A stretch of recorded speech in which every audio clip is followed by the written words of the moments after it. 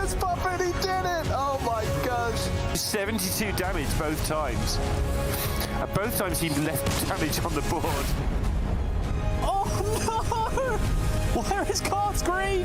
Right for where is cards green? He got there! Oh. Sick!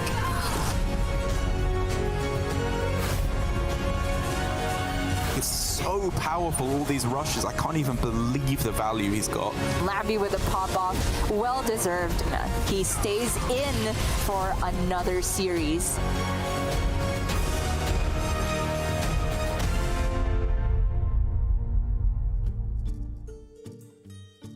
It's the Hearthstone Grandmasters playoffs, and it is the second day of action, meaning that by the end of the day, we will know who all 4 of our semi-finalists shall be, heading into tomorrow, where we will finally know who our first player from Asia Pacific going through to the World Championship shall be. And if yesterday was any indication, I think we are in for an absolute treat of a day of Hearthstone, GM.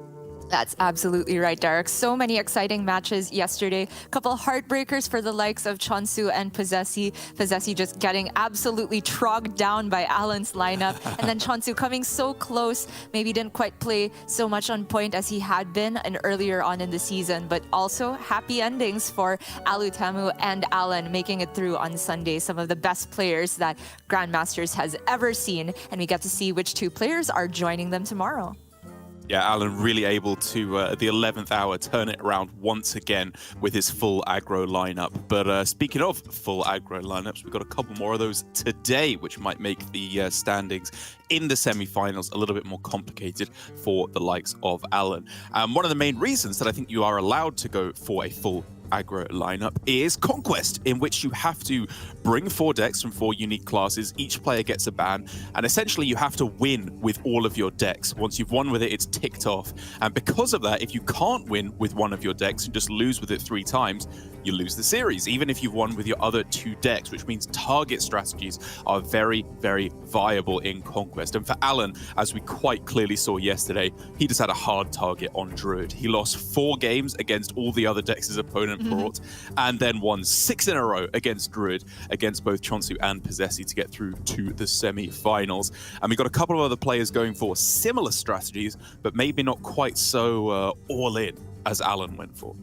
That's right. Over in the respective winners bracket and elimination match, we have Mighty and Shaxi waiting for the winner of Okashinsuke and Lambi series, or the loser if you're Shaxi. And both of those players, Mighty and Shaxi, have slightly more aggressively tuned lineups. Shaxi with 8 Trogs and Mighty with sort of a hybrid where he does have Beast Druid, Face Hunter, and then Rogue and Paladin as well. So sort of a target on Demon Hunter to a certain extent as well. And still having, of course, very good matchups into the Druid that we've seen Alan prove. But for the first match of the day between Okashinsuke and Lambi series, we have very similar lineups. In fact, as I was doing their key cards, I was like, did I click on the right player? Did I even move the tab? Because both of them have just the same archetypes in the same order.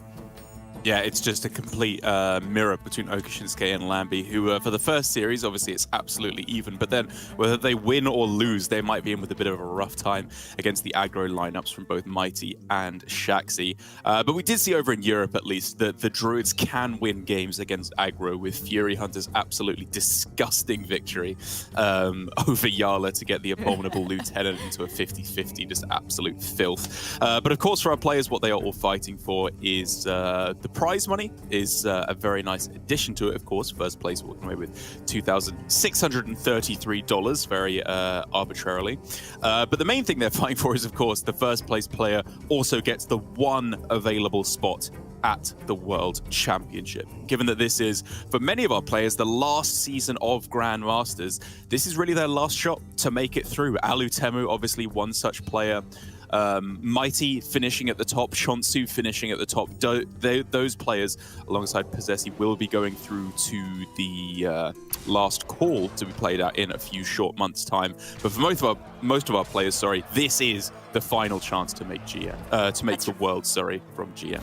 That's right, and that's why it was so heartbreaking for Possessi to take a loss yesterday against Alutamu, who played some lights out Hearthstone. That very first game was so exciting. Possessi setting up a lethal with a 30-30 Sethic, but Alutamu drawing Book of the Dead just got there in the end. And then Alutamu continued with his gratitude towards Sethic that he shared on Twitter, some incredible generations. And then he faced Chonsu straight away, where there was admittedly a big blunder from Chonsu that we didn't notice at the time, where Chonsu conceded a one-game miscalculating how much damage he would take in fatigue. But maybe not too bad overall, because Alutamu did just take the rest of the series 3-0, looking nigh on unstoppable against a lineup that was his own at the Masters Tour.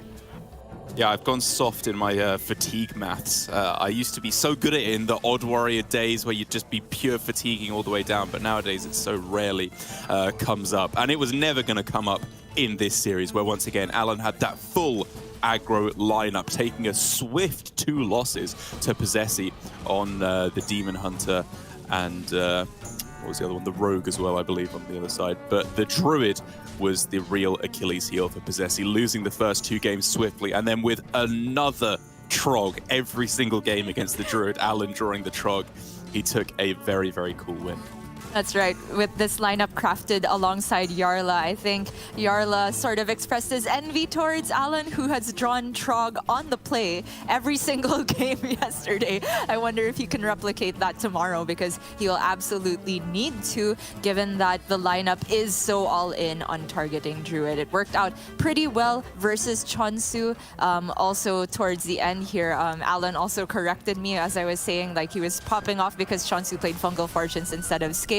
But actually what Alan was most scared of was an early Kazakhstan, because he self-confessed that that is the scariest thing for the Paladin deck. Chonsu taking wins again on every deck that was not the Druid, but in the end, Alan with that super timely Traveling Merchant gave Chonsu no chance whatsoever.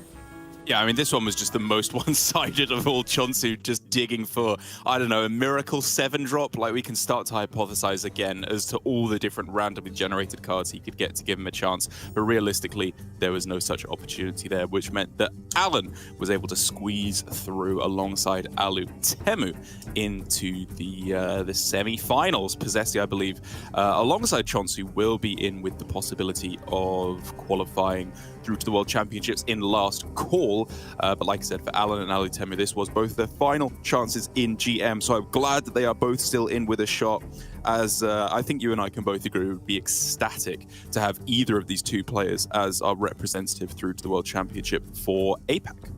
It's true. Last call is a thing where only one player can make it through throughout all the regions, so not particularly likely, but still they could potentially pull off a Gabby. Not that Gabby is already qualified through to Worlds, but winning a Masters Tour means that you can get into a seasonal championship, and then top 4 from there will bring you through to Worlds. And that's also a chance to see some names that are perhaps glaringly lacking from our proceedings this weekend. The likes of Glory and Give Please, some of the all-time greats of APAC, can still make it through the Masters Tour system. But over here in Group B, this is what we are going to be casting today. Derek, Oka Shinsuke versus Lambi to start us off, the winner of which will face Mighty with his aggressive lineup, and the loser of which will face Shaxi and his aggressive lineup. Yeah, it kind of feels like damned if you do, damned if you don't for these players in terms of winning or losing. Although, you know, I think we may have been conditioned into thinking that the Druid, the ramp Druid, no matter which variant it may be, as long as it has wild growth in there, that version of Druid just auto loses to aggro after yesterday's display from Alan. But that is definitely not the case. You know, like I said, in Europe, we saw that that deck can take wins against aggro. And just on ladder, I'm sure you will have experienced it, having played either aggro or Druid, that there are just some disgusting Druid hands that even the best of aggro starts struggle to beat. And for all of our players, it's an exciting opportunity here, with lots of our players having very, very different stories as to how they've gone so far in Grandmasters, with Mighty just coming out of nowhere, qualifying through to Grandmasters after, you know, honestly, not an especially deep run in a Masters tour, just consistently decent results over multiple ones. And so he really was an unknown entity coming into this season of Grandmasters, I think it's fair to say, but for the most part has very pleasantly surprised does. 1 or 2 blunders apart. I think he's played a very high level of Hearthstone and would be a welcome addition through to the World Championship from APAC, like I said. But that's obviously contrasted against Okashinsuke, Lambi, and then Shaxi, who just go back further and further in terms of when they qualified through to GM. Yeah, that's right. Mighty is a player who has just always been on the cusp of making a top 16 or top 8 in a Masters Tour, has still been rewarded for his consistency with winning in the Swiss portions by making it to Grandmasters, and we've seen that he has been very great when he's focused, maybe distracted a little bit when connectivity issues are not on his side, and because of that he is waiting in the winner's bracket, where I think Okashinsuke is feeling a little bit bitter about that, or if I were him, I would feel that way, because he was so very close to getting that good seeding before Mighty just barely overtook him. But it's fine, Okashinsuke can still get there, but he has Lambi series facing him on the way, and we did talk about that the lineups are completely mirrored here. The archetypes exactly the same, all the lists nearly card for card the same, just 1 or 2 tech choices here and there that are different. But the key thing is that the druids on either side are both of the dragon variant, with the Malagos and raid boss Onyxia at the top end. It's not going to be relevant for this series because it's mutually banned away, but I feel that this build maybe has some potential as both our players go on to face their respective opponents later on today, because I feel it has a lot more game against aggro. Yeah, absolutely agree. If you're facing down a board full of trogs, you know, Bloom, Raid Boss, and Onyxia can answer that and get you some kind of board presence, even if they end up with a full board of 1/2s, because obviously your 2/1s can trade very nicely into it.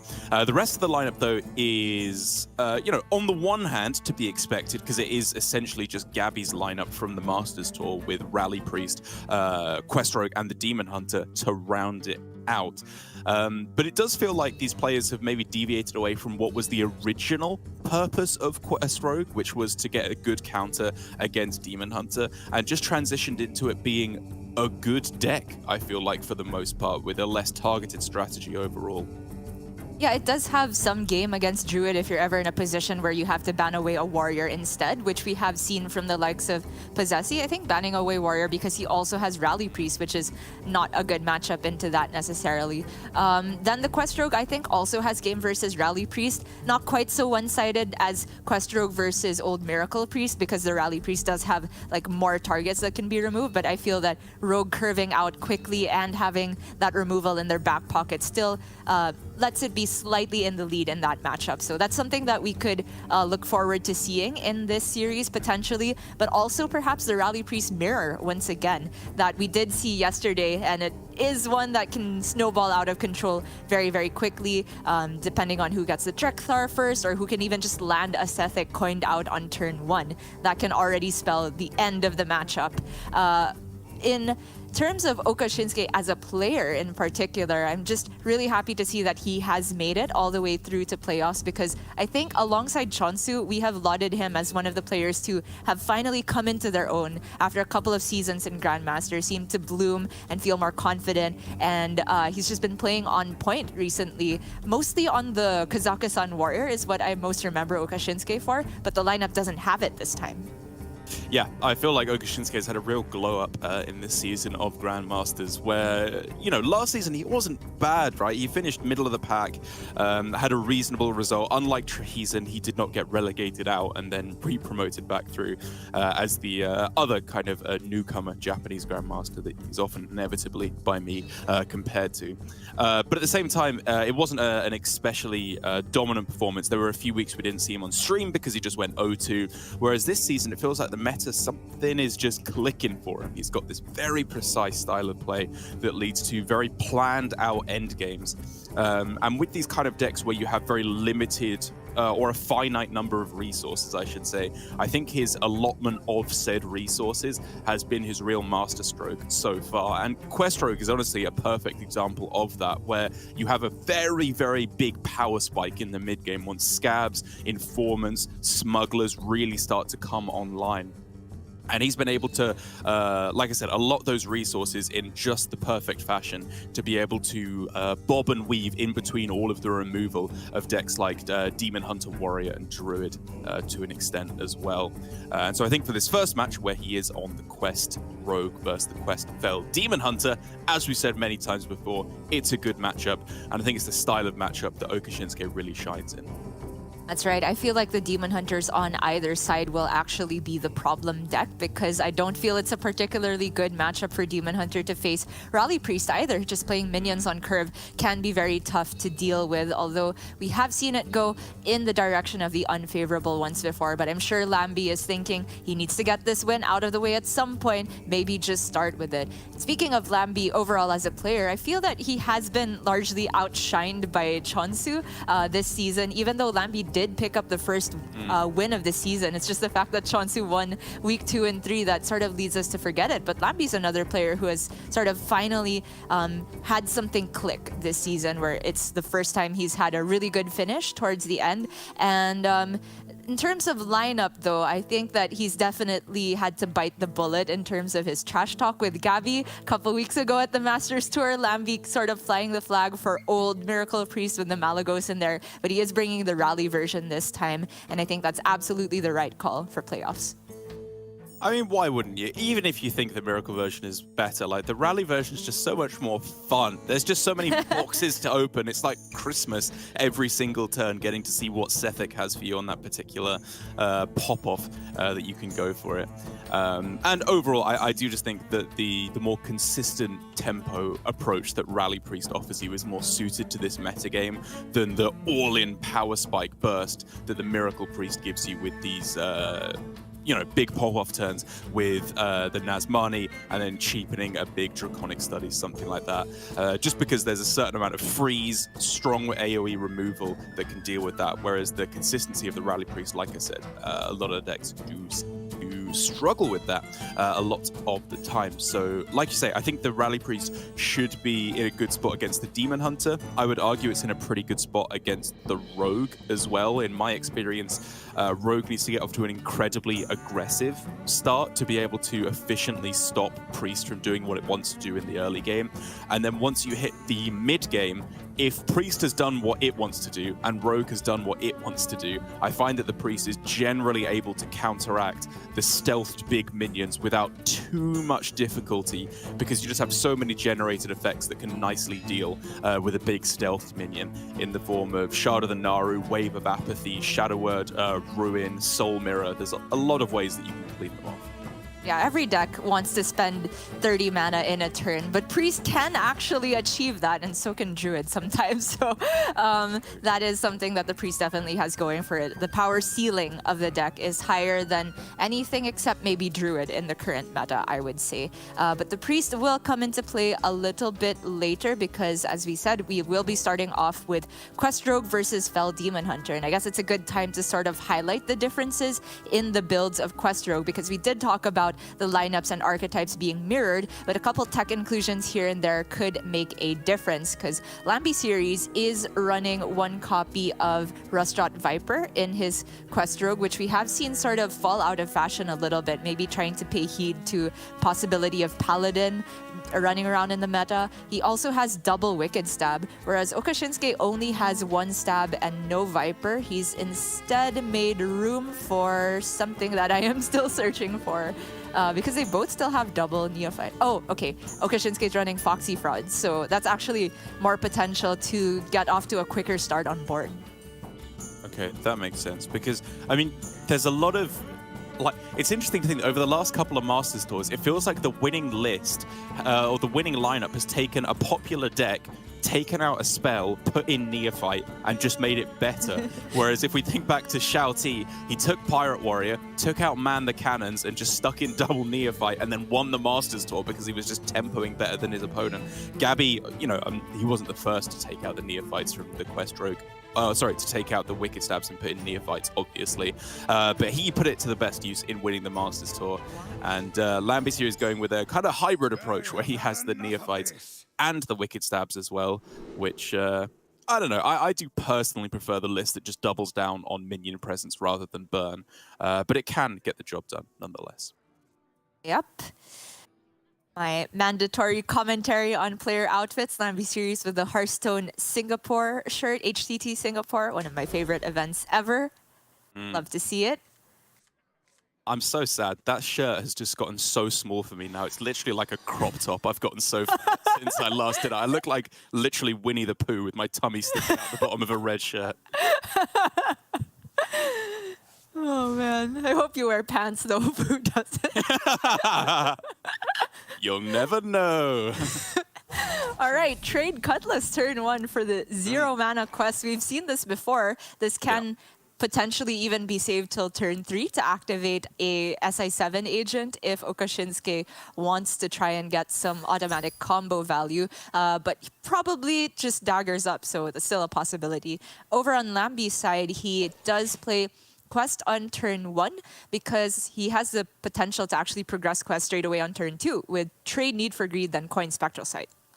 Yeah, which is not necessarily always an auto completion. I am always somewhat hesitant of players doing quest completion on turn 2 just because it's available, because a lot of the time it leads up to a more awkward hand on turn 3. It means it might be a little bit more difficult to outcast a glide later on as well.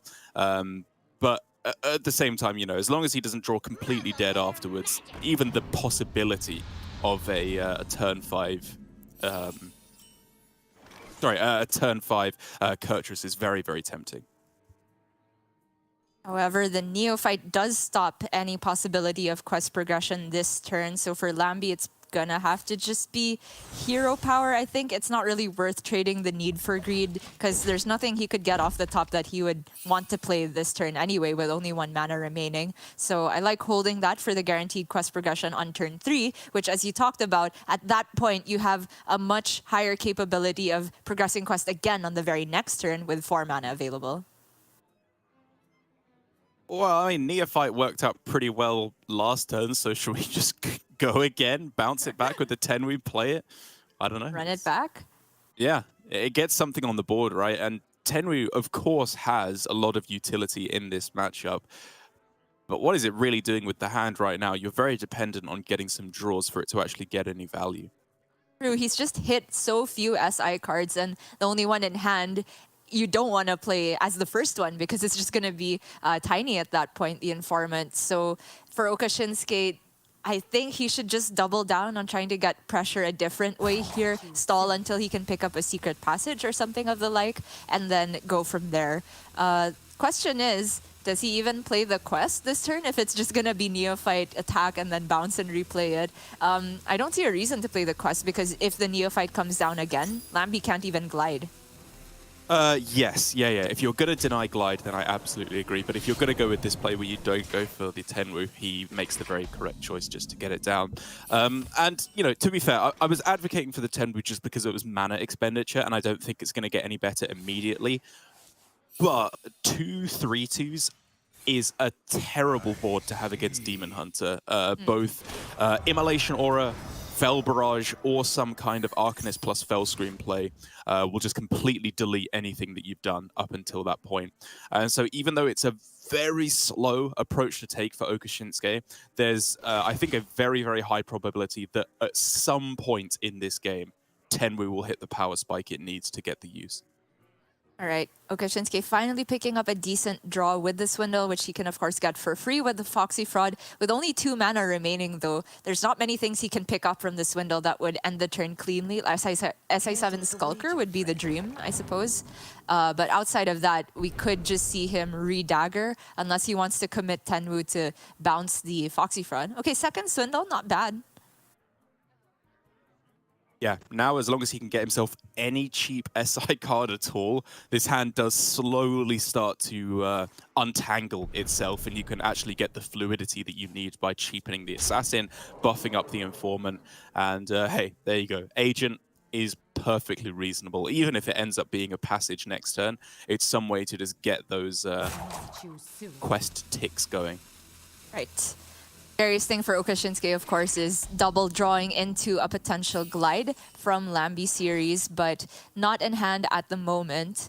There is many ways to take a clear here, so which one of them is the best is the question. If he just goes for Immolation Aura, he leaves himself mana to pre-equip Eldrazi Warblades, which is nice to get that expenditure out of the way. Okashinsuke doesn't run Rostrat Viper either, so not going to be a big punish, but he can also just start searching for Glide or take Skull and coin it if he wants to. Oh, that's true, actually. Yeah, that is a feasible play on this turn, and he would be going into Quest Stage 2. But with the number of removal cards he's already drawn, it's, I think, very, very unlikely that he'll be able to clear the board. But that's not necessarily the end of the world. Like, this damage he's taking is still well within the safe zone for the moment, and he can clear up and heal at the same time with Fellscream Blast, Eldrazi Warblades, all that goodness in the subsequent turns. And so for the moment, he absolutely agrees. Even if it's not going to be completing Quest, it could get him so many key discounts. Ooh, and it does Fel complete Barrage. Quest. Yeah, and the Fel Barrage is so clutch. Oh. Those are perfect pickups for Lambi Wow. series here. I was going to say the downside of Skull is you're kind of forced to dump a card there, or you pray that you get a dumpable card because you don't really want to dump the Fel Screen lest you overdraw. And also it doesn't progress Quest, but those exact 2 pickups and the 4-mana Jace, this is just the dream for Lambi. And this Jace for this early in the game is actually mega juiced. You have double Chaos Strike, Fel Barrage, double Immo, Fellscream Blast. Like, this is almost just a win con on like turn 6 it could be. Yeah, no Furies needed, but of course, just playing Jace to clear the board doesn't mean you've already won against Quest Rogue. The strength of Quest Rogue against Demon Hunter is that towards the mid game, they're able to build board after board, back to back to back, with big minions that is difficult for Demon Hunter to actually remove. The window of breathing room for Demon Hunter doesn't come till much later in the game, so Jace by itself has to be timed quite carefully by Lambi, I think. But I think for the moment, Lambi series, while he can continue to bolster the power of said Jace by playing a few Fel spells, his head should still be in the mindset of getting down Kurtrus, completing the quest, and getting that 7/7 online, which he could, depending on what he draws off the top or gets off Illidari Studies, could theoretically complete on turn 6. He could get it down. Ooh, Fury as well. Wow. Is this just going to be a super early Jace lethal? I mean, maybe. Like, I am so tempted, if I were Lambi here, to just equip Warblades, go Fury Chaos Strike, send it to the Dome. Because on the next turn, you have Arcanist and Immolation Aura to clear up pretty much any board in sight. And then you can Fel Barrage face, and then you can go again with Jace. I love it. Okay, it's hero power over Chaos Strike, but sure, just fit in extra damage. Yeah, same principle. You can probably get in a hero power and a Chaos Strike again next turn as well, alongside just an Arcanist Immo, which should be able to clear up essentially anything that Okashinsuke can develop. He's now played 2 SI cards, I believe, so that Informant will be at 5, and I don't think there's any way that he can get it up to higher than 6 health and play it on the same turn. So I think he just spends another turn setting up here, and then the turn afterwards, it very possibly actually just ends up with Informant plus Noggin Fog Generator, which with a Battlegrounds Battlemaster in hand is on its own a very, very threatening 1-2 punch. It's true. Only question is, can he maneuver the Tenwu to actually get value here? Say if you go face with the SI7 agent, Tenwu re-SI, you can still play Foxy Fraud and the other SI in hand, fully spend your mana, and make sure that the Tenwu actually got value in terms of replaying an SI card. He goes for Informant plus the Tenwu play, so very similar in principle, but just goes for higher stats on the second SI card rather than more immediate tempo.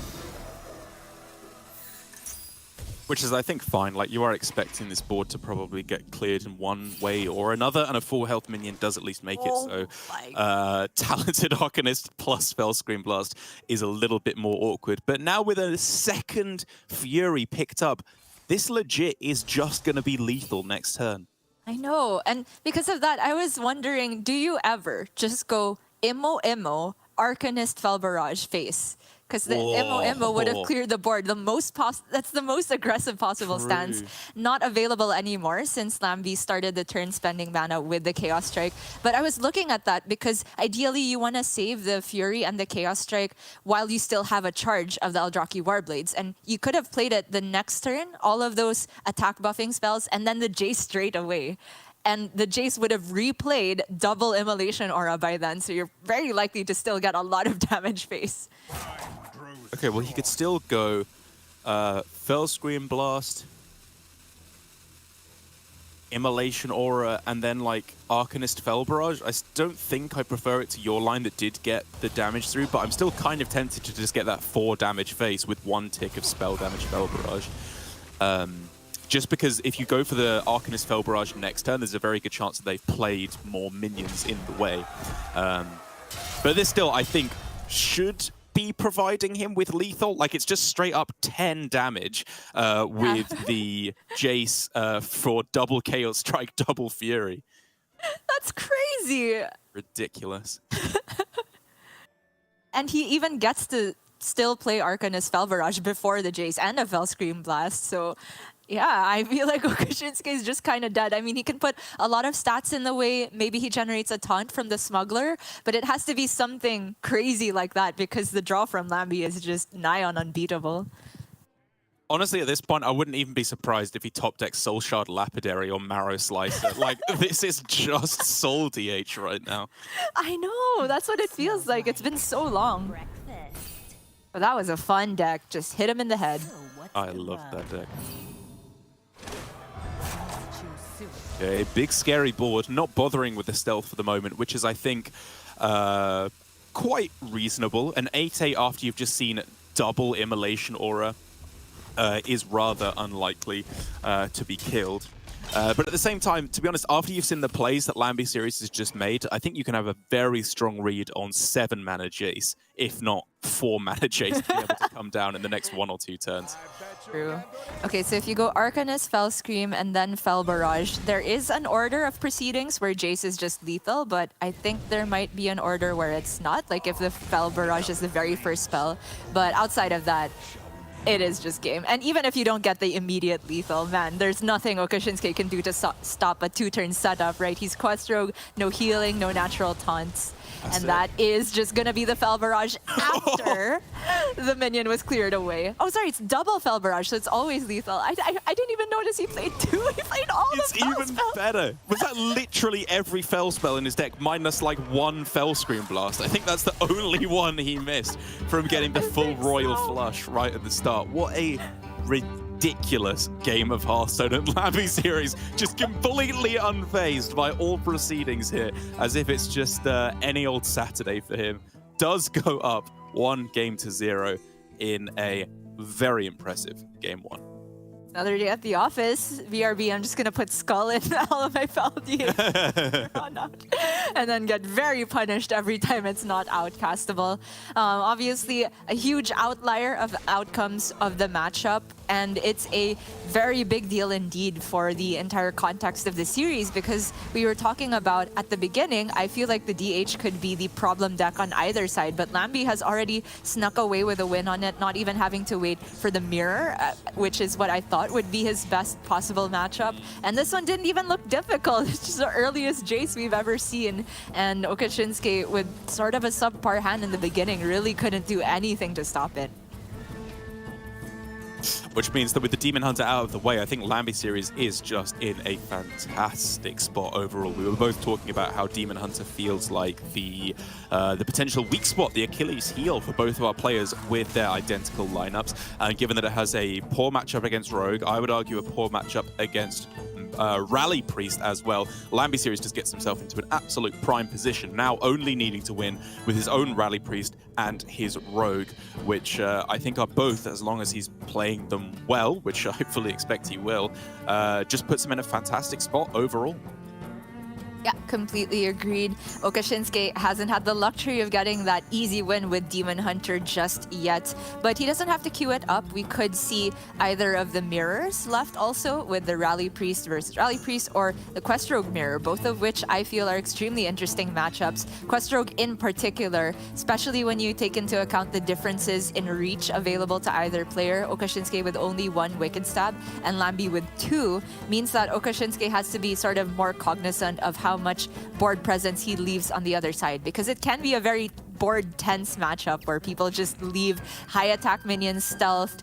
They just try and counter that by playing their own higher attack minions, setting up and threatening a counter lethal. And it's often the first player that blinks that is going to be in a bad spot, taking the trades for the other person. And then, of course, you also have to account for Battlegrounds Battle Master and just generated weapons from the gizmos. A lot of different things that can play out there. It's not necessarily about first scabs is victory. Yes, most certainly not. There's a lot of counterplay, both in terms of the early board skirmish and also how much damage you can push through as well. Because if you are playing double Wicked Stab, your opponent does have to be very, very careful about not just dying to weapon from the gyro blade, damage from that, the Wicked Stabs as well. Mr. Smite, if that is in the list too, can really bolster the amount of damage that you are dealing. But it is going to be, I believe, instead the Demon Hunter from Oka Shinsuke against the Rally Priest from Lambi series, which again, like I said, I do think lends itself very nicely to the Priest, because you kind of combine the tempo-based approach that you can go for with the Rally version traditionally with a lot of the power spikes that the Miracle Priest has access to. Because even though I generally advise for a game plan that doesn't hoard a lot of spells in hand because you're afraid of Glide, if you have no other option and they don't have Glide, you can get yourself some truly blowout games as the Priest, where you just make a 15-15 Nazmani all in one turn, and the Demon Hunter can do nothing but just die. That's right, and even if they do have the Glide, as Priest, you have a lot more leeway of playing around that compared to Miracle Priest, where they absolutely need to hoard resources for a big Nazmani pop-off turn, and they have so few ways of regenerating boards because it's only the 2 Nazmanis and a Malagos.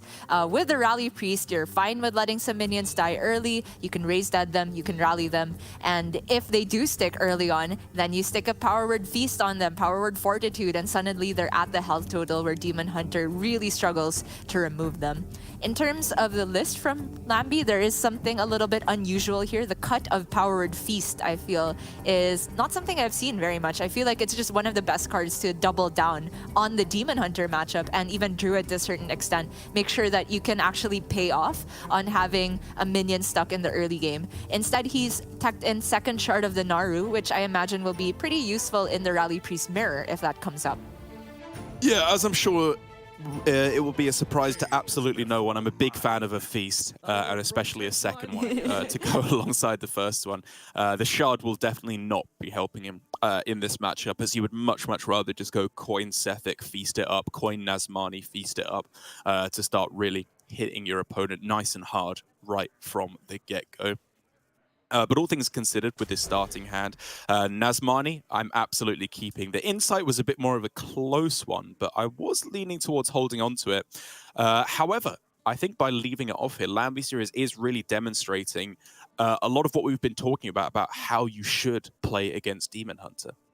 Yeah, just doubling down on trying to get the first minion possible on board and then just buff that. And the best way of buffing the Blood Weaver, of course, is with Power Word Fortitude, which means that you won't necessarily coin it out on turn 2. If you don't coin it out, then it gets a little bit scary into Glide. But having that coin in hand is, of course, helpful to make sure Fortitude is as cheap as possible, immediately playable when you get it. Oka Shinsuke also pretty deep in the tank as to whether he wanted to keep Glide or Magtheridon. Honestly, both of them you could think about. But I think not keeping Glide is paying respect to just Rally Priest players knowing what they're doing, which is not playing into Glide super hard. And the Magtheridon, pretty hard to activate this early, so I think he is just going for regular quest progression hands. Lambi already presented with a bit of a conundrum in terms of how he wants to approach this early game, because, if Glide was not a possibility, again, as I said, you would very possibly consider going palm readings first and then set up for a Nazmani plus Bless all on the same turn. Whereas if Glide is a consideration, then you would much rather go coin, Nazmani, maybe palm readings, maybe just Bless right out the gate to get a 7/7 on board, which is very tough to answer. Yeah, many different ways of approaching it. And he really has no context on Okashinsuke's hand because it was a full maul outside of the quest. Okashinsuke also, aside from looking for quest progression cards, I wonder if he had been presented the option to keep a Fel Barrage, if he would have, because that's one of the only ways to deal with Nazmani this early on. It so happens that he does have a 2-card combination. Oh, sorry, the Fury's still rank 1. So... Chaos Leech? Yep, that's the one. It's from Studies. Or I-Beam, actually. Chaos Leech and I-Beam both just about get the job done. Yeah, I-Beam combined with Fury, and I do think he absolutely has to pay respect to this. So he did see coined out Nazmani, which would imply not Powered Fortitude, but just Feast or Bless suddenly multiplies his problems so much. Not I-Beam nor Chaos Leech presented, but he does get some Cycle. Oh, so no. close. Yeah, he can't Turboing even through his deck. finish the quest either to get that discounted. So Yeah. I guess the next best thing is just play these attack spells, try and survive until you get Kurtrus playable for a big swing. Oh man, it's so sad that he's not discounting this hand. Like, if he could draw one more, he'd have 3 mana Maggie, 1 mana Arcanist as well, which all of a sudden really does open up a surprise clear with Magtheridon in order to swing the board massively back in your favor. But now that's like turn 7, absolute earliest, and Lambi Series is not going to be waiting for him to get there. This gift is so tempting, but it doesn't actually help his board state that much, does it? You're still weak to Immolation Aura. I mean, it does help against Fel Barrage and Fel Scream Blast a little bit. Right. But... And to be fair, the only alternative that helped his board immediately was Bless. Palm Reading, I think, is a little bit too greedy for this spot. And the Bless also is still just weak to like Fury. So fair enough, he does go for the gift. But that is the Immo picked up for Okashinsuke. Full clear available to him. Yep, huge top deck. The only other consideration you could make is whether you go Magtheridon. Right now, I would argue is at least something you could consider, because there are not that many priest buff spells that are truly disastrous if they hit them. Like, even a Fortitude on one of your Acolytes would still allow you to go Arcanist, Immo plus Fury to take it out on the following turn. And so I think even though Okashinsuke was just considering a slam Immo at the start here, he's actually wrestling with the idea pretty heavily himself. I mean, in terms of immediate punishes from the deck, I'd agree not many, but you're leaving double Nazmani on board, and they can do a whole lot more than just play cards from the deck with those two discounting effects. So I feel like it has to be the clear this turn, and just keep on with the game plan of eventually setting up for Kurtrus. But Okashinsuke, when did we call this guy a cautious player? Imagine. Yep. This is a brave play, to say the least. And now Lambi Series has free reign to try and punish him, which I think has to start with, obviously, a palm readings, getting himself a very nice selection of spells. Double Bless. And, he can go again with the palm reading. Wow. At that point, you discover probably a more expensive spell, because only the rally is going to cost something after second palm reading resolves. Okay, he's trying to get it down to 0 first. Like, he could trade the shard now because that's not really doing anything, and then you could hope to hit Sethek or, I don't know, Feast, some kind of more immediately powerful play. True. Still needs... Mounts? Is that playable this turn? I think it is, right? Wait, no. The Raise Dead can't be played. The Rally can't be played. Oh, wait, it is. Oh, it is. It's exactly Sorry. playable. Yeah, you just go shard. Oh my god, that's disgusting. The punish, the absolute punish on the back of an elephant, no less. You are just getting trampled by it. Oh my goodness. It had to be something huge like that. I would argue just like another Fortitude still would have punished Okashinsky, because currently he only has the mana to go Arcanist, Immolation, or a Fury, which is at most 8 damage on one of the Acolytes. So at the 7-7 point, where it was double bless, still gonna reward Okashinsky for his play, but anything beyond the 8 health, and especially Alec Mount, and his entire plan is in shambles. He is just dead. He is just very dead. Man, 2 of the most absurd games of Hearthstone I've seen in a long time for Lambie series, and he just could not give a single F about it. He is cool as any amount of cucumbers you care to name, as he is 1 game away from going through to face Mighty in the upper brackets. Crazy stuff. I mean, obviously the big turning point here was exactly what we laid out, Magtheridon versus Just Clear with Immolation Aura. I completely understand why Okashinsky went for that. It is not very likely that Lambie's hand would have that many buff effects and double palm reading. I would still be scared because there's double Nazmani, but in most worlds, you should still be able to clear most of it, I would say, with the Arcanist and the Immolation Aura. If we went back and took the Immolation Aura line without the Magtheridon, it was very likely that Okashinsky just had a completely dead turn 5 as well. So don't fault him for it, but man, that is a rough way to go out. He's gonna move on to his Rally Priest now. Okashinsky just sampling all of his lineup, even though none of them has yet to get a win. And that means Lambie on the Quest Rogue is going to have a pretty even matchup, I want to call it, because at the beginning I was saying I kind of like the Quest Rogue in the matchup, but you were saying you like the Rally Priest.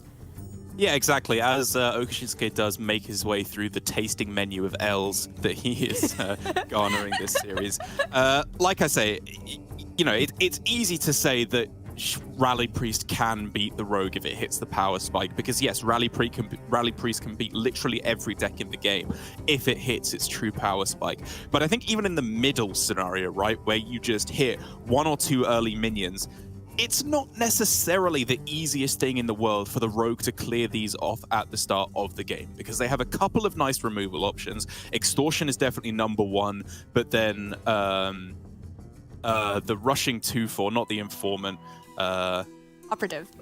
Operative, that's the one. And the SI7 agent can make fairly quick work of your smaller minions. But even if you just go like Nazmani plus Shadow Word Devour when there's 1 or 2 minions on the other side of the board, that's difficult to clear off for the Rogue. And if they miss 1 minion being cleared off, the Priest can really start to abuse that effect very, very quickly.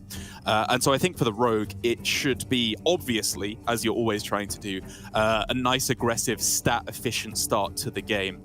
Because if you miss that, I really have hesitance to say that the Scabs quest completion win condition is good enough to be an anyway decent Priest hand. Yeah, I would agree. The Priest will generally find a way to either put a taunt in the way or just straight up remove even a stealth Scabs, which you can do with Shadow Word Ruin against all odds. There's quite a few things that are generatable, or you can even just silence the stealth away. But there is a lot that Lambie can try to do to get ahead in the early game, and the Cult Neophyte ×2 being in there is also a big one. Timing of it, obviously pretty difficult to ascertain when it's going to be most disruptive, but maybe right after you've just seen a palm reading, you can kind of tell they're setting something up, and the Neophyte can protect your board a little bit. But for now, it's all about just trying to get the early SI curve, looking for Skulkers, Operatives, Smugglers. Yeah, I don't think even the Swindle is a way to find some extra consistency in your draw at the start of the game is worth it at all. Rek'Thar in the opener for Okashinsky puts already such an early timer on Lambie, because if he's not able to establish a dominant board state before that Rek'Thar comes down, it could end the game by itself. Wow, and the rest of his hand is a really Drekthari type of hand. If he can just get himself palm readings in order to discount this, this could literally be a turn 4 pop-off. If you get one apiece of Sethek and Nazmani, the rest of his hand could be immediately very playable. So Lambi Lambi paying series, yeah, trying to lock this one down as soon as possible. right, paying heed to the possibility of just a Nazmani on curve. Having a minion on board allows him, with the 3-4, to trade into the Nazmani and then go operative to finish it off. And it also just fits his curve very well. And even if there isn't a minion for Oka Shinsuke, it's fine. Lambi can just do the same play anyway and lead up into an informant that at least has some measure of buff on it, gets a gizmo in hand, which is very important. Every single shot at a Fizz Flash Distractor can be game-defining here. Oka Shinsuke, with no turn 3 curve play, just decides to search through his deck with a Thrive and picks up maybe another Thrive, honestly. Yeah, the gift is really tough because, you know, it's easy to say Raised Dead is not necessary, right? Because he has the rally to resurrect the Nazmani and the Sethek that he's hopefully going to end up with. But the gift is honestly too expensive at the moment. Like, just going rally into gift, that's turn 7, and that doesn't equal a pop-off anyway. You have to have other discounted cards first. And so, honestly, I would probably end up on Raised Dead, but I really don't hate the idea of Thrive at all. Yeah, I mean, thriving in the first place here, I would imagine, is to look for a palm reading, something to help support the Drekthar hand even further. But he does end up on just the gift here, hoping at least that Lambi maybe will not be able to clear everything every single turn it comes down. So Oka Shinsuke goes Drekthar, right? Ideally, it pulls a 2 and a 3. If that board gets cleared, you rally again. Is Lambi going to be able to clear the 2 and a 3 again? Not super likely, I want to say. So maybe then the gift can get some value. But for Lambi here, don't think there's any questions about it. Just the operative play makes sense. Well, I mean, the one consideration is that Oka Shinsuke could just go gift on the operative and give himself an eternally stealthed 1-1, which we've seen time and again is a really, really difficult thing for the rogue to actually deal with. And next turn, you know, like, you could buff it up. Holy Shadow Word Devour, sorry, the Power Word Fortitude as well. It was a consideration, at least. It is, but I don't think you need to quite be so desperate in as Rally Priest compared to Miracle Priest, where like generally you go for that stealth minion as Miracle Priest because you don't feel you're gonna stick any other minions. You have so few threats, but Rally Priest is definitely a different beast here. In fact, Lambi is struggling to deal with this first wave of threats. He can only deal with either the Sethek or the Nazmani, and I think in this position it should be the Nazmani killed off. I think right now the mana discounts are scarier to Lambi than additional spells being generated, but he disagrees. Yeah, it's such a difficult one to try and pass through because a lot of the cards that you have in Rally Priest proper do not necessarily make this board pop off. And a big one of those is Power Word Fortitude, right? That allows you to get that health total really high. And weirdly enough, Sethek acts as a Nazmani in that instance because you can often go like renew with a Power Word Fortitude in hand to cheat out a mana and make it go down to 0 or 1 instead of 1 or 2, depending on how many minions you have in hand at the time. However, as we can see, Oka Shinsuke is absolutely fine with this situation at the moment because his hand, even without a Sethek, is just doing some very, very powerful things.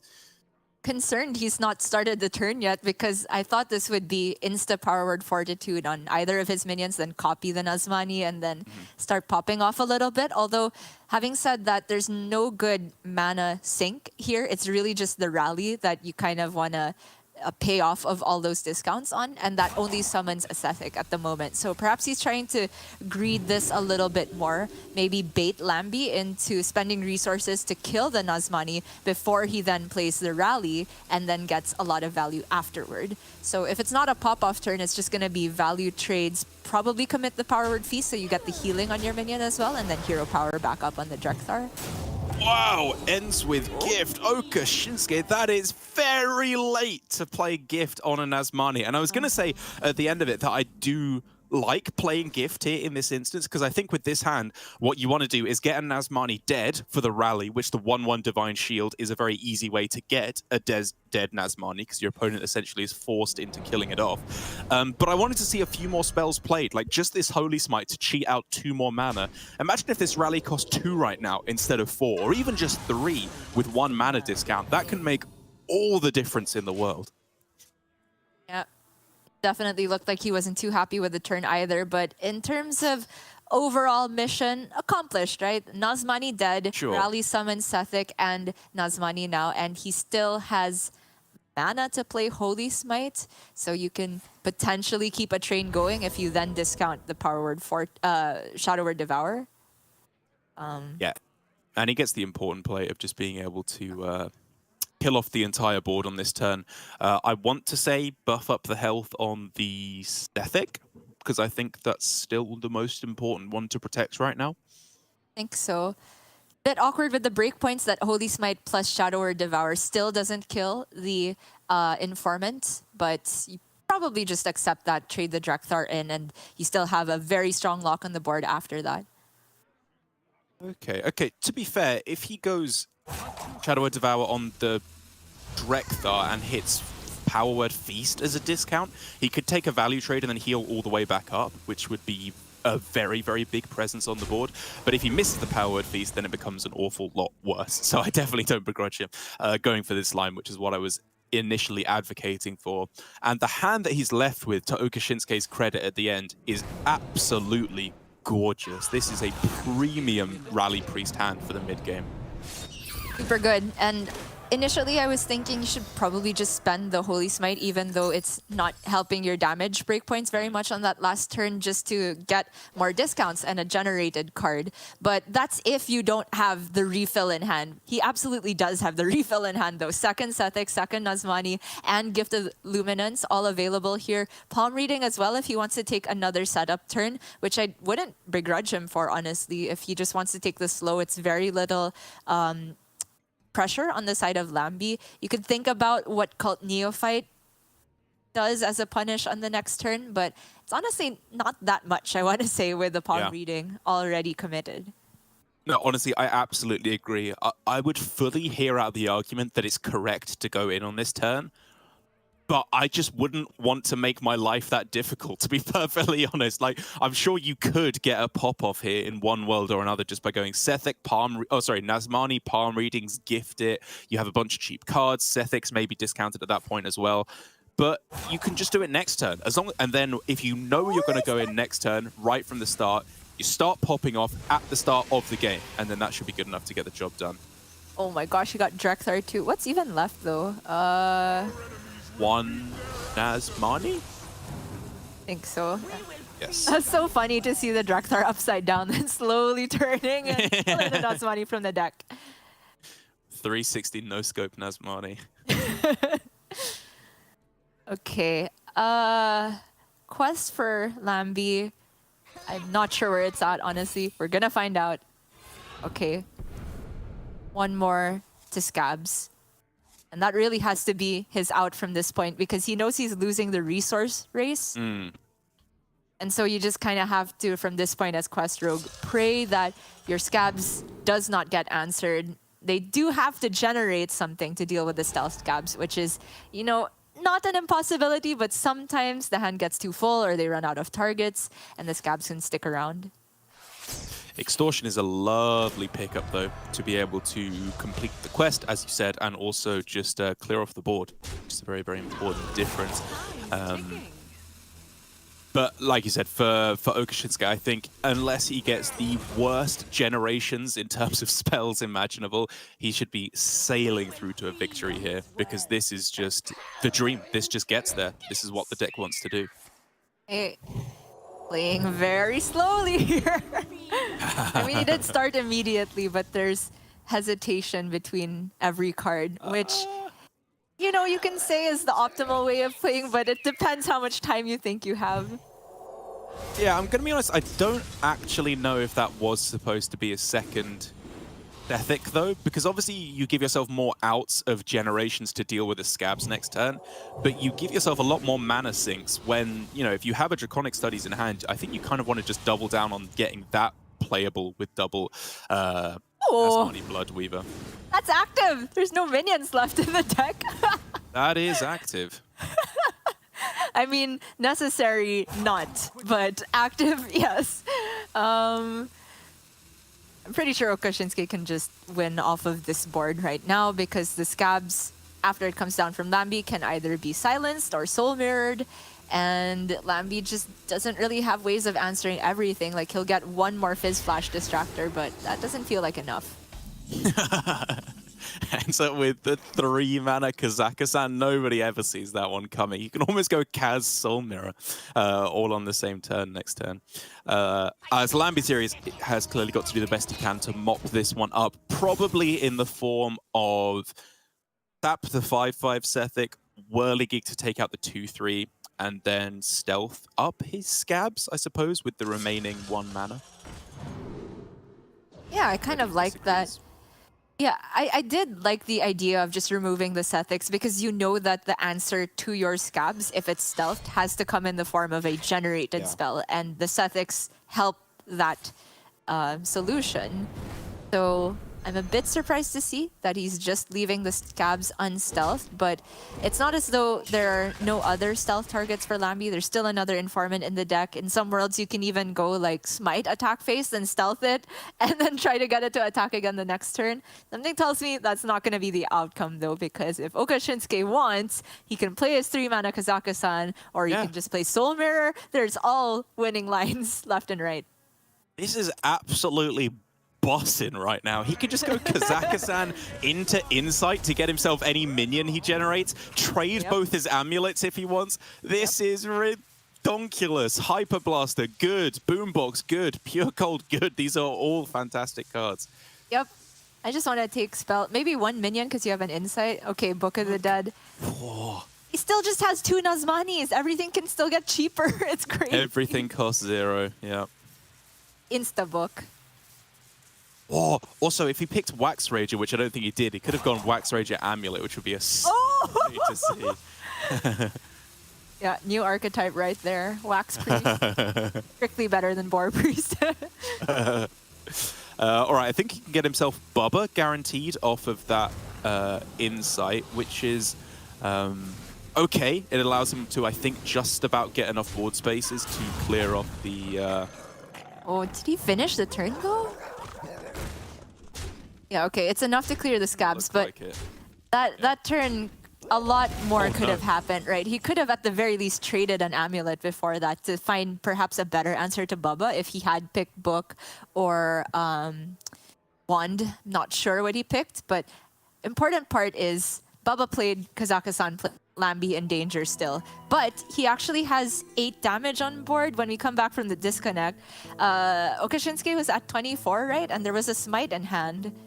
So, not over, I want to say.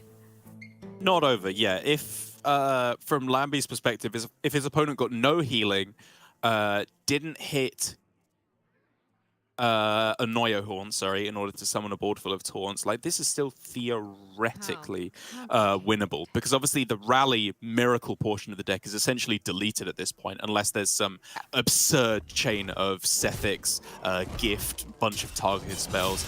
You're all in on the Kazakhstan win condition, which, like you say, is very, very powerful, but not necessarily always so defensively powerful, is its one arguable weakness. So for Lambi here, you probably think you cannot afford to play around Gnomish Army Knife or Horn. You never survive that. So I do like just the aggro game plan, right? He has outs if he draws his Wicked Stabs. He's running 2 of them. He could also find Passage to draw those out. He has Swindle at the moment, and he can spend his last mana stealthing up the Smite, which at the moment can only be answered by Soul Mirror from Okashinski, which takes a ton of mana. Yeah, he's just praying for no book here, no wand, none of the usual suspects to be able to clear this off. But little does he know, like you said, it's going to be Soul Mirror in the end to close this one out. Obviously, from Oka Shinsuke's perspective, if he goes Soul Mirror, he is leaving himself dead to exactly double Wicked Stab, but he's already seen one so far this game, actually, hasn't he? I believe on the turn that it was Wicked Stab plus SI7 Assassin to clear off the board. So I think, from Oka Shinsuke's perspective, as long as he just goes Soul Mirror Hero Power to heal himself up, I don't think he's ever dead. I agree. No generation for Lambie either. The only random aspect, aside from which gizmo you get as Quest Rogue, is minions off of Smuggler, and I don't think there's any at this breakpoint that would allow him to get 4 damage face. If Oka Shinsuke just puts a lot of taunts in the way, you can actually make a similar argument that he's never dead. Right. But he doesn't actually get that many taunts given the lack of board space, so I do prefer the Soul Mirror line. He can even fit in the hero power. All right, Lambie is holding out for a miracle. He's found it in the last 2 games to just be able to steamroll his opponent, but this one does feel like a very far cry.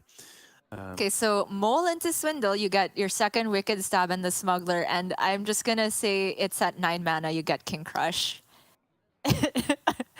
You have to attack with it. Oh, into the Smuggler. Oh, sorry. Oh, okay. Yeah. Right, got you. Okay. I don't know what mana breakpoint is. No. I like Smuggler it. right now. I'm sorry, but Yeah. I'm just gonna say that's the only out that I can think of. I like where your head's at. Relentless optimism.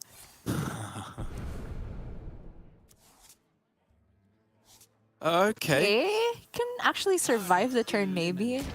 Yeah, he's got a chance to hit Shadow Step or the Tenwu, of course, as well, to clear off a little bit more. Yeah, okay. There we go. Both. Wow, it's a full clear. Oh, but that's Smuggler. And it's a, what cost? 8 cost? Oh my god! An A-bomb! It's happening in A5 too! What?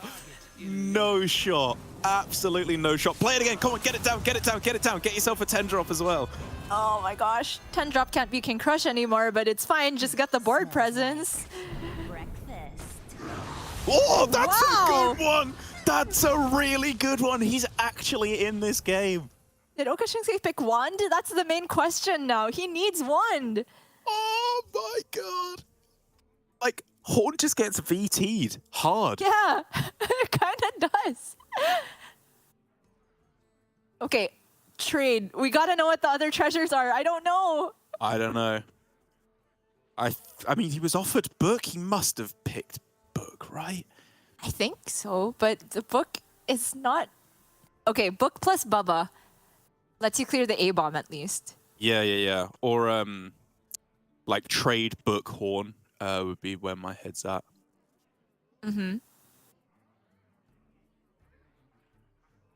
But if he's not trading, does he think he has no good treasures? I mean, that's what it would look like to me. It's just Horn here. He can probably survive the turn, but it's just not that good, I feel like. He's not trading? Oh my. Lord. Okay. Okay, so it's actually hard to clear everything. Oh my god. Oh my god. Wait, how does this work? You want to like bounce the Wind Fury, right? So you can put it between the 1-3 and the 1-7. 1-3 can ping off a shield on a 2-4, and then it can ping off a shield on a 3-4. And then you can Wind Fury the 7-7 and... Oh, but Wind Fury on the Tenwu doesn't do anything, right? It dies no matter... Yeah, there's no Annoyatrons. What? They're all modules and Psychotrons. I just know. Yeah, that's actually ridiculous.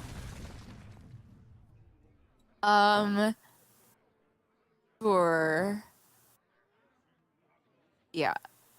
I still think this was the correct position for the Battle Master to go on, because anywhere else you only get two Wind Furies anyway. But you can talk about Lambie's positioning of the board prior to Battle Master, but never in a million years would I have thought that he'd be in this situation. So absolutely ridiculous. And then you can just trade, take out another one. yeah, and then your A-bomb eats one. A mole. What is this game? Next turn, like he gets 2 more priest cards, he's just kind of winning. Hyper Blaster is good. It's not bad. But it's not taking out the Lieutenant, and currently his taunts on board are not going to be winning him the game. Got a trade. Oh no! That's another got one! trade That again! does nothing! Epic Fist! Bangs! Oh! Huge. That's Enormous. so big. I think he just wins now. You Fang, you Hyper Blaster the Scrapyard probably, just to not let it get the... Oh wait, sorry. That's not the Silencer one. It's not. No, yeah. So you attack into the 7-2, right? And then the 7-7 with the Hyper Right. Blaster. Yep. So much health gained back from this. And yeah, you can still play the Powered Feast also to keep the Sethic train going. Yeah, absolutely. Just cash that in while you can. Pulling it back. How did we get in this position where Okashinsuke had to find a miracle out from Kazakhstan? Just kind of winning with the base rally deck, and then something weird happened. Something very weird happened. Okay, you just take out the 4-1, I think, probably, because Yeah. it's the highest attack. Okay, Take 2 priest your spells. 2 priest cards. Yeah. I mean, studies? Kazakhstan! Yay! Oh no! I don't know if it's active, maybe not, but that draws nothing. Is Shadow Step a shadow spell? Does he have a shadow step left? It is a shadow spell, yeah. I don't think he's got one left though. That's not bad though.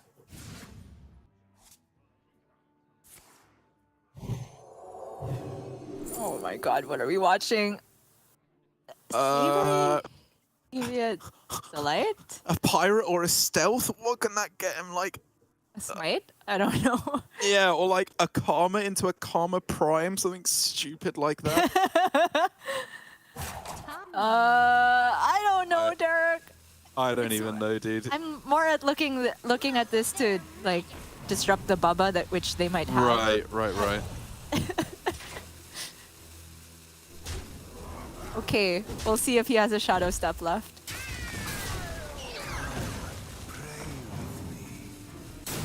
It does. Oh, he did have one. Okay. Nice. What is that? Shifty sophomore? Shifty sophomore. For both of them? Oh, wow. Wait.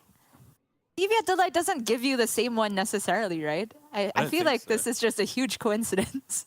Yeah, well, spell burst, add a combo card to your hand, so the chain can keep going. He can go like Oh my Shifty God. Sophomore, bounce something back. Are there any combo cards that can save him here? Oh no, I have to go look at the Hearthstone card library. Wait, we're really literally just can't here. No, straight up. I'm still upset that I asked the Shadow Step, is it a shadow card? Like, is Fireball a fire card? I don't know. Okay, what did he get? Plague Doctor? Sight? Yeah, that's not doing it. All right. I mean, he can get himself a huge informant, but it just dies to the Hyper Blaster. However, it's the only steppable target that gets him the combo card. Exactly, yeah. So what's the rub? What are we watching? I know all the steps. All right. Vanessa is a combo card. Oh. That's not a good one, is it? Yeah, that's true. Actually, Vanessa was interesting. Maybe you can get yourself like a horn or something later on. One Thief is a combo card. I Oh, literally yeah, just yeah, searched yeah. combo. Okay, no, that. And that could find you Drake Fire Amulets or Rune of the Archmage, and we can continue this absolute fiesta of a game. Well, no, it couldn't, right? Because it discovers rogue spells, doesn't it? Once you play it, or does it say One mage Thief? spell? One Thief? Yeah. It discovers a mage spell, yeah. Oh, okay, my bad. Oh yeah, no, you're right. Yeah. But either way, That is going to be Lamby Series finally throwing down the concede. We can stop digging for some ludicrous win condition left available to him, and he can die with some dignity there at long last after just clawing on until the absolute last moment. Already one of the coolest series of Hearthstone I've seen in a long time. It's just such a crazy endgame. I mean, Okashinsuke looked like he was winning for the vast majority of that, and then the Kazaka-san happened, and for some reason it wasn't that good right away. Lamby got that miracle secret passage that let him go, what, triple assassin in a turn or 3 removal effects, and then he generated the A-bomb, which ate so many stats that it looked like Lamby was just setting up lethal, but then Okashinsuke found the Hyper Blaster out, and it ended up in Okashinsuke's favor again. Very much a roller coaster of a game, but it's not the series over just yet. Derek Okashinsuke can take the Quest Rogue Mirror if he wants to, or try and get the win of the Demon Hunter unfavorable. Yeah, I mean, hey, we've already seen the Demon Hunter beat the Rogue once today, and even though I would be astonished if Okashinsuke can beat Lamby Series in the same fashion with a 4-mana Jace to close out the game, it is still winnable in a multiple other ways. The Rogue can draw poorly, the Demon Hunter can get very rapid quest progression, and they can also, as we saw, just hit the Rogue in the face, and there's very few healing or taunting methods the Rogue has access to counteract that. But first of all, it is going to be the Rogue Mirror for both sides, with Okashinsuke having an ever so slightly different list to what we've been seeing from Lamby Series, right? Where, like you said, he's got in the double Foxy Fraud by making way of cutting one of the Wicked Stabs that Lamby Series has, and the Viper as well. Yes, that is right. Getting the double Foxy Frauds in there can be quite useful just to help consolidate your board state at the beginning, because Wicked Stab is very much a dead card in the beginning of the matchup. You're all about trying to progress quest and take hold of the board. But later on, if Lamby has had the capability to stay even at least on quest progression, those Wicked Stabs go up so much in value, because then it's Okashinsuke who has to be scared of 8 damage bursts from hand at any given point. If the game goes long enough, could even be up to the rank 3 version, but in my experience, the Quest Rogue Mirror is a lot more volatile than that. At some point, a Scabs will hit the board, or even a Smuggler that's big enough, stealth on that, and then it's all about finding the Battlegrounds Battlemaster first. That does definitely feel like the common play pattern of the mid game. One of the things I've liked a lot from a lot of players that I've seen, though, is when they are playing Scabs and entering that post-quest portion of the game. Some of the things that I've seen from the players I respect a lot is holding on to the stealth if you have an informant in hand, which I know when you see it is not necessarily the most genius of plays, but realizing that Scabs, while a 7/7, is not actually necessarily the biggest of all minions and not necessarily game-winning in its own right, whereas a creative use of the Noggin Fog generator is, I think, one way that you can squeak out a win when you wouldn't necessarily be getting one in the normal pan-out of how you would play Quest Rogue. Right, Okashinsuke on the play. This is also a pretty interesting point of who you think is in the lead and the mirror, depending if they're going first or second. And generally, I like to have the coin available, because the turn 1 is always still just going to be quest, so it's not like you're necessarily behind on board. If they do have the Skulker, you can still coin out a 3-drop that's not immediately challenged by it, like the Operative. And there's quite a high concentration of 3-cost SI cards that having the coin to play those back-to-back on turn 2 and turn 3 is usually a big deal. And we see that as a possibility for Lamby here, even though second agent might not get value. Interesting. Heavily prioritizing well, I suppose maximum efficiency of quest completion, because he gets the extortion played before it goes face. Before damage is dealt to the face with the SI7 agent. But it does just also mean that he's not wasting the combo effects of the SI7 agents. But I've still got to say, I kind of didn't mind the idea of just going coin SI agent, informant afterwards. Yeah, I quite like that also, because you can make the argument that at some point you're going to have an extortion target that's not the face either, just on their minion, and I'd rather not waste that than the SI7 combo effect. But maybe Lamby is just trying to set up for agent plus a gizmo on the very next turn. That's fair. And there's quite a few gizmos that are nice to have early. The Gyro Blade being first of and foremost of which I feel just lets you get so much clearing potential, and even the Death Rattle helps you deal with stealth minions if your opponent leaves them up. I like that Okashinsuke's not unstealthing the 2-2 though. It's just almost never going to get value if you just send it face. Whereas as a stealth minion where Lambi can't clear it off with his own agent, it can give you some trading potential later on. And so with Coin SI face, I think this makes every gizmo at least decent. Because all of the minions, obviously, are just playable. Gyro Blade is a clear. Noggin Fog, I think you would quite happily just stealth up and get 5 damage face. And even just Sap to send this back to the hand, it leaves you ahead on board, which is worth a good amount in this matchup, as we've said.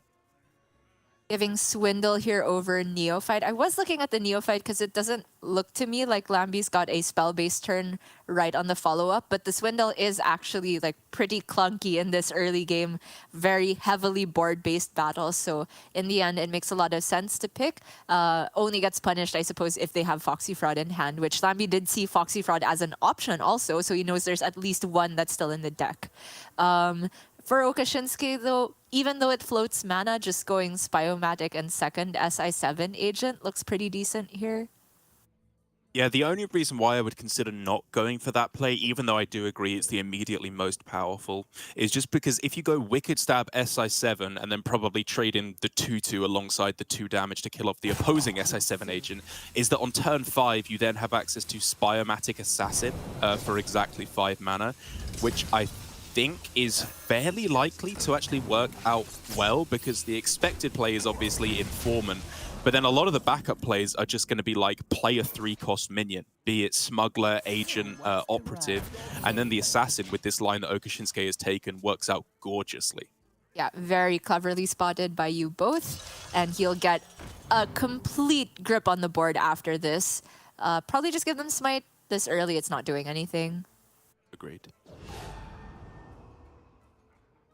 And he has Operative Swindle to follow up. Just great resource expenditure. The hand very fluidly hitting the board here is exactly what you want to do with a deck that is as tight on its mana expenditure as Quest Rogue.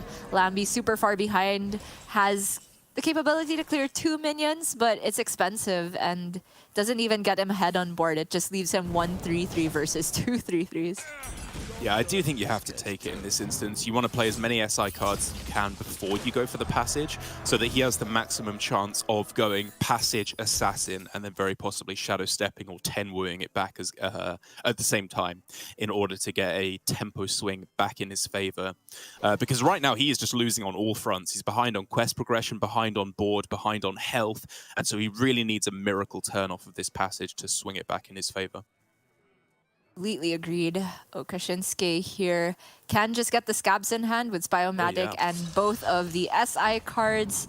Probably doesn't even need to trade, honestly. Just push the 6 face because he knows he's ahead. Give them Neophyte, I want to say, because you're just playing Scabs and can still play a Gizmo on the next turn. Or alternatively, don't even play a spell-based Gizmo, like Weapon and Minion or Double Minion, fine. True, yeah, just start hitting them. It's very, very close to just being over at this point. Even with Okashinsuke's lower damage build, as we've said, with only 1 Wicked Stab, which has already been played, the amount of damage he's getting face here just absolutely 100% forces Lambi series to get a stronger play next turn. And even if he finds Assassin and double Shadow Step, I don't think that's strong enough to keep up with what Okashinsuke is doing. So for Lambi, I already feel it's as desperate as digging for Smuggler to give him some sort of miracle out. Yeah, I don't think there are too many. I think his Assassin costs exactly 3 at this point, with 4 quest progressions done. There's Shadow Step. But there's no Assassin to be found, which means you could Shadow Step the SI7 agent, but you're not actually clearing anything extra from the board, because that means you'd have to go face with the attack instead of attacking into one of the opposing SI7 agents in this game of ping pong between the agents. Might even be Neophyte, Step Neophyte, Wicked Stab. Oh god, everything sucks. Everything loses. And Lambi knows it, right? He just fell a little bit too far behind in the early game, and it's thanks mostly to Oka Shinsuke having a very solid opening curve, but mostly the way that he sealed the game was that very clever setup of the SI7 Assassin being held for the next turn with the Spyomatic.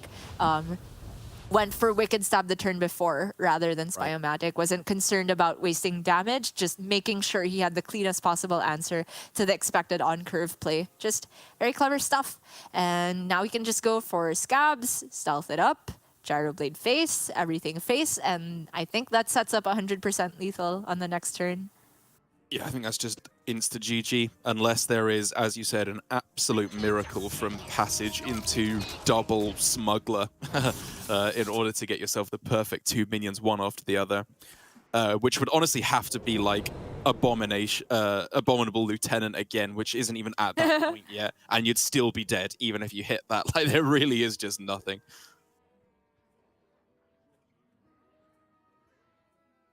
Go Spy over Gyroblade. Sure, he still has the lethal setup, even playing the weapon next turn.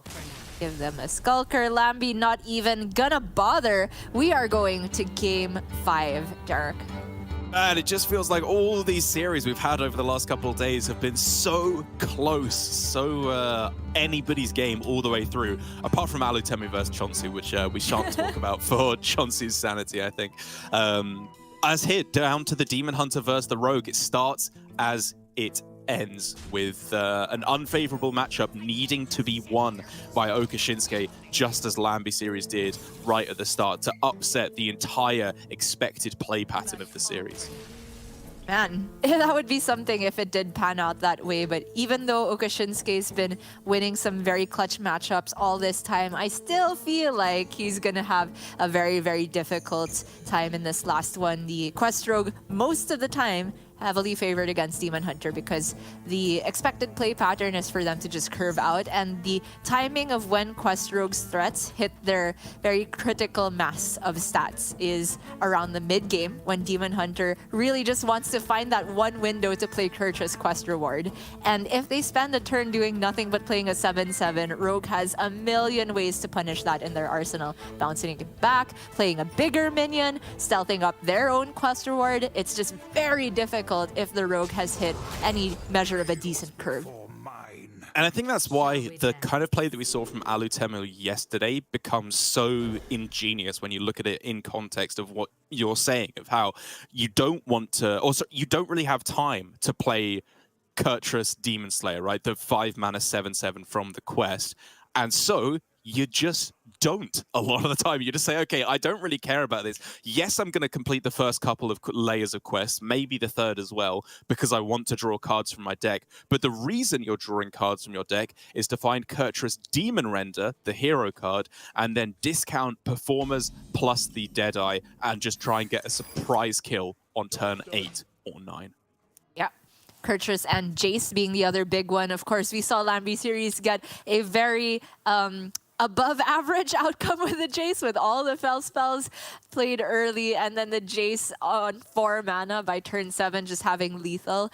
Obviously that is the dream outcome, but even just Jace for full cost on turn 8 can get a lot of work done in terms of clearing the board, healing up, and pushing damage. Whether or not it's lethal, if you can play the Jace alongside Kurtra's hero card in a timely fashion, you can easily put together enough damage to just burst the Rogue down, because damage permanence is a very real thing against Valeera.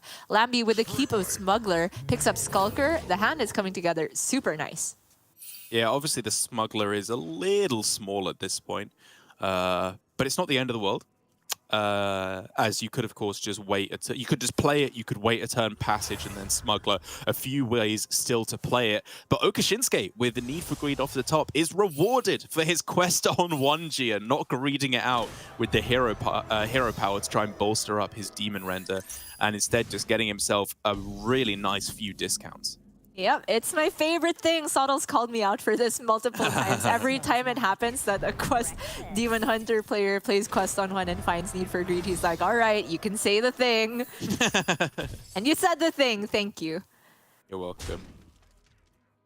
Discounted Cutlass, not particularly good for Lambi because I feel this has much more utility as just helping him cycle through the deck. No real minions that he wants to clear with the 2/2 weapon itself. So for Lambi, we could see that traded away or held on for turn 5 to trade away because next turn looks like it's just passage. Or weird turn for Okashinsuke. One that I think I'm leaning towards just equip and swing into the 2/2 with the Eldraki Warblades.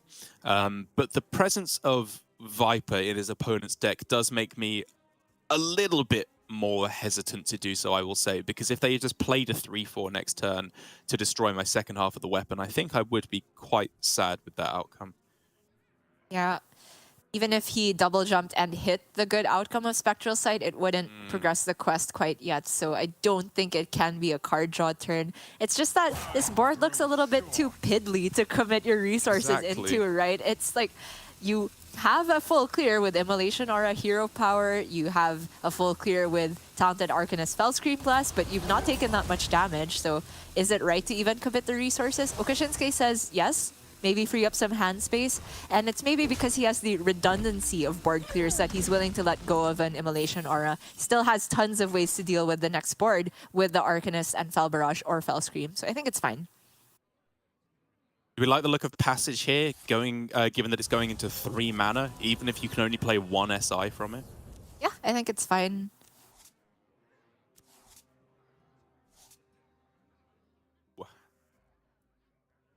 A little awkward. You had the option of trading the Extortion and playing Tenwu so that you end up with 1 extra card in your hand for the next turn, but I feel like that's majorly offset by just getting 1 more SI card played towards your quest and also some presence on board. Big deal that Lambi has hit one of his Wicked Stabs and the Battlegrounds Battlemaster this early. Again, not useful at this point in the game, so he needs that Cutlass trade to come in big on the next turn, or just, of course, a good old top deck.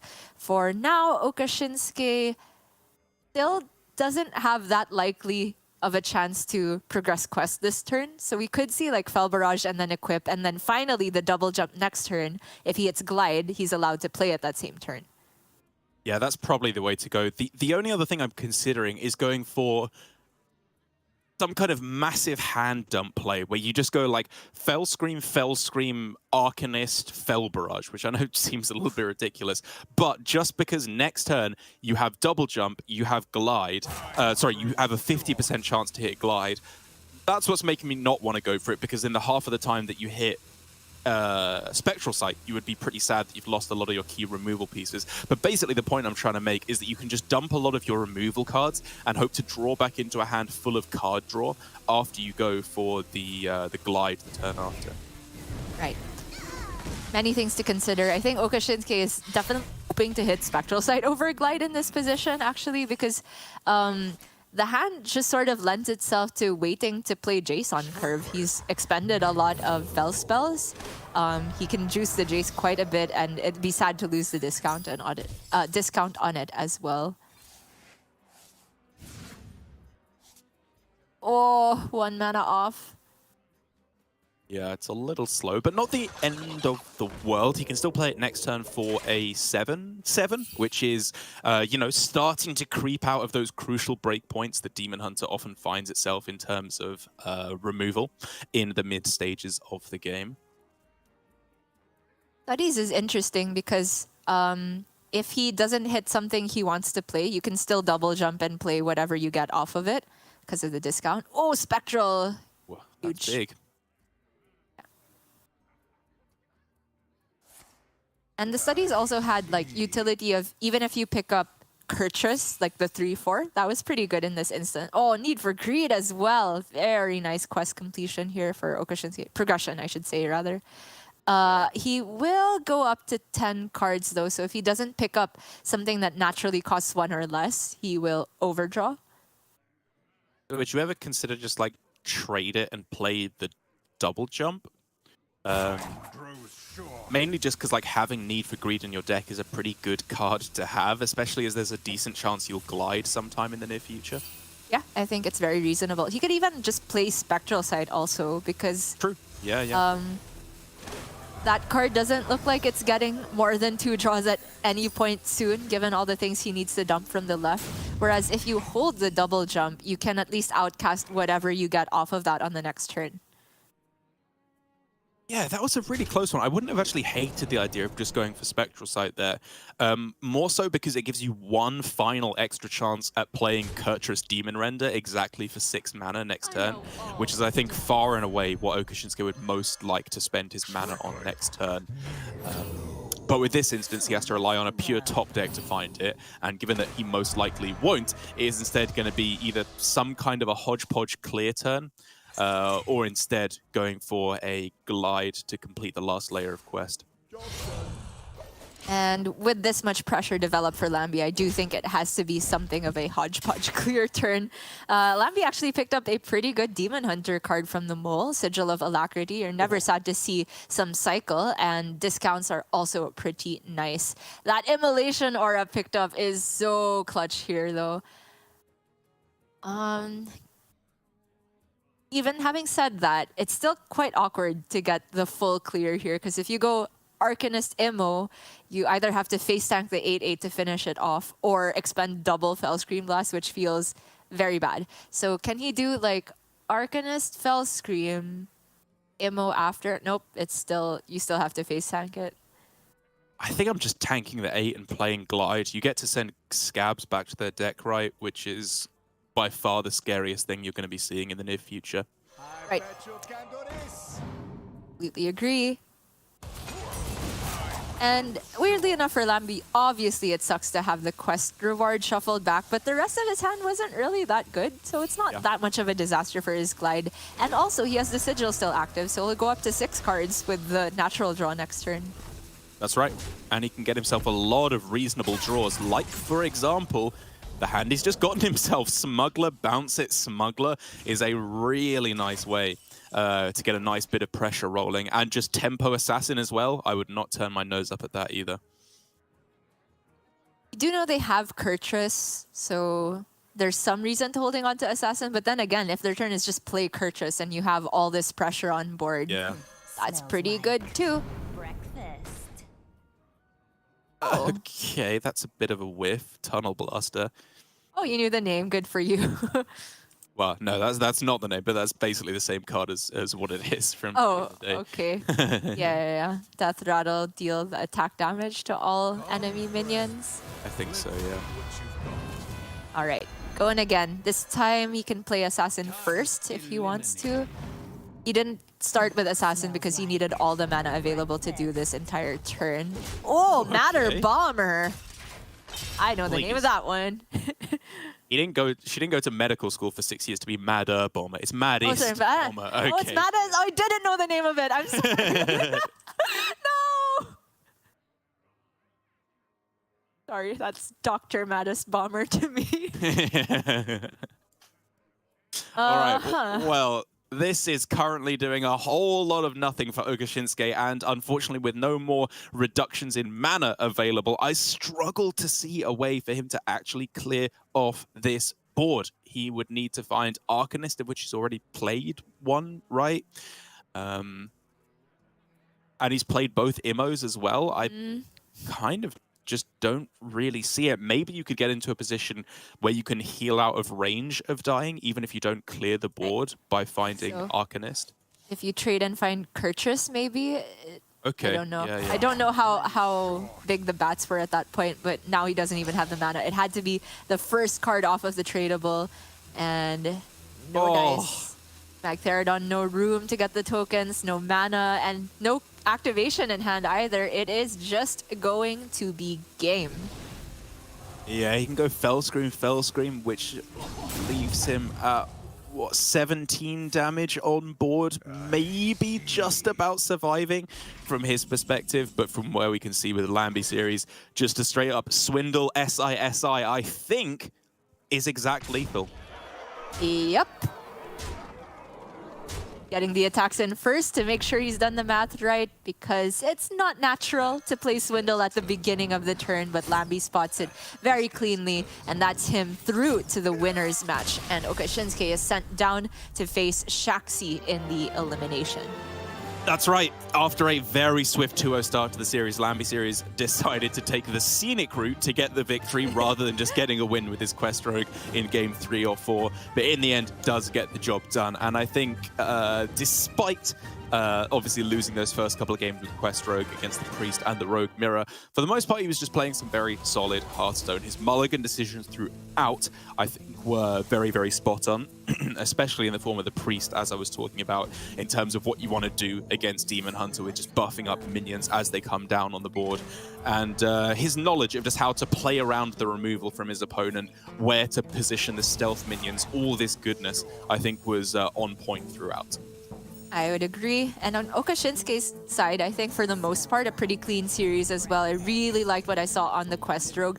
Maybe a bit more hesitation than we would have liked on the Rally Priest, but he does have a little bit of time to gather himself because we will be playing out the winners match first before we move on to the elimination. So Lambi series versus Mighty is what we have to look forward to. And it's going to be a very different landscape to what we just saw of a complete mirror in terms of archetypes, because Mighty is bringing the spice here, despite him tweeting out never to bring Paladin in a tournament setting. Guess what, Derek? He has Paladin in a tournament setting. He needs help. We need an intervention for Mighty at this point, because Paladin is no joke. Not even once, because you can see what it'll do to a man if you end up bringing it to GM. But unless we end up with a mirror in the decider match between Lambi Series and Oka Shinsuke, we are guaranteed an aggro deck, or an aggro lineup, sorry, in each of the remaining series for the day, which I think introduces an entirely different dynamic from what was this this mirror in terms of absolute identical classes and lineups and archetypes would be the word from both of our players. And I think it's going to be super exciting because our players in both Lambi Series and Oka Shinsuke do have, as you said at the start of the day, that slightly different build of Druid with the Dragon top end, Malagos, Raid Boss, Onyxia, and even the Cenarian Wards in there as well, which I think just helps them so much against these aggro decks in terms of being able to get down an actual win condition that you can play, taunt up, and try and close out the game all at the same time. But that is, of course, still waiting to be played out, as our next match is going to be Lambi Series against Mighty in the winners bracket match. It'll be about 10 minutes, I believe, because we need to give Lambi Series a moment to get himself centered and pick out his ban, which I think is not necessarily the easiest of things to do. So when we come back, we will find out who our first player from today going through to the semi-final shall be.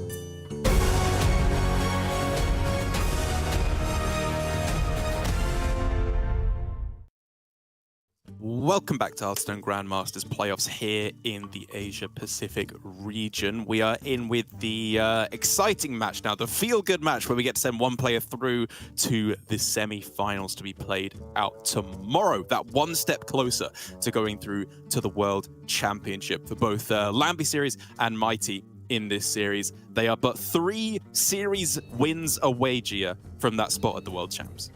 Oh, it's so close that they can taste it. Mighty, in particular, has just tweeted out that he's really hungry for it. Not in the best condition physically. I think he has a bit of stomach pain, which is always tough to get through, but I think that it will not stop his focus here. Mighty, definitely one of the breakout players of the season, a new Grandmaster, but straight away qualifying through to Grandmaster's last call, getting second most points out of everybody in the regular season. And honestly, he's the player with the most points that's still in the run, because Chonsu has already dropped out, unfortunately. And Mighty has got a pretty brave lineup for himself here with a ton of aggro decks: Beast Druid, Face Hunter, Quest Rogue, and the buff Paladin.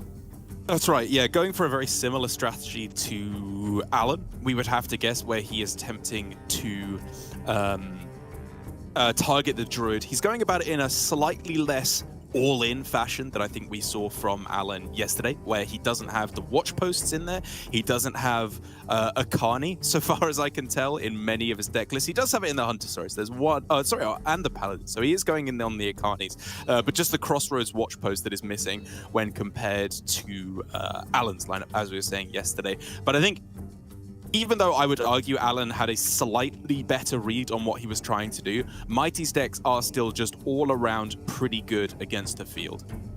Yeah, and the Quest Rogue in here is one of those all-around decks that we've been talking about, where it does have game against Demon Hunter, doesn't fall flat on its face versus Druid, and it can get there against Paladins as well with all of that removal.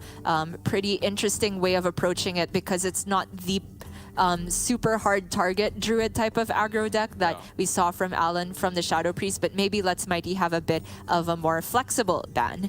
We do see that Mighty was runner-up in week 2 and has had a very good record in Masters Tours, breaking the 60% mark. Of course, hasn't been to quite so many of them as the likes of Alutemu, but that's still a pretty impressive win rate for the sample size he's gotten. And of course, this performance in this season of Grandmasters, I think, has put to rest any doubts anybody had about Mighty's quality of play.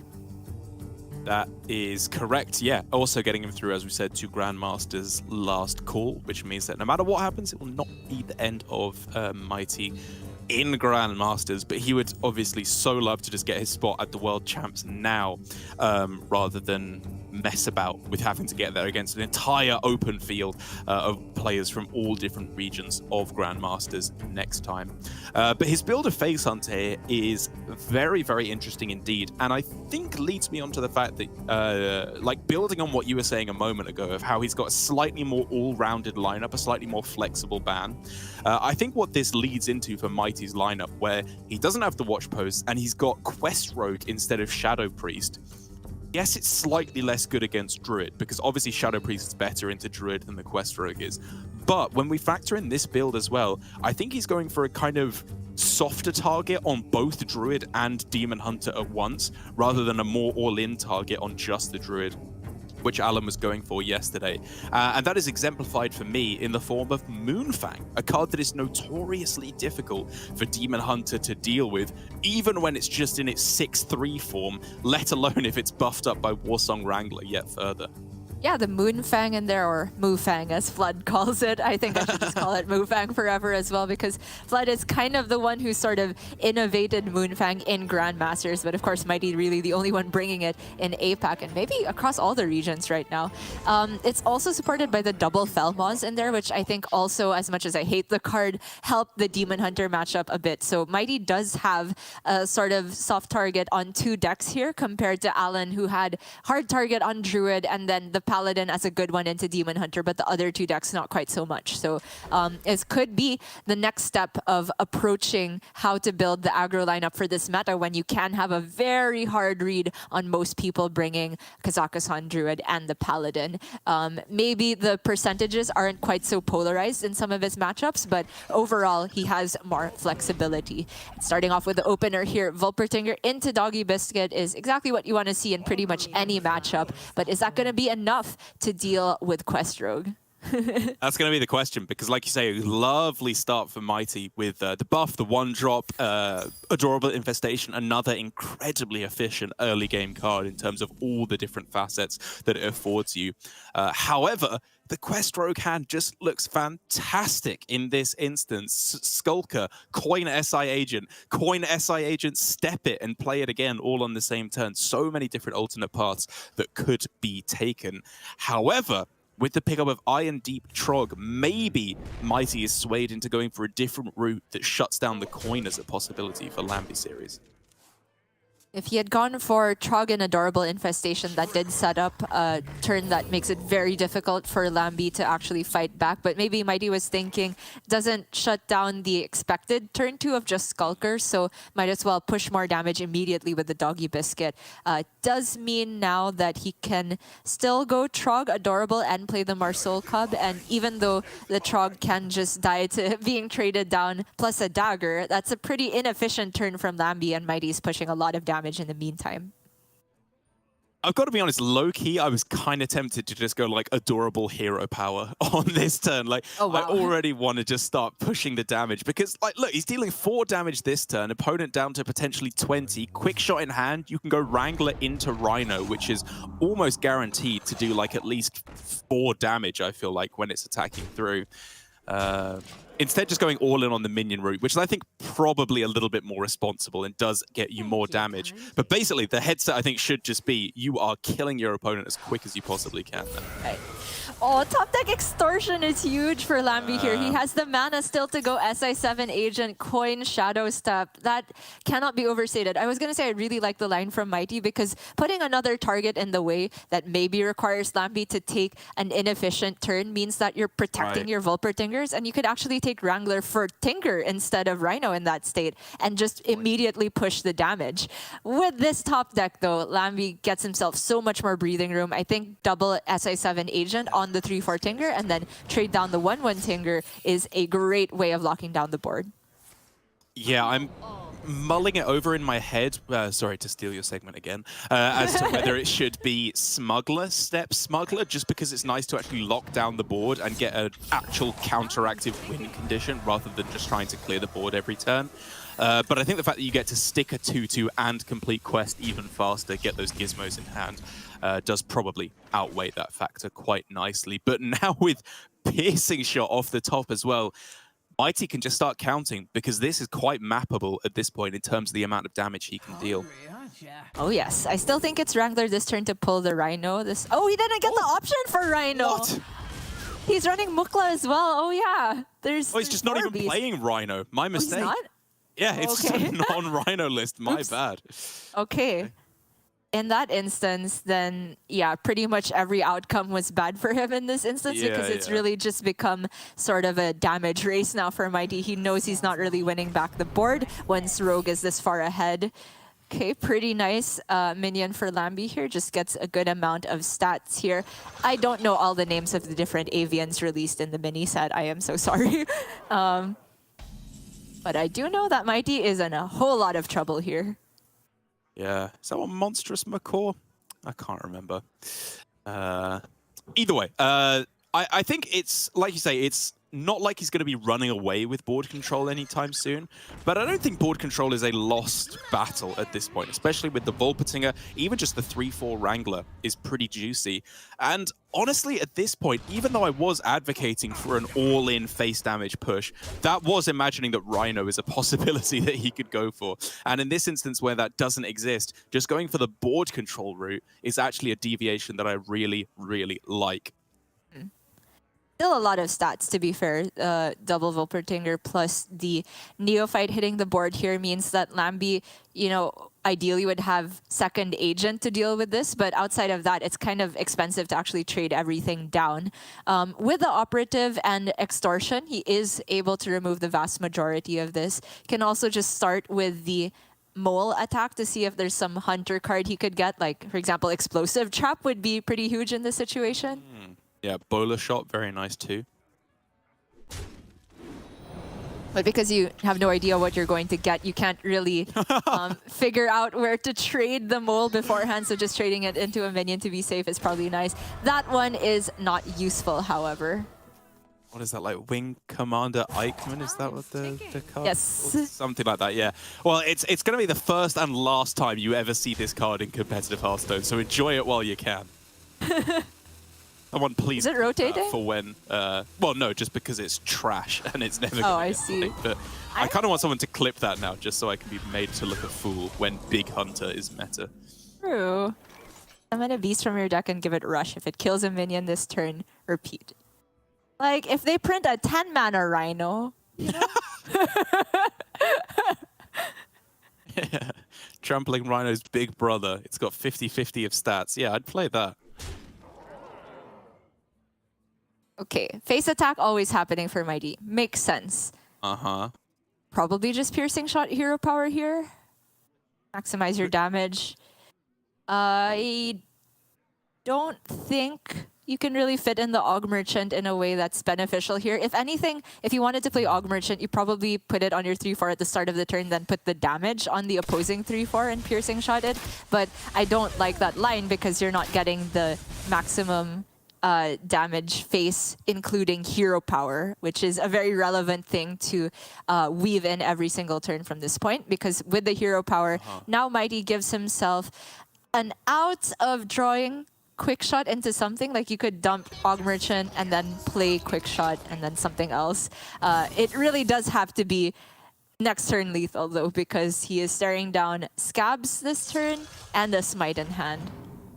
Right, and I do agree that this probably gave him the best chance of lethal because he couldn't have gone like hero power this turn, hero power, Aug Merchant, and then piercing shot his own guy, because that would have been a little bit off in terms of lethal. And so if we are looking at top deck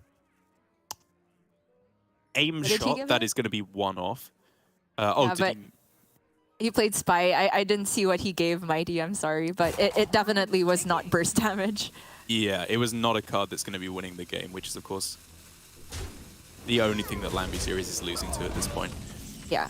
He is playing around, like, there being damage in hand by taking all the trades here, which means that Lambi doesn't have immediate lethal in hand here. Still has the possibility of top decking Battle Master, which would actually still be... Oh, no, that would be lethal, right? With the Noggin Fog Generator plus Battle Master? Yes, 18 plus 6, yeah, exact lethal with BGBM off the top. So, Mighty still has a very real shot. Aim shot top deck or quick shot into additional damage. Piercing shot would also do the job here if the Spy Master sticks on board, and I think it will. So maybe the play is to go... trade the 3-2, like trade your Spy Master into the Aug Merchant, or bounce it back and then like stealth up your 3-2, because basically I think you can make it so that you're still winning the game every time next turn, but you also make it so piercing shot is not an out is the most important thing to do here. This guy's toast. Yeah, I kind of like that idea. He is definitely still playing around quick shot into something as an out by playing the Fizz Flash Distractor, because Mighty cannot play the card from his hand, so the quick shot is never the last card in his hand. Goes Neophyte here, which also makes it harder for Mighty to do tracking into something, I suppose. Oh! That's a whiff. Yeah, it's really tough to pass through, because for Mighty, there is no Furious Howl, right, in order to draw more cards, which would be the main reason I would consider playing Neophyte there. But I still think that maybe going like stealth the... You could go for the play of like stealth the Spy-O-Matic, attack and then stealth it again, because I believe he had 2 Noggin Foggers at the end there. And that to me was just, I think, a slightly more efficient way to lock out all the outs from your opponent and make it so I think it had to be exactly aim shot for them to be able to take the win. Yeah, I agree. Just reduce the outs to exactly one. And I'm looking at the list again from Mighty. Clearly didn't read it at the beginning of the series. Sorry. You're right. No Furious Howl and also no tracking, which is what I thought was the reason for playing the Neophyte was. But also one piercing shot, so even that wasn't an out. So well done, Lambie. Perfectly. All right, yeah. There were then at that point literally 0 outs for Mighty. The bouncing of the Og Merchant was the most important thing to make sure that quick shot into something else was not an out. Very nicely done by Lambie. Bailed out a little bit by some of his draws in the early game. That early extortion really just put a wrench in Mighty's plans with that nice setup of the Vulpertingers. But it's not a disaster for Mighty, right? That was the one deck in Lambie's lineup that hasn't been banned that Mighty was thinking that it could probably get a win, and I'm still in a good spot because the lineup from Mighty is meant to prey on Druid and also Demon Hunter. And that's exactly what Lambie series has to queue up. Now, one of the two, and going with the Kazakhstan Druid, as we've said a couple times, it felt like there were a lot of instances yesterday where for both Possessi, Alutemu, and even Chonsu as well, having the alternate list, or not so for Alutemu, right, because I think he did actually have this version of the deck and never had to face Alan, but sorry, for Possessi and Chonsu, having this version of the deck would have favored them much more, not even necessarily for the Bog Beam or the Iron Bark, or even the Cenarian Ward, even though all of those options would have been nice, as they can be very potent anti-aggro cards, but just to have the Onyxia, to have Malagos, which you can then immediately put an Iron Bark on as well, just to have these late game powerhouse cards that can actually win you the game in a matchup where playing Kazakhstan is just too slow 9 times out of 10. Right. I think it's a much better anti-aggro deck, which is weird to say because you've added a 9-cost card and a 10-cost card to your deck in place of armor gain like Feral Rage, but you still have armor gain in the form of Cenarian Ward. It's just sort of paying credence to the way that the aggro matchups play out, which is stalling in the early game doesn't really do that much if you're not actually removing the board, since the aggro decks are just so resilient in putting wave after wave of threats online. And so actually ramping up to a real win condition as the Druid that is not Kazakhstan is the more effective way to go about it. And yesterday we sort of saw something very interesting where it was nice to like be Alutemu, not just so you can avoid falling into the lower bracket where Alan is waiting with his hard target Druid strategy. Alutemu also had this version of Druid, which I think is less vulnerable to aggro. Still an unfavorable to be sure, but Lambie has outs.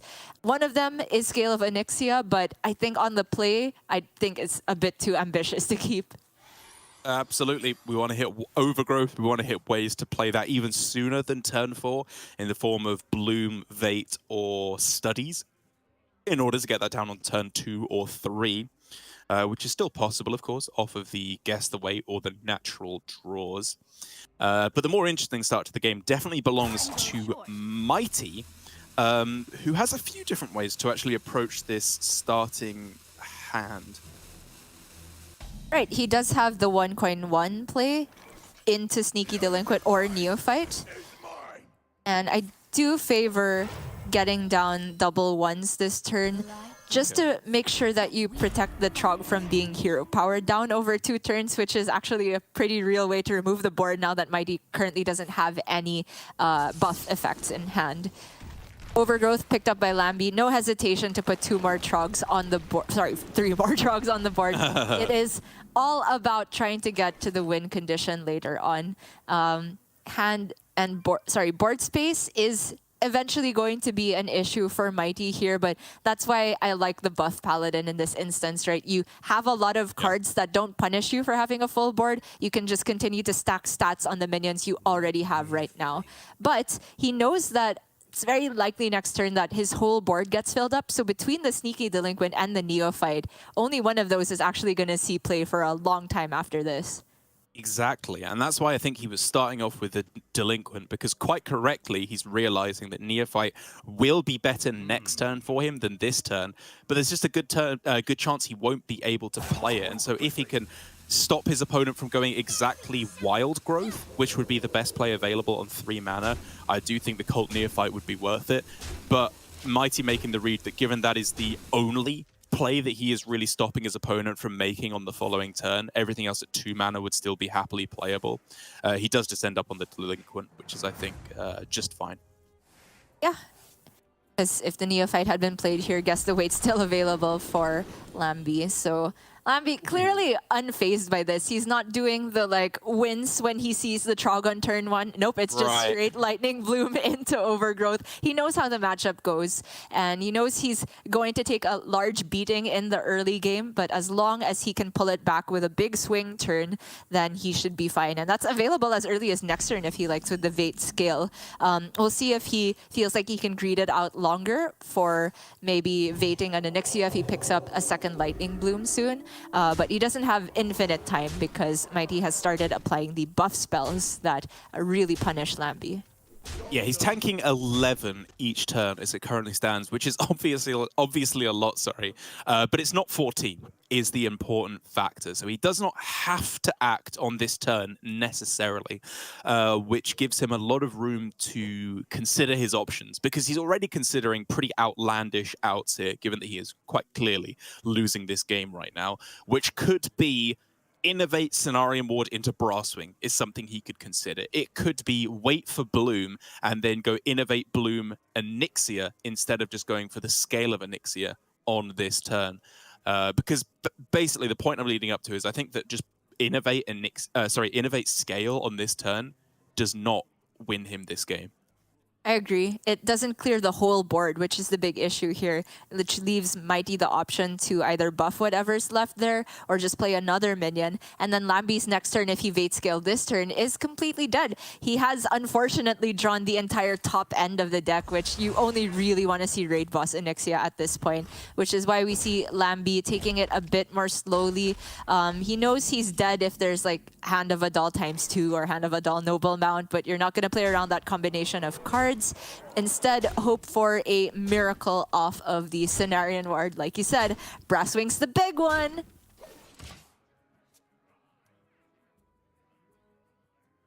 Okay, that's not a bad one to get. I guess you just kill off one minion and then maybe it opens up some taunts.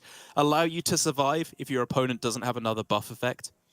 But if you have the Lunar and then Cenarian Ward, you're replacing the board space with a Trog anyway. So oh, true. Yeah. Maybe you can ping the shield from the three. Yeah, I can see that. If you're going for Brasswing anyway, and I do think that's the only good. I mean, if he gets Forge Fiend, is he alive? Well, that's true. Currently, yes. From his perspective, yes, but Blessing of Authority would just kill him, I think. No, alive at 1. I think actually with Blessing of Authority, weirdly enough, with the 8 armor. Oh yeah, as well, right? True. Okay, so one amazing out in Brasswing and one out to survive in the Forge Fiend. Yeah, he was considering scale, but it just doesn't get the job done. So it has to be Cenarian Ward. It has to be a miracle. Did I summon it? Nope. Oh, that's not bad. But he's still... Oh, wait. Is he The armory gains from that does,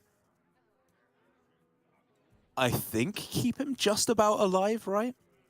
Oh, yeah. I forgot to factor in the 8 from Cenarian Ward itself. Yeah, he would have been super alive with Forge Fiend.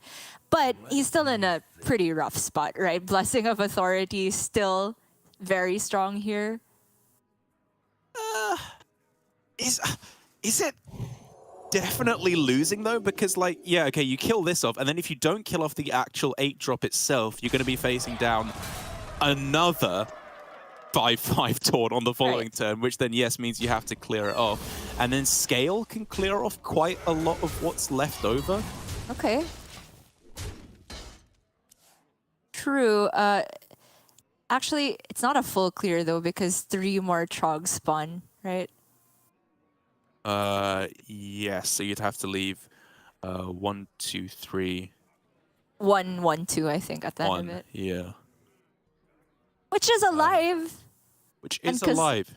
And Kazaka-san does not keep you alive, so the scale's the only play. I don't think there's anything from Moonlit Guidance that gets there. Though, Mighty with 1 damage alive on board and Mr. Smite. I was gonna say Holy Smite. Mr. Smite is still not lethal. The ecclesiastical version of Mr. Smite once Yes. he joined the faith. We've called him Dr. Smite. We've Mr. Smite. Father Smite. Smite. Father Smite. All right. Yeah, and the Neophyte, I think, is really the nail in the coffin here, because if he'd found Innovate or Bloom off the top, which he actually does, he could have gone Kazaka-san. You can still. We can still play Bloom Onyxia. Yeah. Oh, that's true. You can. And that's a full clear. Clutch. No way. It is. My God. It actually is. Oh my God. That's insane. And Father Smite and his Hand of a Doll is 1 mana off being playable next turn. Oh my God. Okay, so there's no other way he can draw and play that out. He has to consider, how does he stop his opponent from recovering? Probably, oh no, I was going to say Akani into Spell, but obviously you could just trade into the Akani and then that doesn't even work. Oh my Lord. Yeah, and even if he were to get like Noble Mount from the Vindicator to play on Akani, there's still the 2-1 Whelp that can ping the shield. So, Mighty's just in a terrible position here. Still gonna go for the Akani.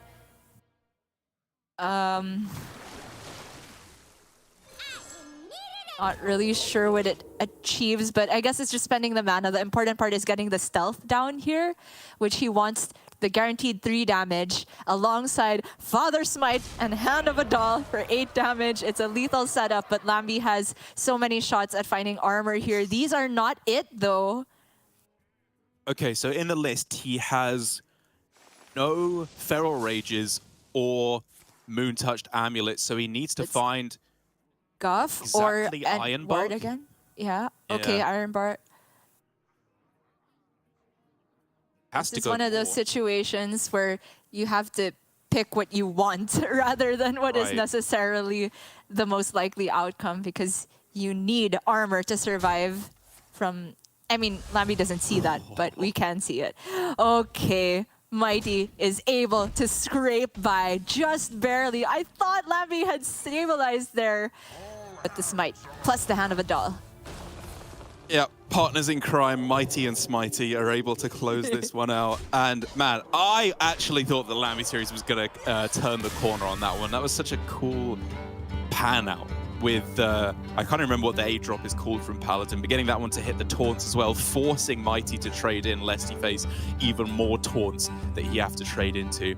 I do think at all points along the way it was well piloted by Lambi series. Like we were saying, the real decision point for him was 6 mana. Do you go Vate and Nixia and hope that clearing the board is enough to somehow stabilize, or do you go for a miracle outcome off of the Cenarian board?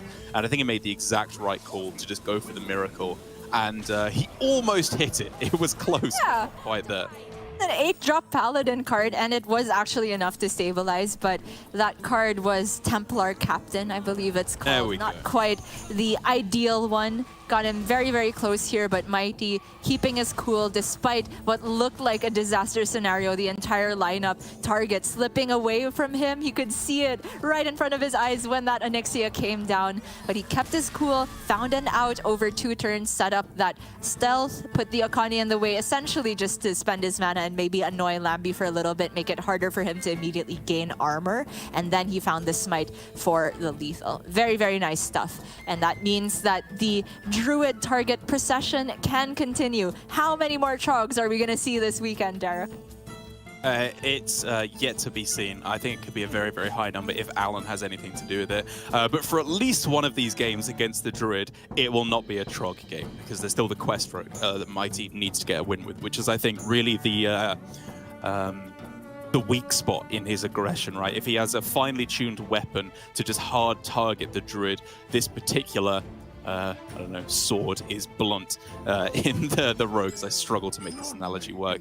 As I just think the aggression that you get at the start of the game is nowhere near enough to forestall the Druid from getting off its early ramp into its big threats later on. Agreed. Especially so- the specific version of Druid that has other threats than Yes. just early Kazakhstan. But it is going to be the Hunter to start off, and Mighty was grimacing a little bit at the opening hand, only having one drop into very bad curve, but he saved a little bit by the Falmont to follow up. Not the ideal, because you'd rather get a spell to buff the Initiate and start the high attack on it immediately, but it's going to have to rely on the top of his deck for now. Imagine being happy to see Imprisoned Felmore. You know you've messed up your deck building when that's a good card to see. I don't know, man. Mighty last month tweeted, "I'm never playing Paladin again," and has just gotten a win with it. Nothing, you can't trust this man. I know, I'm kidding. All right, gets himself a nice top deck to get these two Flame Imps bolstered up to 3 attack apiece. It looks like for the moment, from Mighty's perspective, Lambi Series does not have access to Lunar Eclipse yet, which is obviously what he would ideally like here. And even though for Lambi Series this looked very much to be a coin overgrowth into the Scale of Onyxia afterwards to clear up the board, Guff does now change how that could possibly work. Yeah, so if you Vate Guff, you can coin Hero Power, and that means that... Sorry, I meant Bloom Guff. You can coin Hero Power, and that means next turn you have 6 mana overloaded down to 4. You can still play Overgrowth.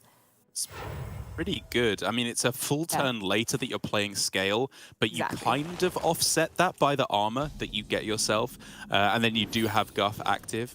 But Lambi Series making the read that it's just far more important to get Scale actually played on the next turn.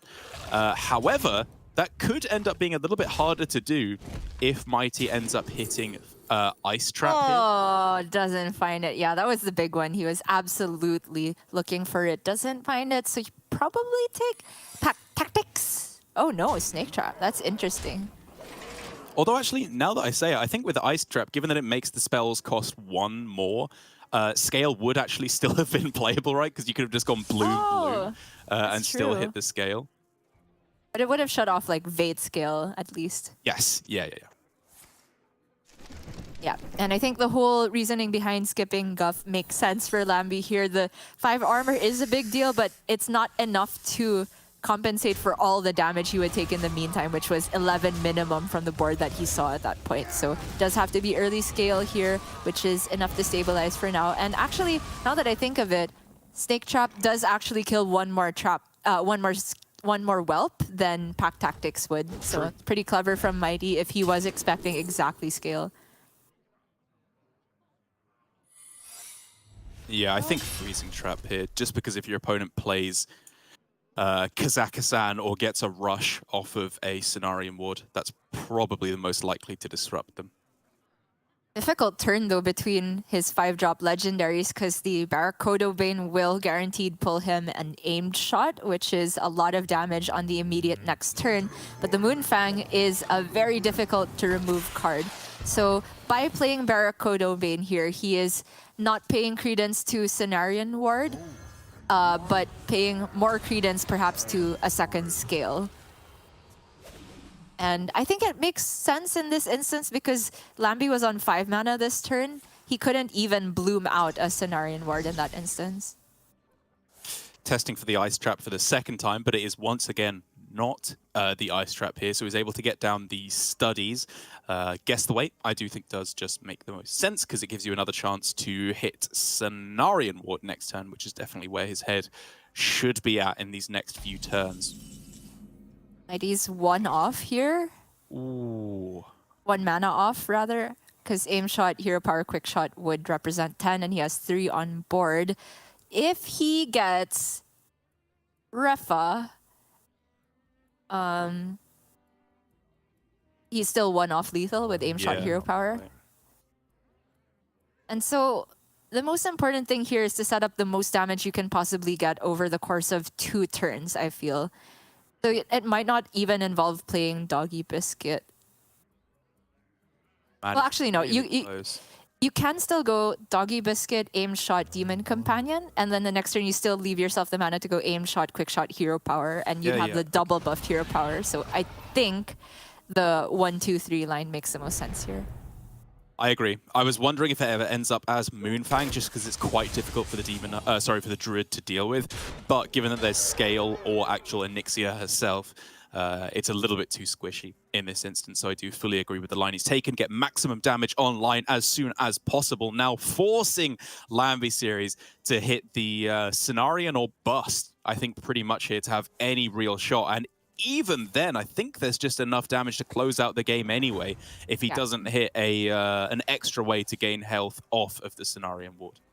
Right, because aim shot, quick shot, with the previous aim shot aura still intact, deals a total of 12 damage, and Cenarion would only take Lambie up to 12. Doesn't even hit the Cenarion ward, and that means Mighty gets another solid target on the Druid ticked off. Lineup doing its work, Derek. Now it's just down to the Quest Rogue, which is what we were talking about as maybe not so hard of a Druid target deck, but there's still the Demon Hunter up for Lambie, so I think the plan is coming together super nicely for Mighty.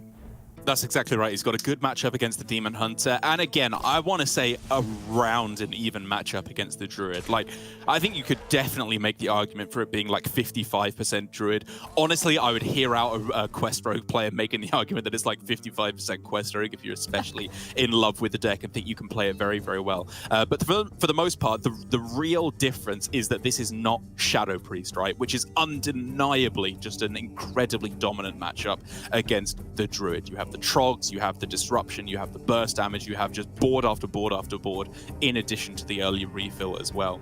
Whereas Quest Rogue, on turn 1, they're not playing 1-drops, they're playing the Quest, which is so fine for Druid. They don't mind that whatsoever. And so unless you're hitting kind of boards where you go Coin, Foxy, Agent, or just Skulker, Operative, Informant, you know, just bang, bang, bang, mana expenditure every single turn, Druid, as I've said a couple times, should be able to find the time to ramp up.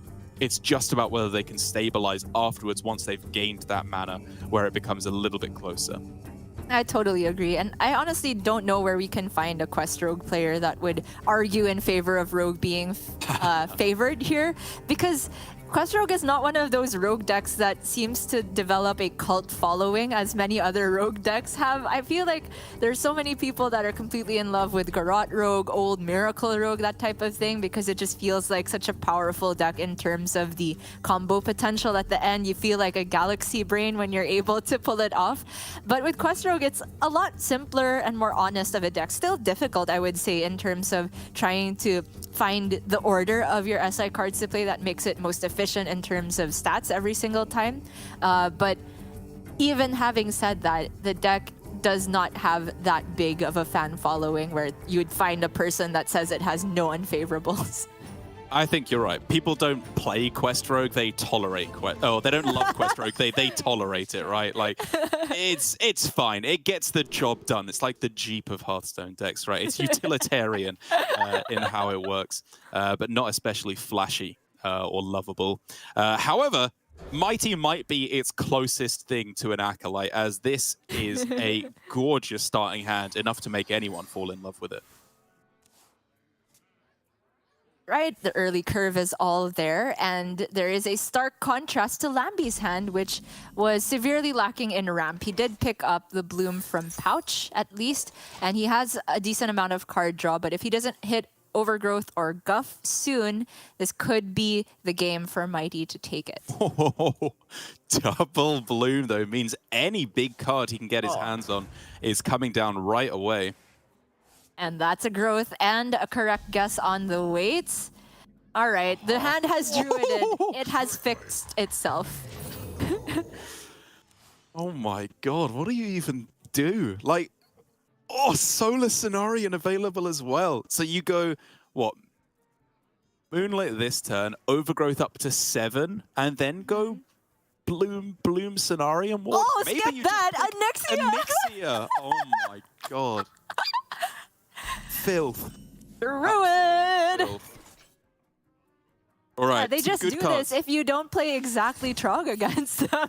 True. I mean, I guess, okay, Mighty can still hit Neophyte. That would be a big deal, but Lambie doesn't give a single hoot about these SI cards. Sure, it's a little bit of pressure in the early game, but he is just going to play Onyxia on turn 4 or something. Turn 5, okay. Always flower. Wait, no, he's playing it now. He's skipping the overgrowth. Just playing okay. it. Oh my lord. Yeah. yeah. Yeah. Yeah, that's Druidin with a win. It's turn 3? It's turn 3, right? No, it's just a natural turn 4, right? He hasn't gained. Oh, turn 4. Right. hard Mighty had mana, the but- coin. My bad. Yeah. Unbelievable. Yup. Well, okay, so in terms Flash. of options, Fizz Flash, well, I mean, first of all, you have to kill off the whelps before you can even target Onyxia. So you have to go like Smuggler 4 cost into... What's that spell burst Samuro. deal 2 to everything? Or Samuro, yeah, even better, perfect. Samuro to clear off all the whelps. Oh, but I know what you're talking about. Wretched Tutor, I think. Yeah, I think that's the one. Which obviously easy. cannot activate right now. So yes, Yeah. Samuro is the one you're looking for. easy as Samuro of Mighty's life. And then he still has to find a Fizz Flash or Assassin. Don't worry about that afterward. First, yeah. You get rid of all the henchmen and then you deal with the raid boss. Man, it really feels like Mighty has just walked into a level 100 dungeon as a level 2 squire. That's just what's happening here. I don't even play World of Warcraft, but I think that's a good enough general RPG type of analogy to work here. Yeah, exactly. My man has just had enough of the Tree Sentinel, walked straight into Kaled, and is just being beaten up by Radana here with... That's an Elden Ring joke for you. I heard Kaled, Tyler. and I was like, DJ Kaled? TJ Kaled. Oh my god, that's such a good meme. Someone has to make that. Oh my You're god. making that as soon as we go to break. Yes, Nobody's they kidding are. anyone here. I've got a half an hour delay to be ahead of the curve before it's old news. Dead? Dead. Just dead. Yeah. You can. So what? You're going to be tanking. I mean, okay. We can see he's just dead unless he gets a taunt or a rush here to stop it off. But from his perspective, he could Breakfast. start with getting some way to survive. That's not it.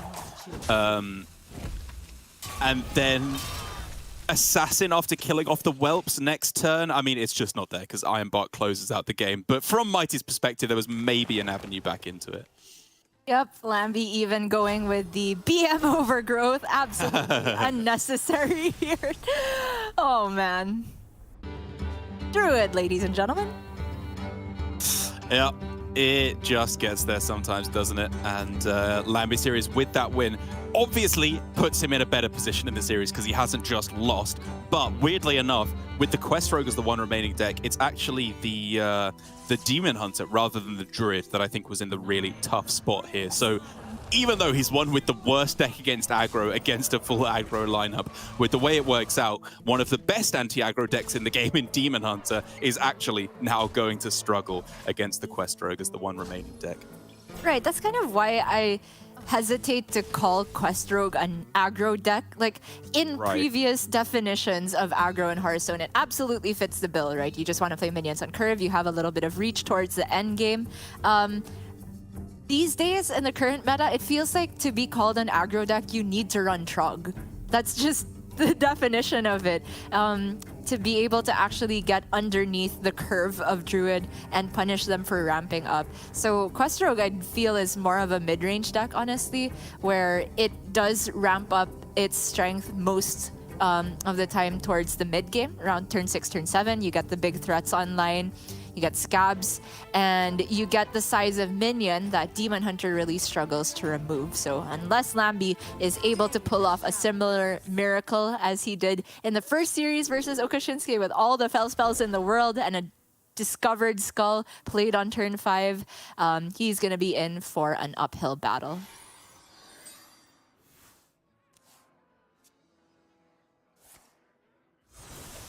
All right, we're already looking at a very interesting hand for both sides because for Lambie series, if his opponent has a slow start to the game, this hand's pretty good. You know, Glide can be very effective in certain small instances against Queststroke. And this is obviously very easy to get the Glide over to the left-hand side. Unfortunately for him, though, Mighty has got a super aggressive hand dump type of hand with the Agent plus the Foxy Fraud into the Operative, into the Smuggler. And so for Lambi Series, he doesn't even want this Glide to be in the outcast position, most likely. It's just going to be giving his opponent cards. Yeah, that's right. The Foxy Fraud immediately just played to be an additional 3-2. Sometimes you want to save Foxy to be the actual activator for a combo card, but in this instance where you have coin, it wasn't necessary, but it's still a play to make sure you get the most amount of stats immediately. Mighty here, the curve doesn't stop, right? It's Operative into Gizmo Agent, into Smuggler, working out perfectly, and Lambi is stuck with the double glide hand you were talking about. Not only is the left-hand glide going to be beneficial to Mighty here, it's locking in Spectral Sight for Lambi from being outcast. I don't necessarily know how I feel about playing the Illidari studies there, because even if you're afraid of Neophyte, in order to make spells more expensive, the middle glide was still playable. And it means that, you know, there was nothing really good he could have gotten there outside of Sigil Runner, which I don't think was that good anyway. You'd rather just save it for next turn. And now this Kurtrus is kind of lackluster. I agree. Mighty here with the pickup of Foxy Fraud number 2. He's pair gaming, and he's also trimmed down his hand to only 3 cards. So the left-hand glide from Lambi is not even just even in terms of the value for Mighty. It gives him more cards. It might not give him a better hand, though, because honestly, this hand from Mighty, even though it's just 3 cards, is absolute fire. Yeah, it's so sick here. And so Lambi Series needs to go digging himself to find a more cooperative hand. He is looking for Fury to bump up his health. He's looking for Immolation Aura to clear the board next turn as well. Even a cheapened Expendable Performers is not a bad card to start mopping things up around turn 6 or 7. Right. This is not the type of game where Lambi can set his sights towards combo to close it out. It's more just survival mode at the moment because Mighty has gotten the perfect opening curve beat down. Question is whether Lambi wants to commit a Fury this turn because it does rank up next turn to 3 attack. And if he picks up any additional buff for the Immolation Aura, it probably sweeps up whatever minion Lambi was going to swing into this turn anyway.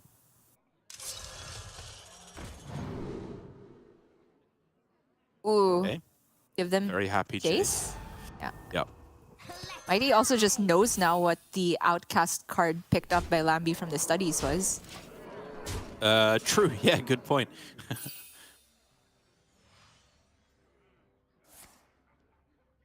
Okay. It's not even a full clear. It's enough to stay alive, though, right? Whether or not you use the Fury on this turn, which it looks like he's not, because he can just set up Warblades number 2 and then Fury to kill off something a little bit bigger next turn. He's still alive, is the point, which means he can still keep struggling on. However, with Mr. Smite off the top, 1 mana off lethal, Lambi Series needs a monumental clear and health swing all at the same time. It kind of a whiff of a 3-drop for Mighty, to be fair. Performers can clean this up and maintain decent amount of board presence for Lambi. Oh. Man, that's just even more damage with the Smite. But he's probably just going to play Smite next turn, right? Is it ever just Dagger here? And it's tough. I mean, I was wondering if you ever just go Noggin Fog Generator in order to get a stealth minion in play, but it's so weak to Fell Screen Blast if your opponent does have it, or second Immolation Aura. And I was thinking Dagger because in case this board gets cleared and Lambi doesn't have a buff for the weapon, he goes up to 7, and over 2 turns your Dagger does still set up for Smite lethal. Obviously, Mighty has no clue that Lambi was able to clear the board that easily and that there's a Fury in hand, so that still wouldn't have worked. Mighty here just like, please be an idiot. Please one time be an idiot and just don't swing. Lamby's just considering whether he needs to commit the Fury already, right? Which, on 6 mana, he technically doesn't need to commit it. Just swing, I think, would get him out of any outs from Mighty because Mighty doesn't play Wicked Stab. I do think so. Wow, okay. I favored still playing the Fury, though, because there might be a Neophyte in the near future, and maybe that makes That's your fair. next turn harder to actually play all the spells with Need for Greed. Yeah, I wonder if he's ever trying to save it so he can save the second charge of the weapon and go Fury Jace in order to double buff and get wow. a huge health swing on turn 8. Like, it's one of the benefits I can see of holding on to it if he's never dead, like you say. But he could certainly die over a 2-turn setup, so... Absolutely, yeah.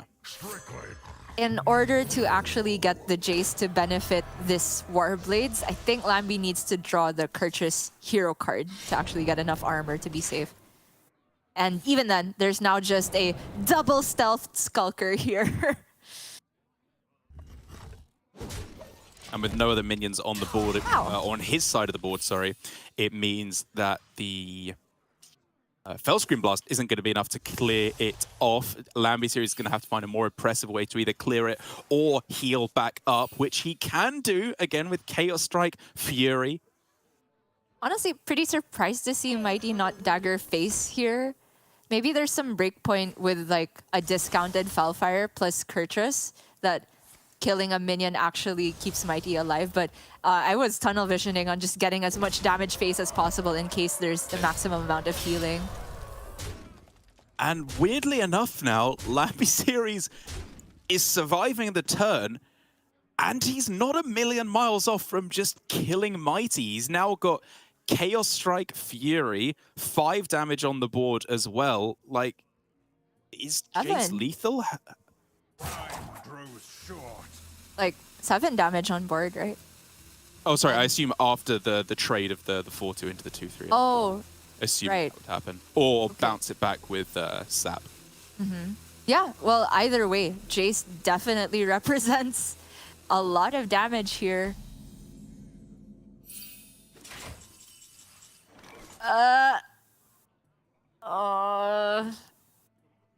Okay, we actually have to count. Did you say it was double Fury or 1 Chaos Strike, 1 Fury in the Jace? I mean, that's what I'm trying to remember, but I think it was just one of each. Unfortunately, the deck tracker does not like Furies. It says that there is 1 Chaos Strike left in the deck, so I think we can trust that as still being in there. Okay. And there have been 0 Fell Barrages as well, so I want to say that as long as the 2-3 is cleared off here, it's not quite lethal for Lamby Series next turn. And if that's the case, then Mighty can just strike back, right? Because the Jace isn't even clearing a stealth Scabs, I don't think.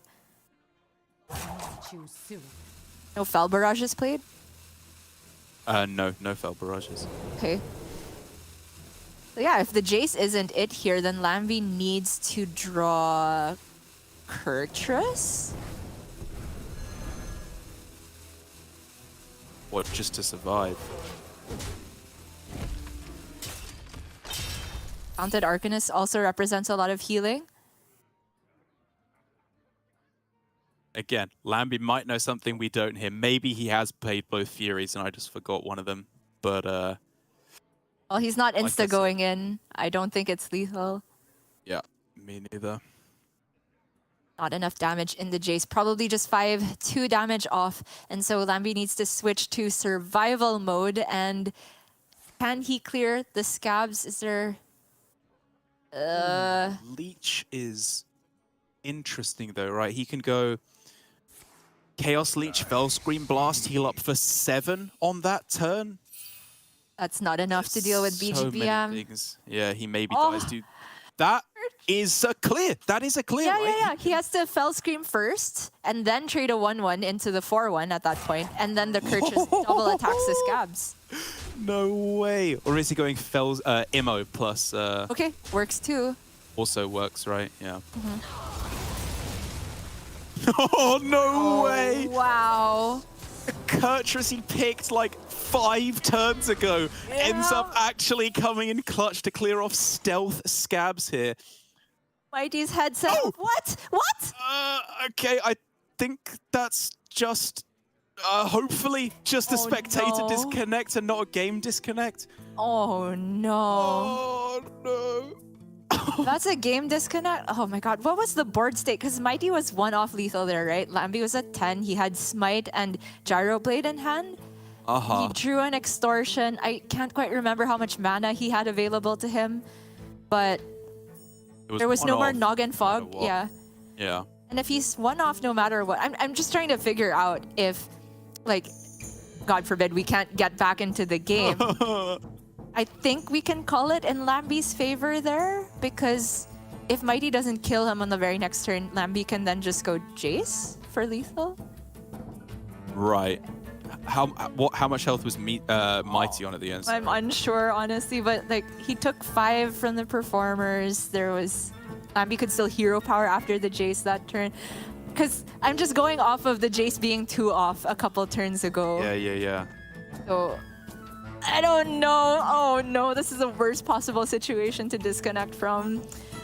Yep, we're in the same boat as you, by the way. We're just seeing ourselves here. We can't see the board, so we don't know what we're expecting from the players. Like we say, hopefully it will be able to get back in, but that is not the message that we usually see when we get a short disconnect, right? It usually just ticks up a counter rather than literally Blizzard blowing you off the entire planet, leaving you from its servers, as it looked like it happened there. Oh man. Yeah, you'd have to snipe a whole lot of games in order for that to happen to you. True. Blizzard blowing you off the planet. Yeah, that's a really tough one. I hope we get the word on that soon, but I guess we can pull up our VOD and take a look at it, because obviously we are not the judges of whether or not we can call a game here, but we can look at the last board state that was known to us and see if we can math it out, whether or not Mighty was 100% to lose from that situation. All right, we got pulling up the VOD from Raven, thankfully, as well. So what? Yeah, 7 health, which means that Jace on the next turn with a hero power would be 1 off still, right? Because it's 2 from the Chaos Strike, 1 from the Fury. Oh, sorry, 3 from the Fury, 1 from the hero power, which is 6. And so assuming the Kurtrus is killed off, which it can be in the form of Extortion, Blade, hero power in order to get the 3 damage without having to tank it, or of course just Mr. Smite trade if you want to go that way. Which means that on lethal. Yeah, it's not lethal for either side, which means that for Lambi series, if on the previous turn he'd gone for the line you were talking about of instead of going Immolation Aura, he goes Bell Scream Blast plus hero power to deal the 1 necessary damage and then trades in 1. Oh no, he gets 1 damage he gets from the hero power, but he loses it as well, right, from trading 1 extra in. So it actually equals the same. So I don't think Lambi series could set up guaranteed lethal on that turn, unfortunately. Yeah, I don't think so either. He probably then just concluded save the Fell Scream in case he gets Arcanist off the top and gets bigger healing. And so because it was not lethal for Mighty and not guaranteed lethal for Lambi on the other side, we wouldn't even be able to call the game. Honestly, it was really just a tiny, tiny margin between both of those. It still could have gone either way there. But we need to go to a break, it looks like, to find out what is going to be ruled there. It appears that the game has crashed on everybody's end, not just between the 2 players. So hopefully we can get a bit more information on how we will resolve this later on. Yeah, very unfortunate way for things to resolve, but we will get things sorted out as soon as possible. And then when we come back, in one way or another, the resolution of this nail-biting series between Lambi series and Mighty. We'll be right back.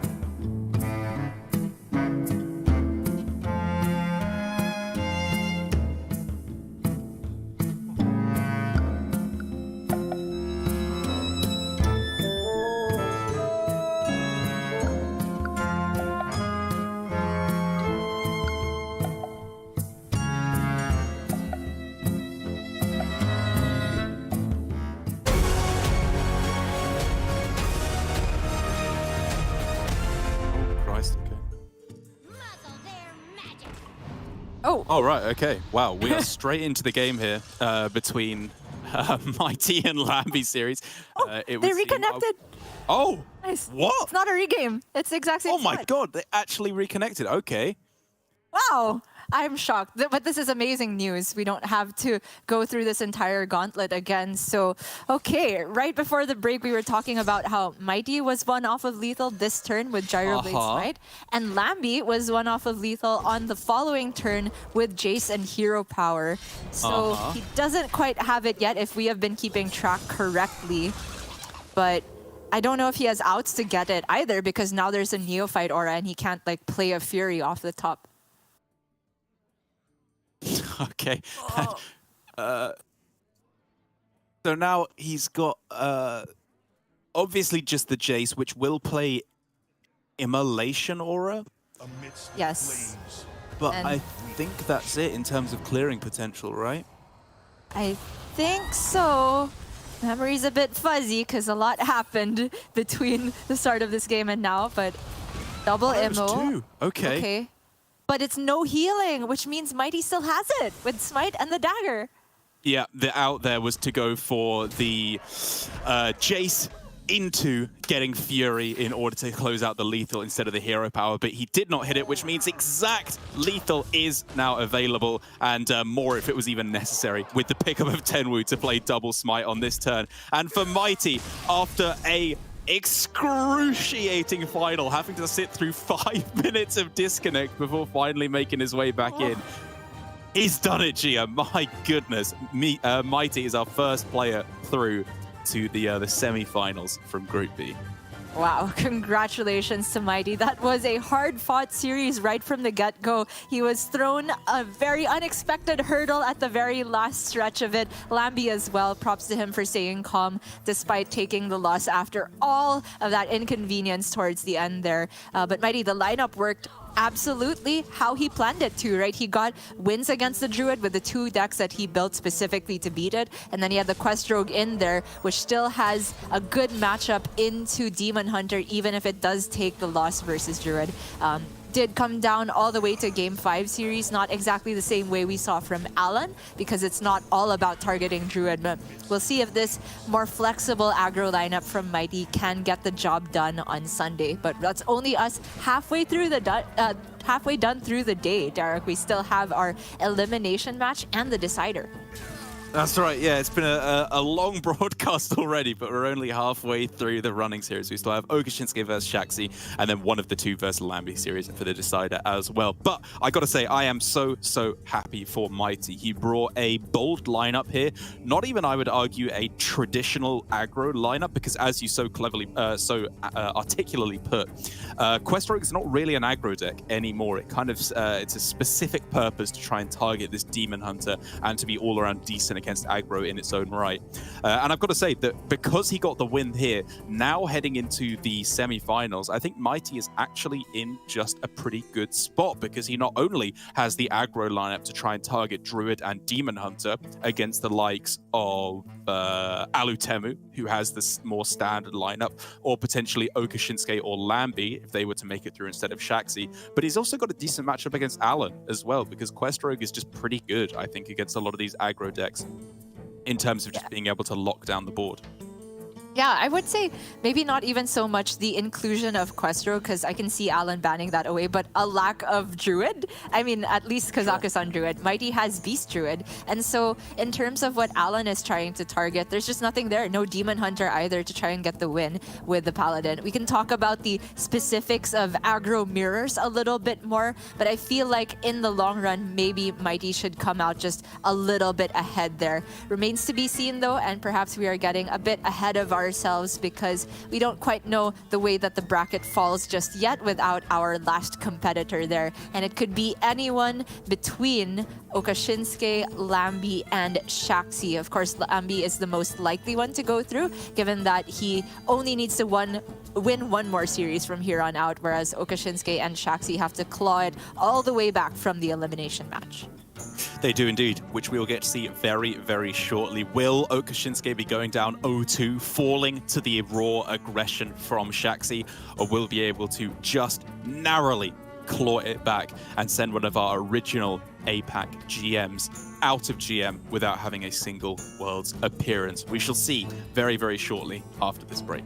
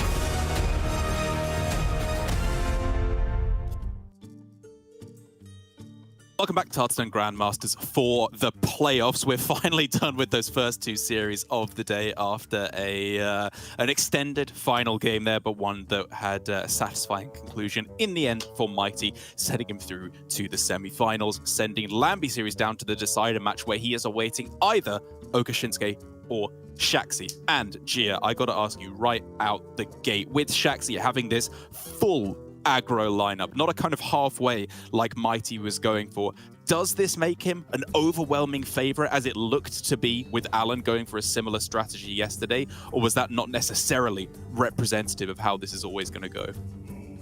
I would not say overwhelming favorite. I think the theory of Shaxi's lineup still has hit its target in the Druid from Oka Shinsuke, but the key difference is that this Druid is the Raid Boss Onyxia variant, which we have already seen earlier on today can do some extremely gross things to pull a matchup that it was not favored against into its favor towards the end.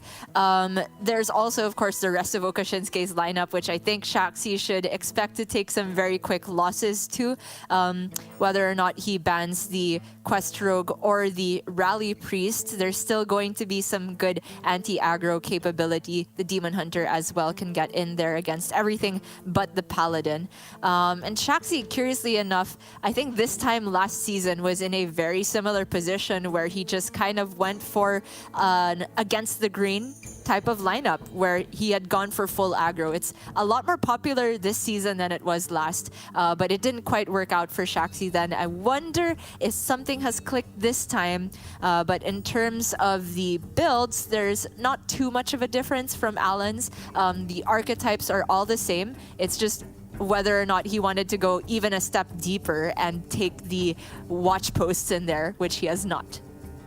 Yeah, an inclusion that I do still like from Alan. We weirdly enough didn't actually see the watch posts be especially effective, as like the couple of times he played it, like once it was just coined out on its own and then immediately dealt with double Fel Barrage, if I'm not mistaken. But overall, against the likes of Druid and Demon Hunter especially, I do think it to be an incredibly potent record. A very impressive stat for Shax, almost more so than Alutemu almost hitting his 100th win in Grandmasters, is an exactly 50% win rate, almost impressively average. I mean, in previous seasons, I think if we factor in this season, he should be slightly above that now, given he's made playoffs. But who knows? If he just takes fast losses here, he could go back down to 50%. I don't know. We gotta ask Lorinda. But I was more distracted by the stat that Set has effectively the same lineup as week 1. And, oh yeah, I just remembered. He was playing full aggro from week 1 as well. Maybe not quite in the LHS week where it really doesn't make sense to do that, but Shaxi is very much sticking to his guns here as we are back in Conquest. The Face Hunter is not quite so teched as Mighty's that we saw a while ago, with no Rhinos in there and just the Mukla and the Moonfang instead taking their place. Shaxi is sticking to a more traditional list with the True Aim Crescent still in there. The one of Wriggling Horror, though, I think should be pretty useful when targeting Druid. Running up into Rally Priest, though, I don't quite know if this is enough to get there. Yeah, I have good news for you on the Shaxi 50% win rate front. He's actually gone 5-5 this season so far as well. He's actually hit the perfect 50-50. Not only has he gone 5-5 in series score, he's gone 21-21 in game score. He has just missed the 50-50 right now, hitting exactly neither impressive nor unimpressive play so far. Oh my goodness. There's an anime called The Disastrous Life of Psyche K, and one of the side characters is a guy who is so impressively average that the main character wants to befriend him. The main character doesn't like anybody else who draws attention to themselves, but the average guy is his favorite, and he would be friends with Shaxi. Sounds intriguing. Okay, I didn't do anything but laugh at your Elden Ring references. Afford me some politeness here. I said it sounds intriguing. I was polite. It was a very sarcastic tone, though. That's just how I sound all the time. Either way, for Shaxi here, no, it isn't Gia. Okay. Getting off to a very nice aggressive start here is obviously exactly what you want to do as the hunter, especially with everything up to 2 health right now. It means that Okashinsuke is going to be just shy of being able to actually clear anything off alongside the Nazmani plus Devour.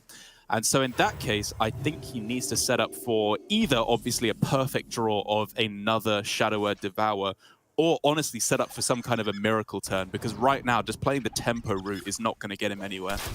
Yeah, Shaxi hit the perfect curve, all the 1-drops immediately available, and Coin is just going to multiply the Trogs, which are going to have 2 attack because of the Kolak, probably the best outcome of Companion for Shaxi in this spot. Is he just dead if he plays Drekthar? There's going to be 8, 12, 13 damage on board, so not dead. So is it just Drekthar? The alternative being you can go Nazmani, Coin, Devour, which would get it up to 10 health, leaving 7 on the board, which does, leave you with, if not likely an alive Nazmani, and even if they want to clear it, they probably have to trade a lot into it. Dark, it multiplies the trogs. Oh, of I mean, the course. Yeah, Nazmani yeah. gets more than 10 health, yes, but there's just too much damage. I think it has to be Right, Drekthar. Okay. Oh, man. Is there immediate lethal top decks for Shaxi? 12-13, if he gets quick shot, it's actually one off. That's Warsong an Wrangler. additional 4. 'cause you Yeah. buff those, so that's 8, 10, 12, 16, 17. Yep, not quite lethal, but I think it's still an amazing draw here, right? He can just take any measure of praise. Actually, yeah, now that we look at it, this is a double Sethic board. This is not Nazmani. Like, Yeah, Okashinsky yeah. can't do that much with his mana with this board, so just all face, sure. But I kind of thought it would still be Wrangler for Volpertinger over Hero Power. I do agree with that, yeah, because next turn then you're looking at just a Rhino as your potential damage if you assume the worst case of a full clear, which isn't necessarily lethal. Maybe he's thinking of Wrangler for Rhino. I mean, if he didn't play it at the start of the turn, just take the Rhino. Yeah, that makes sense. And then you realize, wait, I could have taken Tinger, and now I can't take the Tinger because I'm going to look like I made a mistake. No, I think he was planning for the Rhino from the start here. And that means Okashinsky needs an absolute miracle. Power Word Fortitude played here. If he gets second Devour, he can get the full clear, but... Well, and you he's... start with the Devour, right? Because then the Fortitude costs 1 less. Oh, true. Right. With the double Sethic. And then you have a chance to hit... you have a chance to hit Condemn, but that would only be 1 damage, I guess, alongside the Shadow of Devour. That would be able to clear up a lot of the board. But basically, you need to hit some cards by the name of Condemn, Fortitude, chain a bunch of those, or, of course, Devour to actually clear up this board. He went for trades before Devour, which is strange. Am I missing something? Because he just loses health on one Sethic here. Yeah, he would have repopulated the board with more Trogs is the problem. Oh, right. Okay, but he hasn't hit another Devourer, so it is just game from what I can see. Silence, trade. If he hits Desperate Prayer, he can survive the turn. But he does not, so just Hero Power alone is going to finish off the game. Or a Rhino, I suppose, with the 7 attack. You could rush into the Drekthar and close it out. As almost salvaging himself there is Okashinsky against a brutally fast start, thanks to Shaxi on the Face Hunter. Sorry, I want to wind it back to the turn where we saw him trade, and then devour. Because the board was full at that point, right? So you could have devoured, then trade the Trogs, then do the rest of the turn. Because this was it, right? He plays the Wrangler. It kills off both the Volpertingers, and then 2 more Trogs get summoned, right? If Oh, is that the or? Oh, okay. Yeah, so got it. Okay. because the spell My bad. resolves first, and then the Trogs duplicate, Okay, right? okay. So, yeah. In any case, that is a very fast victory for Shaxi. I honestly thought that the Priest would still come out in the lead there, but I kind of forget it is still vulnerable to aggro despite it not being Druid. There's very little removal for the Priest. No Holy Smite was picked up for Okashinsky there, so if he had himself not hit a super fast start, and Coin Drekthar is about the fastest you can do as Priest, you can just get run over. So big win for Shaxi there. Could have come in the form of beating Druid at some point, but it's nice that he just gets one right off the bat. Beast Druid coming up next here, and it's a build that is also pretty unusual, not because of the watch post like what Alan was running, but the double Ram Commander is not something I often see.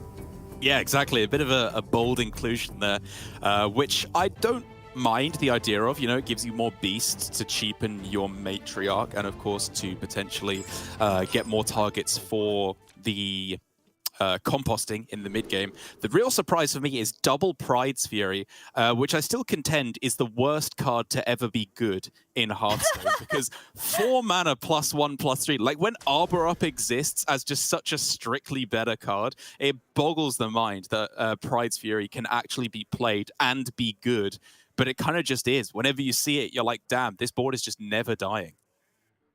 Yeah, it gives you more resilience than an Arbor Up does in terms of, the health added. It's not a burst spell in the way that Arbor Up and Savage Roar have traditionally been for Druid, but it sort of fills an interesting niche where on your turn 4, where there's traditionally nothing really strong to do for the Beast Druid, you can actually make your board just tougher to deal with. I would compare it to Soul of the Forest even more so than Arbor Up. Yeah, I think that's a very apt comparison. As all of these options were honestly tempting for Shaxi. With the Taunt available from the Thorn Growth, you could have thought of copying that. But instead, going with a more respectable pick, the card that's just in his deck in the form of Adorable Infestation, does mean he can start putting some pressure on the board next turn with Thorn Growth, Adorable Infestation, maybe even leading up to that Coin Pride's Fury I was talking about. Yeah, I think it makes sense. Adorable just to fill out his mana for this turn. For Okashinsuke, there was an interesting decision of whether he wanted to play the Insight straight up and just get the mana spent, but he values corrupting it more with this turn, which could either be Nazmani or Palm Reading, but with the pickup of Holy Smite, I am very tempted to greed this hand more. The Nazmani can just die to the board plus hero power. I think he can take one more turn to set up with the Palm Reading and get a much bigger swing next turn. 100%, yeah. Especially as he has a 50-50 to hit Stethic off the Insight as well next turn. And even if he hits second Nazmani, just going like Nazmani into Insight, maybe discounting the second Nazmani, getting down the Palm Readings, like he can really start to pull off some miracles here. And second Holy Smite only helps that yet further. That's insane! The fact that it goes down to 0 means it's just fuel for the Nazmani as well. I don't think he needs to get greedy with Rally yet. It's more just about making sure that you can lock down the board because Beast Druid, once you remove their development, so many of their cards just do nothing in hand. The Composting, the Arbor Up. I mean, Arbor Up still develops something, but it's not nearly as efficient as when it's buffing something. And you just kind of nip the problem in the bud. As it happens, because there is still one more turn of safety for Shaxi, he can commit the Composting here. Still pretty decent with 4 targets if he plays the Marsul. Shard is always a little bit scary to undo your hard work, but I don't think there's ever going to be a turn where Shard isn't scary. Wow. Yeah, I was going to say I like the look of that because if you see Shard, you then still have access to Coin Arbor Up, which is then killing your opponent very quickly indeed. But he's instead relying on just making a more immediately resilient board, not a play I was expecting as it uses up the coin, which is a very valuable part of this hand as I see it. Yeah, the coin to get early Arbor Up was where my head was at as well, but Shaxi just saying he wants the immediate payoff this turn. And as it happens, the health from the Pride's Fury is a very big deal here. Double Holy Smite committed by Okashinsuke before he goes Insight, which I think is responsible because there is a big whiff if you start Insight and get Drekthar. Oh, double discounts land on Sethik though. Huge. Yeah, I mean, I'm kind of surprised that Sethik didn't come down previously, but I can understand that he wanted to double discount Sethik or hit the Palm Reading instead. Like, this hand does not necessarily need Sethik generation. It could quite happily make do with a just some kind of an expensive buff or a Draconic Studies to discount off of the Nazmani instead. Insight down to 0 now. And there could still be a lot more to this turn if that is another Nazmani, but it's not. But the Palm Reading! Oh! Shard! Wow. Yeah, I guess it's probably Shard, right? Wow, okay, setting up for the Sethik curve next turn. Okay. Wait. Is it bad to just commit the Sethics this turn too? Like, you play both of them and you've already seen the Pride's Fury. I guess there's still a second one that's scary, but... Yeah, if they get double traded, it's very bad, isn't it? True, but the board state is like your Nazmani kind of dies for free anyway. Mm-hmm. Because without the Nazmani, he can build like a lot of value up in hand, but very few spells are actually playable next turn, I think. Yeah, well, he could start with the gift, and as long as he draws a spell instead of a minion, which is very, very likely, he will be able to still play the Fortitude for the same cost. And obviously, if he gets himself Renew or Holy Smite or Power Word Feast, whatever, he can make this Fortitude cheaper and cheaper while it's in hand. Right. But I guess he wasn't willing to take the risk of either drawing a minion or a non-targeted spell with the gift of the Naru. And ends up with some pretty good generated spells, honestly, for our aggro druid. These are amazing. That's true. Yeah, yeah. The other thing was, of course, he would have actually healed the opposing minions, which is actually quite a big deal at this point, just to stop them from VTing over and over again. Right. However, this particular ploy from Oka Shinsuke as to how he went about it has kind of worked out pretty horribly, actually, honestly, because he's now in a situation where his board is traded away, he has no way to generate any more, and he's very reliant on the top of his deck to actually find a win condition right now. Yeah, win condition, he needs some help, but he does still have the clear with Shard and Holy Nova. Can sweep all of this up. True enough. And then he's free to play the gift. Actually, you could start with gift still because he's silencing it anyway. Goes back down to a 1-2. Yeah, the only reason to not do that is because you have the insight in hand, right? So there's a good chance you'll want to draw draw Nazmani, which is now a 50-50, and then go for Shard in order to discount a card. And of course, if you go gift, there's a small chance that you just draw your minions anyway. Right. Ooh, there is now the Elune into Umbral Owl into composting, but have you seen a better Soul Mirror, Turk?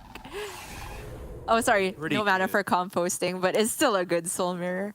Wait. Yeah. If you copy the Elune first and summon more copies of Beast with Soul Mirror, do you get double? Oh, because Elune is play, not summon, right? Oh, played. Okay. Oh, that would have been sick, though. That would have been sick, but yeah, I'm pretty sure that's not how it works. Oka Shinsuke is going to greet it a little bit more. Got Drakthar, which is pretty useless in this spot. I guess 4/4 isn't so bad. All right, Acorn can just draw you yet more cards, but with the composting in hand, there's a good chance you're going to be drawing a good amount of your deck anyway. Right, and Shaxi even kind of wants board space to play Maximum Matriarchs as well. Yeah. I guess he would consider that overextension at this point, given that he's already got such a dominating board presence, and as long as he doesn't get silenced, this board is getting the job done. Yeah, fair. I was just saying, like, if you don't take the Acorn, that's a reason to not take Acorn. Yeah. If you did want to play the Matriarch, but this is certainly enough pressure here. And now, this is the greatest Soul Mirror you've ever seen. It's going to draw Oka Shinsuke so many cards. This is pretty disgusting. Yeah. It does clear off a lot of the board while you have a Devour in your hand is the one thing I would consider first. But it's just so sick, isn't it? Yeah. It doesn't even overdraw because the Elune doesn't die. But the Elune not dying is also slightly problematic, I suppose. Even with the Devour at the end of the turn, it's going to be a 2-1. Yep. Okay. So, with both players going all the way back up to full hands, I'm honestly not entirely sure who comes out in the lead. Like, I want to say the Priest, but the mana is actually going to be a little bit tight here, isn't it? Oh, that Holy Smite is so clutch, though, and the Power Word Fortitude. Wow, okay. Yeah, Fortitude first. I didn't count the spells, but whatever. If you're going to Fortitude, just do it first anyway. Yeah. And he can commit Gift here to fully heal the Oracle as well. Not really scared of drawing anything from this point because the Nazmani's just in hand, right? Yeah, it's more just that you'd rather have a 0 mana spell in hand for if you go Nazmani copy next turn. True. Okay. Okay. Wow. Well, I don't even know what the most efficient way to put stats on the board is here. I guess you could dig with nature studies for a way to maybe kill off the Oracle. I mean, you Perhaps. can currently do that, right? With like Owl, Ram Commander, Rusher, like a rushing minion plus an Arbor up. Super expensive, but I agree killing the Oracle of Elune should be a matter of highest priority because Shaxi hasn't even seen what the incited minion is. And with a corrupt insight, all the minions for Okashinsuke cost 2 or less. So Okashinsuke, like, theoretically could get 2 Nazmanis from playing an Oracle of Elune or having the Elune stick on board from Shaxi's perspective. So, all right. Trog. This. Oh man, he's not killing it. Power of Wild is huge. Okay. It's big. It's an absolutely monstrous board. Like, this was a very efficient development of stats on this turn and one that forces 100% an answer from Okashinsuke. But what I'm looking for is, exactly as you said, some way for him to abuse this effect on the Oracle of Elune. He can go rally, copy with the Gift of Luminance. He's not even bothering with that, though. He's just right out the gate playing the Nazmani and trying to cheat as much mana as possible.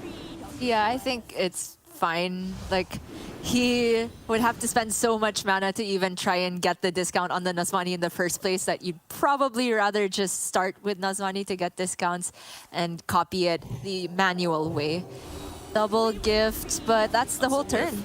Yeah. Yep.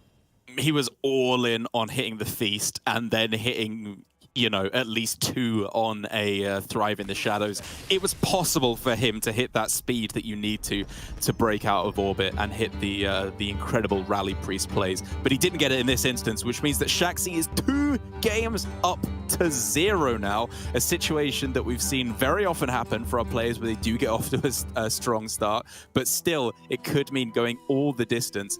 As I think now with Okashinsuke having tried his Priest twice against the Paladin, if he wants to try it again, I still think he's got himself a decent enough matchup, even ignoring the Druid that he still has to win with as well.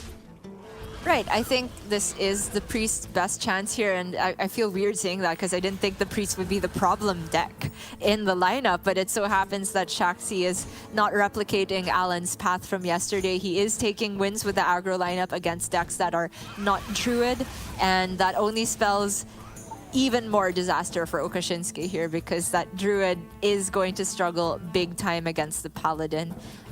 We shall see if he wants to try again on the Priest, because honestly, even the Demon Hunter, I feel like, is going to be problematic for Okashinsuke to get a win with against Paladin.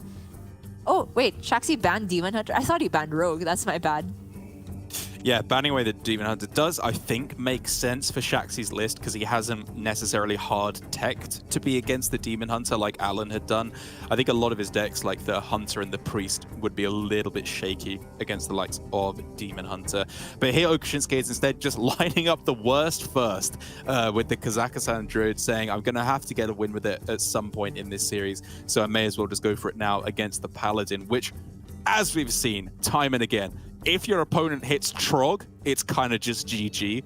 But maybe we'll get to see a non-Trog game for once, Gia, and actually see the other portion of the buff Paladin for once. Imagine not hitting. Alan could never not. As for the list for Okashinsuke, 1 Feral Rage, 1 Iron Bark here. He's found room for quite a bit of defensive capability, but cutting the Bog Beams for it. It's an interesting sort of dynamic where all of these options are technically anti-aggro cards, but the balance that you want to hit is very close, honestly. I do like Bog Beam because I feel like you're so starved for single target removal in Druid and you have other ways of gaining armor, and the armor in the early game is not necessarily helping you out. You could make the argument that Feral Rage can be removal or armor game, so it's flexible, but against specifically Trog, it's not the instant removal that resolves before the Trog can copy itself the way that Bog Beam can.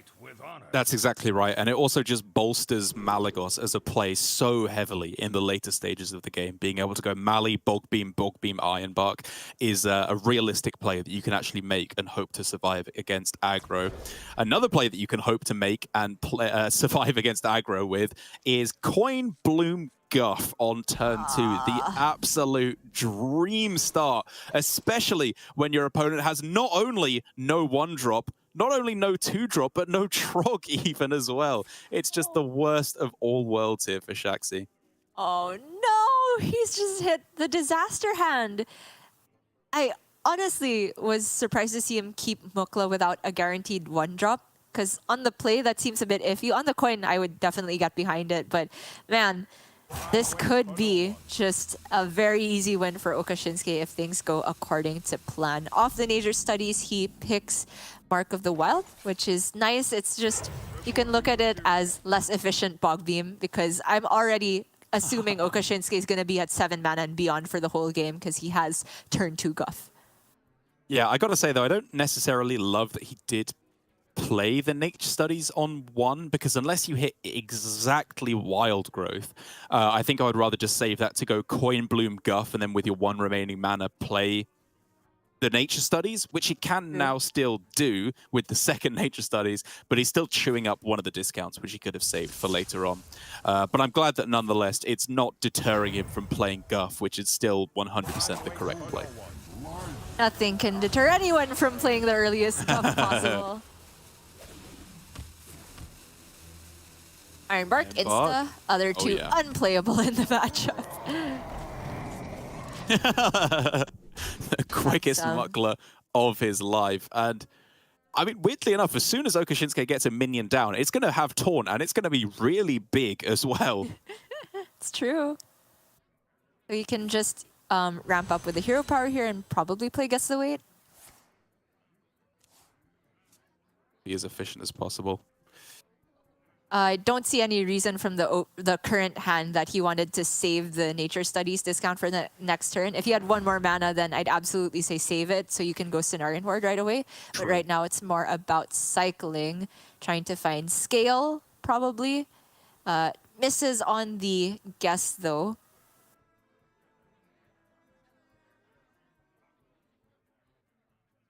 And so next turn...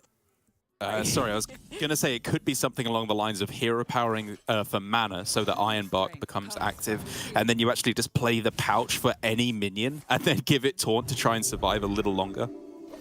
Yeah, I definitely like that line. Mukla getting the shield now, starting to ramp up for Shaxi. He has Blessing of Authority, almost guaranteed to have a target for the next turn, which means that even though Oka Shinsuke has had an amazing fast ramp start, it's slowly grinding to not a halt, but a slow mid game, I want to say, where he might not have the time to play Kazakhstan. Yeah, he's had a couple of weak plays, but I do think that he can still lead himself nicely into a mid game. It has to be a very explosive couple of turns from Shaxi to be able to keep up with all the ridiculous amounts of mana that Oka Shinsuke is working with. Like, he's going into turn 10 when Shaxi is on to 5 mana that he's just used as well. And so even if it ends up just being like Cenarian Ward Ironbark instead of Kazakhstan Ironbark, which is probably the more likely play, there's a lot of plays that Oka Shinsuke can make basically to survive in any situation. Right, he has the time to stall into then playing Kazakhstan and ideally fitting in a hero power on that same turn so you can draw towards the treasures immediately, which is when you truly get the capability to fully clear the Paladin board. Because as it stands, Shaxi's going to have far too many stats and shields on board for Oka Shinsuke to clear this without help from Big Kaz himself.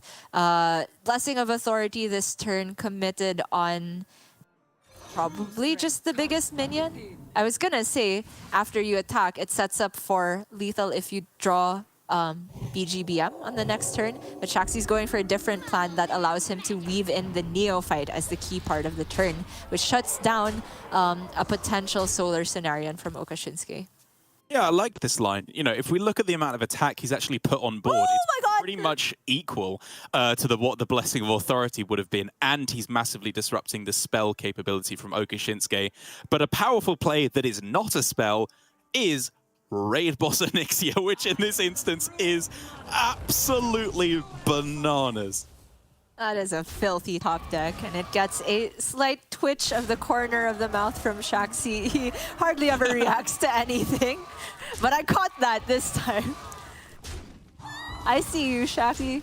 You felt something here. It might be a bit of rage. An actual emotion from Shaxi, can you imagine? Actually considering where to send the last hit here, or where to play the Iron Bark, because it's not, I think, necessarily as obvious as just taking out the 1/1. Because if your opponent does have authority, taking out the Divine Shield makes it a lot easier to clear the board up next turn. Right. So I really like the line from Okashinsuke where he gets rid of the immune, sure, but pings off the shield, which makes authority the least punishing possible, especially after committing the Iron Bark. It doesn't even kill Onyxia alongside the trade from the 1/1. So Shaxi's just in a whole world of trouble.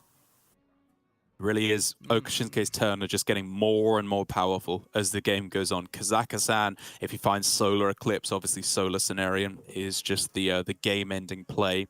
And so for Shaxi, in terms of how we're actually staying alive in this game, Blessing of Authority will bring the Onyxia down to 1 health if you trade both of them in. But it could theoretically be Blessing Pass, and then hope that one of your minions survives in order for Hold the Bridge to be played on it next turn to clear off the Onyxia alongside the Squawker, probably. Yeah, that is a line. If you play Blessing, I do agree it's never a trade there, which means you either force Okashinsuke to make the trade himself or have a target for the Hold the Bridge. But Shaxi does not want to play Blessing at all. He wants to be more mana efficient, goes for the Squawker plus double buff spell, and sets up potentially for a better Blessing of Authority target on the next turn. But Okashinsuke definitely has the breathing room to just drop the Kazaka-san now. He can immediately draw into one of those spells. And he even has Innervate, so if he picks up Necrotic Poison, it would be playable straight up as well. Wand, Premium, Book. I don't think quite cheap enough to play for 0 quite yet, but still the choice because it will be soon. Yep. I honestly think Exerciser is fine. Yeah, Just agreed. yeah, as a draw that he can play off the top right now. Man, these are all good. Staff, yeah, Krusty. This is just removal city right now. Mm-hmm. Population 0. Everything's been removed. It's a horrible place to live. Oh, he takes ramp though. Interesting. It's probably just taunt up the other minion here. Take a VT. Oh no, he's going. Oh, all right. Oh, Kashinsk. Yeah, actually, it makes sense, right? Because if you're not removing all the minions, there's still going to be a target for Blessing of Authority. And if you have 2 taunts, they're still going to have to trade anyway. Right. And so here, by not trading off the Divine Shield, however, it does mean that he is facing an enormous Squawker on the other side, which means one of those key removal options would go down a treat, like, for example, the biggest gosh dang crab you have ever seen in your entire life. Did Shaxi just trade a 9-11 over a 10-11? You're goddamn right he did. And he'd do it again. That's my Shaxi. I mean, plays around generated scale, right? Which would give it immune again or something. Oh or my drawn lord. Scale, rather. Drawn scale. Yeah. Oh my gosh. Exerciser and the Krusty. This is Shaxi, by making the wrong trade there, is atoning for the fact that he showed a hint of emotion. He needs to remind us he's not in fact human and is just some kind of Hearthstone playing robot. I mean, it's not the wrong trade, right? It plays around scale. Sure. I just looked weird at the time, but honestly, all of that is just a formality because Okashinsuke absolutely ran away with it, got the early Onyxia top deck, and from then on, it all just seemed like business as usual, right? You play your Kazaka-san, you get the best treasures, and there is simply nothing that the Paladin can do. And that's why we have talked about so many times, this version of Druid just has so much better anti-aggro capability than the straight-up Kazaka-san double Feral Rage, double Moon-Touched variant. The fact that you can run Onyxia, play it super early because you're Druid, allows you to remove board and maintain board presence in a way that just scale is often not capable of, especially against these Trog-heavy decks. That is exactly right. And so now with the Druid out of the way, it's of course a fantastic win for Okashinsuke. That is by far the toughest one ticked off here. And so now the series, while not necessarily over one way or the other, I do think does start to look a lot brighter for Okashinsuke. He now needs to win with Priest and Rogue versus the Paladin, which I want to say are probably two favorable matchups. The Priest versus the Paladin is a little bit of a closer one, I think, because if they got off to an aggressive start with Trog plus buff, this kind of hand right here, the Priest could kind of struggle against that. But I think for the Rogue specifically, it should be able to keep up if it gets any kind of a decent early game hand. But Shaxi does have Trog on the play, and Quest Rogue wants to play Quest, which would multiply the Trog. So it's already highly problematic for Okashinsuke.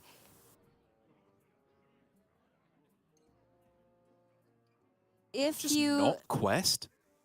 That's what I'm thinking. If you don't quest, you still have to use coin next turn to deal with one Trog, which means that there's still going to be a Trog.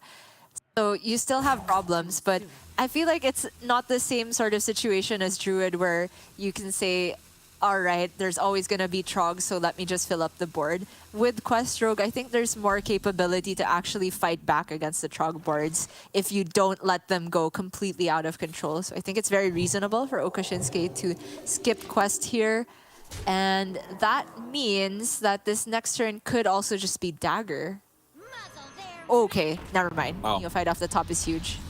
Well, I was going to say that even if you go coin, Foxy, SI7 agent, even if they buff the Trog, you can still just use the battle cry to kill off the new Trog, or the combo effect, sorry, to kill off the new Trog. And then you have 2-3 attack minions on the board, which can probably take out the Trog next turn. But I guess by this method, he gets to go either operative or agent with the combo activated without ever having to have played a spell in order to duplicate the Trog, which just puts him miles ahead on board. Like, I think Foxy plus SI here, or the operative, if you prefer, are both just putting him miles in the lead. Yeah, I do prefer the operative here because it takes a VT over the taunt minion, and it having stealth is a very big deal because there's potential that the next turn starts with operative and dagger into the Trog, and then you're finally free to play some spells. But Okashinsuke disagrees. He wants more stats immediately straight up, which is also in a way giving you the capability to trade down Trog because you just say Shaxi probably can't deal with everything at once.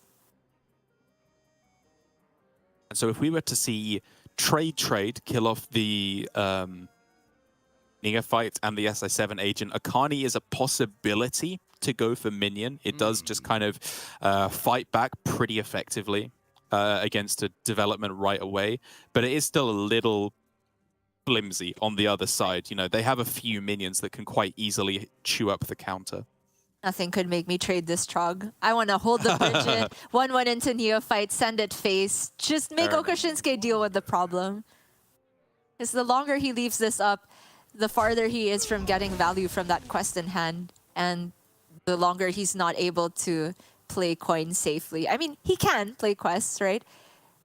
There's a line where if Shaxi just protects the Trog and goes face, Okashinsuke finally plays his spells and just VTs the new Trogs and leaves the old Trog up. I think I like the Squawker, honestly. Like, I appreciate that the Trog is valuable, but floating a mana here when your mana costs are so, like, discreet just hurts so much. Like, I'd rather just play the Squawker and set up for Bannerman plus Neophyte next turn, which, you know, you can still do. I don't know. It's close. It's very close, I think. You want to hold the bridge, but traded. No! Fine. I honestly think if you play hold the bridge, it's just face because Shaxi is going to clear the... Okashinsuke is going to clear the Trog one way or another. Right. Finally play the quest. So feel like Shaxi may have missed some free damage there. I don't think Assassin was playable yet. Obviously, they don't have gizmos if they haven't played the quest. So dealing with the Trog is super difficult from Okashinsuke's perspective if Shaxi just goes face. Yeah, I mean, I guess the problem is that they might have removal in hand, right? Like they might just go stab in the dagger and then wicked stab in order to just kill it off without any minions dying. Oh, is Okashinsuke running stab? Or I one guess, copy. Got it. yeah, he's got one copy or extortion plus agent, something like that. Well, Quest finally active, and he can immediately get a gizmo, but there's no straight up clear for the 5/5 unless he wants to play a super expensive assassin, which honestly might be worth it. I kind of like it. You get a 4/4 in play, right? And if they go 1-drop plus Blessing of Authority, you can just kind of start going wide and killing them by playing like Operative Agent, Operative Smuggler, something like that instead. The counter argument is if you're scared of a buff spell, then the assassin just gets better on the next turn, right? Yeah. So you maybe face tank 5 or accept that one of the minions you play this turn that's not assassin gets value traded, but you are discounting the assassin, which makes the next couple turns more fluid, I feel like. So looking at it again, kind of like the double threes, but I'm not sure which threes is the problem. Yeah, I think I was also maybe ending up on just coin agent, take out the Divine Shield plus the Smuggler. But Okashinsuke saying, I'm just going to take this out right now and deal with whatever comes next with the minions manually in hand. Anointment does now allow for the Blessing of Authority, but I do think that Shaxi is correct in not going for it because the gizmos are starting to come online. There could very well be another assassin, and going wide is generally just better against Rogue. Wide he does go. The hand is dangerously reliant on having stuck a minion, so the Skulker is actually pretty clutch for Shaxi. He's not going to have a board by the end of this turn, I don't think. And so Skulker Authority gives him a setup for 10 damage on a stick and potentially a lethal out with the Battlegrounds Battlemaster if he finds it soon. So Okashinsuke also needs to start cranking up the pressure, and we start to see the rolled over benefits of the Trog that early and the quest being delayed this long because Okashinsuke doesn't have access to scabs for quite some time, and the first gizmo this turn is potentially not playable if he gets a spell because Extortion plus Agent is going to take up the vast majority of his mana. Yeah, I still think it's reasonable to go about it this way because alternatively you would probably end up tanking quite a lot of damage if you'd gone with the Operative plus SI.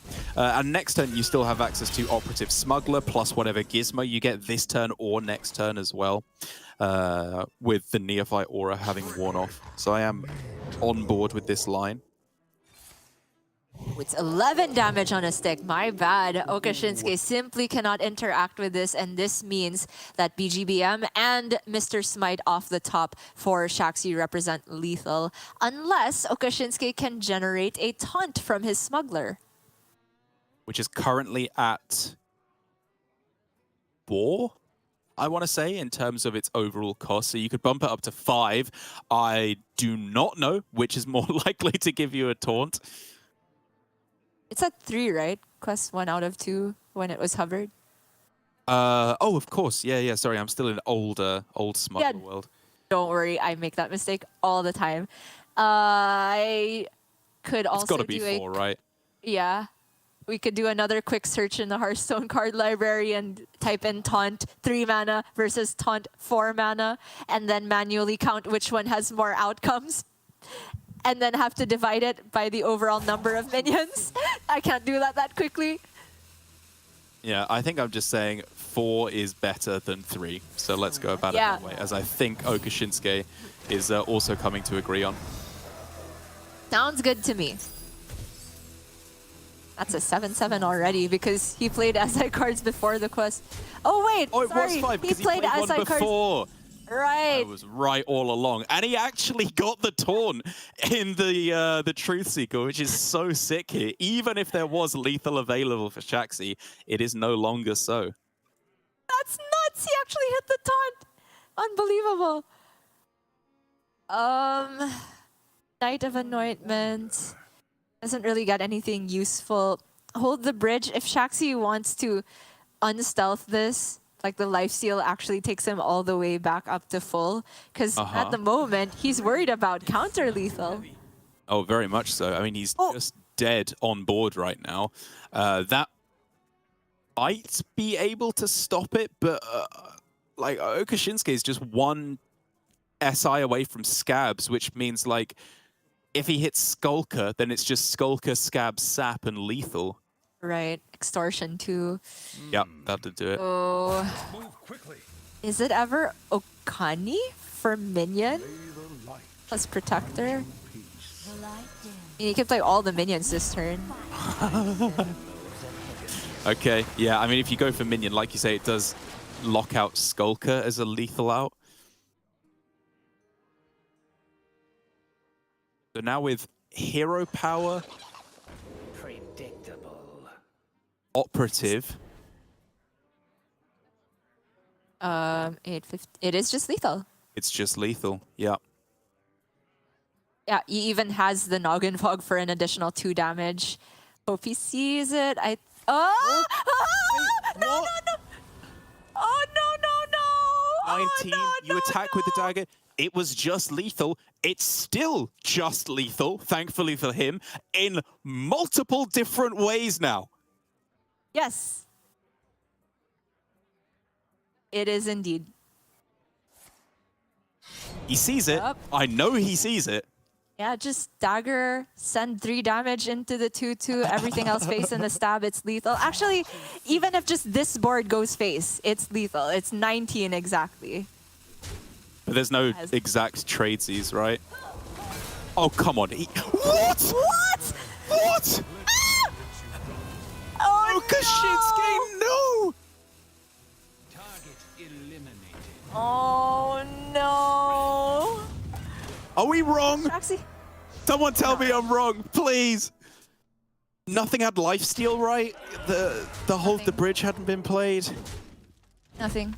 It was just a buff from a bannerman. Does Shaxi have an out though? If he gets like BGBM and just hold the bridge on his minion, that's like Carriel. Oh my. Surely he's not dead anymore, right? With Carriel? Carriel clears off all but how much? 8, 15 damage on the other side. Yeah, he's just not dead. Right. He has to leave up the 7/5, but he's just. That means if he swings in, he's still not dead, right? And then you can swing again next turn, and it's just lethal with hold the bridge. Right, you swing with the Carriel weapon. math. Yeah, this is 2, 2, and 3 damage. 2, 2, and 4 damage. Correct, Okay. yeah. No way this game ends this way. So it's got 8, 9, 10. That's all I can count right now because the cutlass doesn't actually up the damage from the dagger. Right. He's just alive. Oh my god! Okashinsuke, no!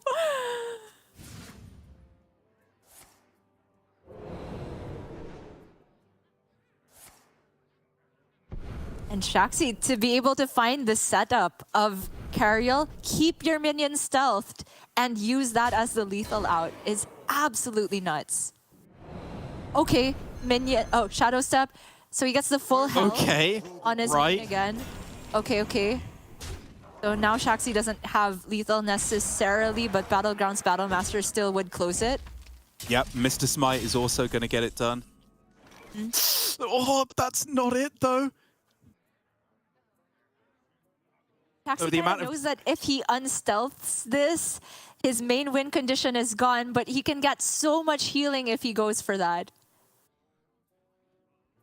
I mean, he can just kind of go for the board control route though, right? Like he can go hold the bridge, attack in. Yes, it's going to get sapped, but then he can just go hero power Skulker. Like he's still threatening a lot of damage. Like Mr. Smite at any point is still just GG. True, the pickup of the second Skulker is so huge here, just as another stealth minion, which gets the buff from the Cariel hero power and is playable alongside everything else here. The fact that he had Neophyte as a cheap enough minion to guarantee the buff on the Skulker is a huge deal.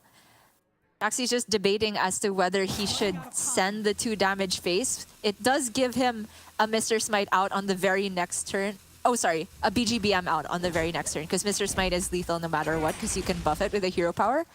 But he does kill off the assassin to make his current board more resilient and remove a Shadow Step / Tenwu target.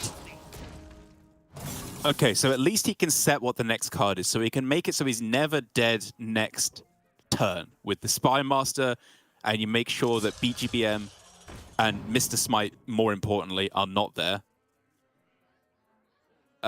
Give him Muckler, that's fine. Yeah. Yeah. What's happening?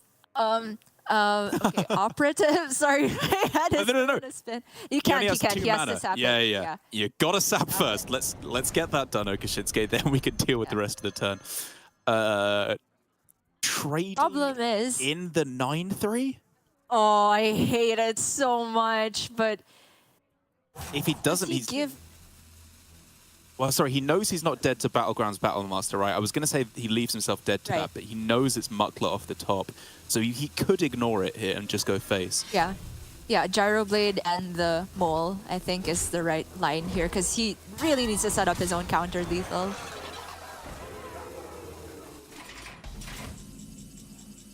Mukla, 10 damage available for Shakti. So there is now 5, 4, 2 to what, 11, 12, 14 damage. There is lethal represented because of the Noggin Fog generator, right? And Shaxi should know that. Yes. So he has to trade. Or he can say Okashinsuke misses it again. In which case, was he supposed to trade the minion but go face with his weapon? Because then Mr. Smite... Oh no, Mr. Smite's still lethal, sorry. Yeah, exactly. With Yeah. Okay. But because he didn't play Muckler... Oh yeah, it's not guaranteed anywhere. But if he played Mukla, he would Can't get guarantee to bananas. hit it. Yeah. Would that have given lethal, though? I think so. Or wait, no, I can't do the math quick enough. I'm sorry. Right, because you can't get evens up... Oh, you can I get mean- one even up to an odd. Yeah, oh man, it's so... Right. Yeah. I've honestly just been completely relying on you on the Cariel math. This is my biggest weakness in Hearthstone. It's unlike anything else. But okay, Oh. BGBM, that has to be it. That's just game. I think there's 8 on board right now, plus another 6. That's 14. That is going to be a game. Okashinsuke bailed out of this one in a game that he had absolutely no business winning whatsoever after that unbelievably disappointing missed lethal in the mid game. Like, we've seen it from good players. They just tunnel vision. But this, I think, honestly, if I had to pick up on a big criticism of Okashinsuke, it's not missing lethal, obviously, although that is bad. It's the style of play he has that leads to that kind of mistake, where he's just very, very focused on, like, how do I stay alive? It's very safe, cautious gameplay, but he tunnel visioned in on surviving rather than actually looking for lethal in that instance, which was almost a fatal mistake. Based on his reaction at the end of the game, I feel like he did realize that he missed it towards the end Agreed. there, but Yeah. it's crazy that it was missed on the prior to Secret Passage hand and then missed on the post Passage hand, where both options afforded him a method to lethal. It's just pretty sad to see, but it happens to the best of us, and Okashinsuke, the real test begins now, right? How do you recover after knowing that you messed up, after knowing that a lot of people saw you mess up? It's all about trying to drown out all of those voices in your head, focus on the very last game, because this is his last shot to make it through to the semifinals tomorrow. Still just running through that game in my head. Like, it's such a ridiculous way for it to go. This whole day has just been such goofy games of Hearthstone from start to finish, be it through random generation or mistakes from the players, whatever it may be. It does now come down, as you're saying, to this one final game, the Priest versus the Paladin, with the Paladin now having lost 2 games in a row for Shaxi. It just needs to pick up one final win against the Priest. And, I mean, as we've seen, right, we've seen multiple times today already what the Priest's weakness is. It's too many stats at the start of the game and too much pressure so that they can't hit that kind of a miracle turn to respond to it. However, with a palm reading in hand and a Holy Smite, honestly, even though it's got no minions, this is the kind of hand I actually like when I'm on the coin against an aggro deck. Really good. You could even think about the Devour, honestly, because there's things like Righteous Protector that can fall within the range of that. But outside of that one card, there's not too many targets, so fair enough that he throws it away. Opening hand for Shaxi is a nice curve, 1-drop into Skulker into Hold the Bridge, but it's not a Trog, which means that Okashinsuke is currently free to coin palm reading. Really nice curve for Shaxi. Okashinsuke, I think, should be able to make the read that this is not a coin palm reading play. It's rare that Paladin is going to put so much pressure on you that you can't go for that. The one thing that is scary is Neophyte, I suppose, admittedly. But even then, even if he has to go for turn 4 palm readings, turn 5 pop-off, I still think that's just quick enough to save him in this game. Neophyte is scary. Trog to a certain extent, the longer you wait with the palm reading. Fair. But I completely see your point. The benefits of holding on to the coin, you can pop off even harder, but it's still somewhat dependent on what you get off of the insight. And I want to say that holding coin, if you get Sethic, isn't particularly good. So honestly, I was still tempted to go coin palm reading here to be able to insight straight away and just play the minion on the very next turn, and then a couple Holy Smites, maybe you got the board as early as turn 4. But with this setup, definitely potential for bigger payoff. All kind of depends on whether the insight can deliver, but Okashinsuke will be very glad to see that the Neophyte is not played this turn. Yeah, not quite yet. It's still pretty good next turn, admittedly, unless he can get a Nazmani off of the Insight. And then even then, actually, I think the mana increase would be too dire for him. These, however, are all 3 fantastic options. Wow. Oh, what? And I'm really tempted by the focused will because this board is going to get much bigger than it currently is. Obviously, Condemn on this board state looks fantastic, but we're getting to the point where you expect Hold the Bridge, soon Blessing of Authority, and that's the type of minion that Okashinsuke will really struggle to clear, not within range of Shadow Word Devour and not within range of Holy Smite. So I think this is the responsible pick for sure. Cult Neophyte 100% correct to come down on this turn from Shaxi. After you've just seen the palm readings, you have a very good chance of delaying them for a full extra turn here, which for Shaxi means a full extra 12 damage. But for Okashinsuke, apart from Insight, which I do still think should happen on this turn, the rest of the turn is a little bit more complicated. It all depends what he gets, really. Right. If he gets Nazmani, I'd be super tempted not to use any of the 1-cost spells because you can just discount the entire hand the next turn. If he does get Sethic, there's the option to play the Sethic straight away and start smiting some things. Try and get some board presence. But you also want to make sure that you have a minion target of your own to play the Devour on the next turn. Wow, he's not even playing the Insight. Interesting. Intriguing. Yeah, I kind of thought he'd like to bank the mana on that turn just to have more pop-off potential next turn. But now the pick of Focus Will is going to be coming in so clutch because he actually has a nice, easy answer to this minion buffed up by the Blessing of Authority, which means basically no matter what minion he gets here, good or bad in the case of Drekthar, it's still going to be him surviving the turn. Okay, that's a Nazmani. entire hand playable here, but there's no big payoff card. However, he can deal with almost the entire board. A bit annoying that the knight goes back to 1-4 even after the silence because of this focus will text, but the vast majority of this is cleared off. He can smite away the 2-1 or the 1-3. Obviously thinking about potential top decks, right? Because he wants to still make it so that at any point from here on in, if he draws Drekthar or Sethek or Insight, he is able to pop off, or at least generate some extra spells, even if he doesn't go infinite at that point. And so I like the slow consideration here. I think as long as he holds back the gift plus one of these other two targeting spells, Sethek's still kind of just game winning as soon as he finds it. And so if we're saying only one of the targeted spells is to be played this turn, is it the Feast or the Holy Smite? Oh, coin hero power. Okay. Clever. It's banking discounts while you have the Nazmanis on board guaranteed. Shaxi can make a significant dent on this board. In fact, he's just a little bit off of full clearing it, unfortunately.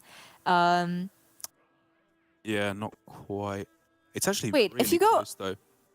if you carriel and hold the bridge, oh, it's still one off because you need one more ping effect for a shield. Exactly, yeah. Even with the carriel being a 5-4, not a 4-3, it's still just a little short. So instead, it's just biggest minion, all face here for Shaxi, saying, you know what, you've got the Setheks, but you've got the Nazmanis, but you don't have the Setheks, which is the very important distinction, which means that Oka Shinsuke just has no way to develop any extra effects. No Shadow Word Death, no Shadow Word Ruin, no Silence, no Apathy, nothing to deal with this Squawker. Crazy stuff.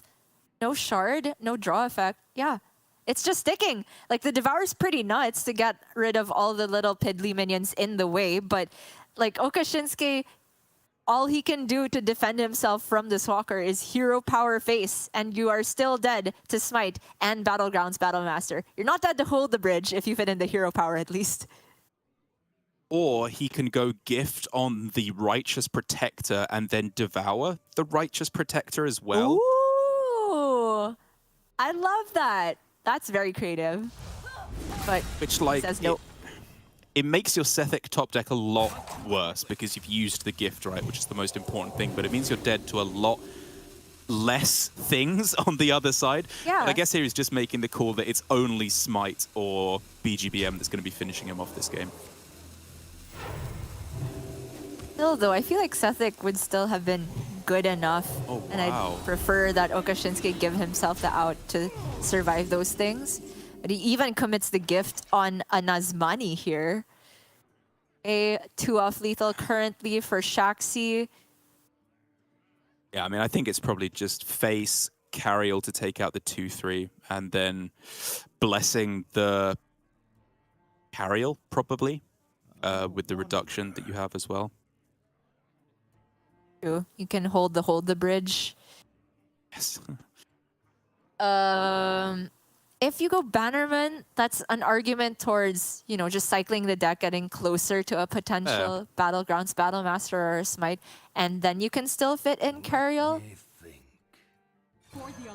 Because part of the argument this turn is whatever additional damage you push from buff spells this turn doesn't necessarily matter. However, there's of course the build a bigger board argument, which you just saw Oka Shinsuke struggle the past turn. Okay, this renew needs to come in clutch. We are looking for Shadow Word Ruin. You taken against the all odds here, even though it kills your own boards.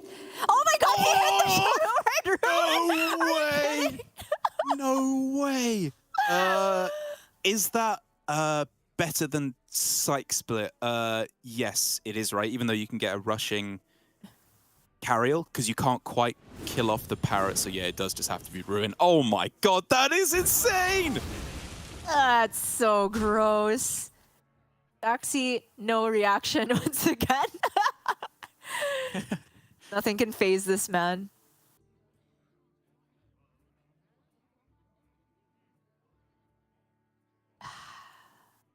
I think you just chill now, right? Like another Sethic on board. Another Nazmani again, apologies. I don't know, maybe it allows you to kill one extra thing, but I'd just rather have the longevity, right? Like, if they hit Cariel, you're going to need to play the mid-game, not just the immediacy. I agree. Really? Kind of a whiff for Shaxi. He's honestly hoping for a stealth minion. Oh. Okay, we want hand for cycle. Yes, Yes? good. Does he buff up. commit it this turn? Yeah. Like, just buff up the 2-1 and Noble mount it as well, so that, like, the one-attack Nazmani doesn't do anything. Or True. Noble mount one of them, it doesn't obviously matter at that point which one you choose. Oh no! Oh, this is so excruciating for both players. I can't tell who's in the lead. Like, Okashinsuke, Right. his only good top decks here are the Sethics and the Drekthar, right? I guess palm reading. He's got a couple Sort good of. discovers. Yeah.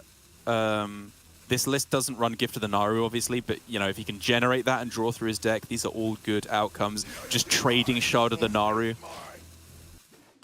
Yeah, and for that argument, Shaxi also has very few good top decks here because the Mr. Smite is getting out of range as well. He's really looking for Cariel, I'd assume, at this point. But Thrive is a big one. Gets Insight, which can finally find him a Sethic or Drekthar that he needs to pop off. Yep, they're all good. Drekthar would still work because it's... Oh, no, it wouldn't because it would discount the cost, so it had to be Sethic, sorry, in terms of the outcome. And he does get it here. Holy Smite offers him Draconic Studies? That's insane! Oh my god. Ah, Onyxia is playable next turn! Oh, but Mage Scribe is playable this turn. Okay. Yeah, okay, Mage Scribe Rally. He still doesn't have a way to kill off the 40 right now. Yeah. Wait. If he took Onyxia and played the rally, he could have played it this turn, right? Maybe, but there wouldn't have been much board space is the problem, right? Okay, fair enough. Just going for value. You've got to jam this, right? Like, that thing's got to die. Yeah. Yes, it removes the out of Smite / BGBM plus buff spell. Wow! Oh! No respect! BGBM's lethal. Oh! Okay, that's... I don't even know what that can hit yet. Still, Authority. Hand? That's how much damage? That's plus a little bit extra. He can still hit BGBM, but he misses it. Oh my god. No! Draw another card. Okay, still looking for Smite. If I doesn't do anything right, they have a bajillion mana anyway. But if you go face, you kind of want to... I guess I was going to say you want to save the buff spells for Mr. Smite, but if you're going face anyway, you may as well play them. But the problem is, I think you might not be going face. Do you have to trade the Sethic here to stop the train, or do you just pray they've got all absolute trash? Oh, I have no clue. Oh, he's Maxi going says face. It's only a couple generated spells. They need to be targeted spells to keep the train going, so he decides to take the risk. The Drekthar can pull another Sethic, but that's not quite enough to close the game immediately. No targeted Not spells. quite. Does he have to trade this shard? Yeah, I think you start with the trade. He can honestly just go for a Soul Mirror play. True, Make room. yeah. But Or I rather, just yeah, want to trade the find some way to 1/1. survive against Smite, right? Like, there has to be a way in your deck to heal out of range. Like, one renew, and you can just start to dig yourself out. You discover 2 spells. You can get yourself Apotheosis that just instantly wins the game. Oh, my lord. Oh, man. Okay, well, Drekthar obviously no longer works, as I think he's just realized. Yes. But I just thought he'd resign himself to not playing it this turn anyway. I mean, that's fine. It's not that bad because he still has the Sethic in play. And it all comes down to now. Still, can Shaxi find Mr. Smite? He misses again, but gets himself a stealth minion, which maybe can stick around long enough. If it wasn't for the blooming shard of the Naru that Okashinsuke's hold on to, oh my god. Oh, just a slow procession towards lethal. How much does Okashinsuke even have on board? 10, 12, 16, 17, 20. So Shaxi's still not even dead the next turn. Not quite. I mean, Bless does it. Fortitude, I think, just does it on the spot, right? Right. But he has to live in the world where he's not dead. Oh, And he's not. Does he trade and look for lethal, or does he just kill the minion here? I think you just kill the minion, right? Because you always have the lethal the next turn. I guess Cariel then becomes a concern. But if you can weave in the hero power, you're not dead to smite. You are dead to smite Noble Mount. That's the thing. If he feels like that's in hand. And if you can go for the trade, like I said, you can hit these chains that just win you the game on the spot. Exactly. If he just goes trade Bless, GG. It's over. He is through to face Lambi series. Oh, and this is the kind of situation that Okashinsuke really gets in his head about. There's almost no time left in the turn. If this was going to be a big train to find lethal, I think the train has already left the station. Okashinsuke is probably just going to end up killing this. You've got to choose trade or play. Okay, he's just playing it, clearing off the board. Oh my god, Shaxi has a 1 in 9 to find the Mr. Smite. One last chance. It has to be right now. We will feed on this well. Okashinsuke got up from his chair. Is he gonna look this time? No! Oh. Oh my god. Oh, I am exhausted, Gia. Me too. Okashinsuke is too. And Shaxi maybe is, but we'll never see it on his face. Man, Okashinsuke is just going to be a husk after that series. Like, how do you ever come back from that one? You spend like 5 turns teetering on the brink of just dying after having just punted a completely won game into outer space, one of the biggest throws I've ever seen. And yet still, after that, he had like 4 incredibly difficult choices, one after the other. And each time he just decided to say, I'm letting you kill me with Smite. I'm just hoping you don't find it. And he was rewarded because Okashinsuke is going through to the decider match against Lambi series, and Shaxi is finally out of the runnings in Grandmasters. Oh, I feel for Shaxi here. That Shadow Word Ruin, my god. I would have just flipped my table from that point. And then he was just dangled a carrot in front of him, a little bit of hope, right? Oh yeah, I have lethal with Smite this turn, and this turn, and this turn. But he just never found it. Oh, poor Shaxi. But he still gave it his all. Definitely went out the way that we expect to see from Shaxi, right? Sticking to his guns with the full aggro lineup, found a lot of creative lines to stay in there. I think he can hold his head high for a great many seasons of Grandmasters. He has been here since the beginning, and even though with this match he falls to exactly 1 more loss than he has in matches in Grandmasters, I still am going to remember him as a positive presence, one of the most creative deck builders we have ever seen in Grandmasters. However, it is all about Okashinsuke now and whether he can recover from that absolutely draining series mentally, emotionally, physically, because he still has to face Lambi series if he wants to make it through to tomorrow. Yeah. Emotionally and mentally draining, not just for the players, I'm going to say, but for the casters too. This has been a long day of competitive Hearthstone already, and we are still not done yet. We've got 1 more decider match yet to come, and it's going to be a rematch, right? The first match of the day, Okashinsuke versus Lambi series, is going to be happening once again. Okashinsuke in with a shot at getting revenge and getting that spot in the semi-finals alongside Mighty, Alutemu, and Alan, both of whom qualified yesterday. So when we come back, we're going to go to, I think, about a 10-minute break before the final series of the day, when we find out whether it's going to be Okashinsuke or Lambi in the semi-finals. We'll see you then.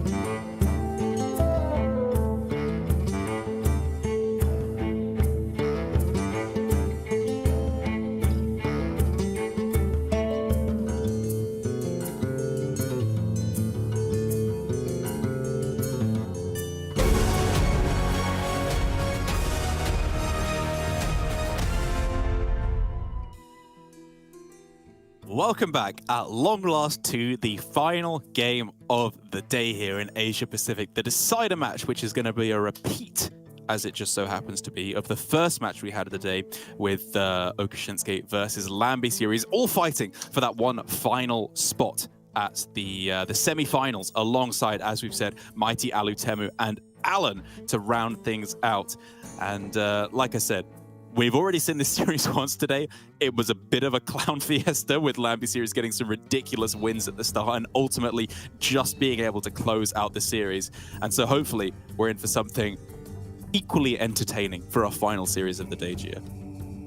That's right. I think Okashinsuke will be out for revenge because he did get sort of scammed in a couple of those games at the beginning. Definitely, Lambi still earned it at the end, though, with a very, very tense last couple games. Went all the way down to a Game 5 series, as has been the theme of today. But Okashinsuke has only had 10 minutes to recover from what was admittedly a very rattled state towards the end of his victory against Shaxi. I hope he can calm down enough to be able to play just as well as he did at the beginning of the day. There is absolutely no more room for error here, Jarek. That's right. We need to see Okashinsuke back on form. He just needs to, as we saw him a couple times during that series, take a step away from his computer. You know, yes, he needs to be thinking about his ban phase, all that goodness, but honestly, just making sure his mental game is in check is the most important thing for him here, because we've seen him crumble a couple of times by not taking an objective look at the game and instead, as I said, tunnel visioning on certain aspects of it here. And interestingly enough, we are starting with the same matchup that we had in Game 1 in the first series of the day when it was these two players, but flipped around. This time Okashinsuke is lining up the Demon Hunter first and Lambi series lining up the Quest Rogue first, which we did see Lambi series winning both sides of this matchup, both his Demon Hunter versus Okashinsuke's Rogue and his Rogue versus Okashinsuke's Demon Hunter. So this is, I think, the real match where Okashinsuke is going to be out for revenge, as to show that he can get a win in this one. Yeah, that's right. There is, of course, a couple differences between the Quest Rogue builds that we brought up earlier on. And when it comes to the Wicked Stab in particular, which is the most notable, I would say, exclusion, or rather just one copy for Okashinsuke, it's one of those cards that I would rather not have when facing Demon Hunter, at least in the early game. And even towards the end, it feels like your win condition is not so much centered on having that last bit of burst after you've gotten pushed off the board. It's more about having a board that can't be pushed off in the first place as a Quest Rogue, which often comes in the form of SI7 Informant or Scabs, just being stealthed and out of range of Talented Arcanist plus Immolation Aura. Those back-to-back board developments and the removal from the Demon Hunter is not unlimited. They need to oftentimes curve perfectly of removing your first board into quest progression, into play their Kurtrus hero card, into have performers, into have Jace to deal with every round of threats, and that's asking far too many questions. Why it comes, and that's why it comes out in favor of the Quest Rogue overall. But there is room to potentially get aggressive in the early game as the Demon Hunter, as we saw Lambi go for earlier on today, and having a timely Kurtrus, maybe a turn earlier than the Rogue would expect, can be a way to sneak out a victory. That's right, and we shall have to see whether it can happen. Starting things off for Okashinsuke, he's got himself a reasonable enough hand. Like, we've talked a good amount about whether or not the removal portion of the deck should be kept versus Quest Rogue, and it does seem, for the most part, players do seem to agree with what Okashinsuke is going for here, of just keeping card draw, keeping quest completion rather than keeping removal, which I do think I agree with. But even then, it's always tempting to just look at holding on to Arcanist plus the Immolation Aura to be able to clear things off. But with that all said and done, it does mean that Okashinsuke is left with what is overall a bit of an underwhelming hand, to be perfectly honest. He does not have especially potent clears. Arcanist plus Fellscreen Blast is not bad to clear off a couple minions if stealth doesn't get in the way. But what he really needs is just some extra quest progression off of this Need for Greed. Yeah, it is an awkward hand, isn't it? With that being the only form of card draw. The double jump does afford him a 50-50 to find Spectral Sight and get that quest progression as early as now. But we have seen, I think, Lambie go for being more patient with double jump in the first series between these two players, just to give himself the option of coining Glide if he gets that. Okashinsuke does miss on the 50-50 here, which is unfortunate. And that Glide is probably just going to get coined out for non-outcast next turn to make sure he can progress the quest. Yeah, most likely. Outside of that double jump, honestly, it could have been coin Need for Greed on turn 4 he was looking at. But like you say here, getting down the Glide, I think, is perfectly reasonable enough. He still has the vast majority of the draw still in his deck without having used any Need for Greeds, any Spectral Sights, and only one double jump as well. Now that he's found the Eldraki Warblade, I guess you could consider going for that and just take it a little bit slower. But I don't know. I've got to say, I still do think I kind of preferred the Glide there just to get quest done as soon as possible. Yeah, I thought so too. Oh man, this Viper is Wow. huge here. So much board presence, and also just deleting the weapon removes a lot of Okashinsuke's overall heal potential, which is necessary to kind of have that durability versus Rogue towards the end game.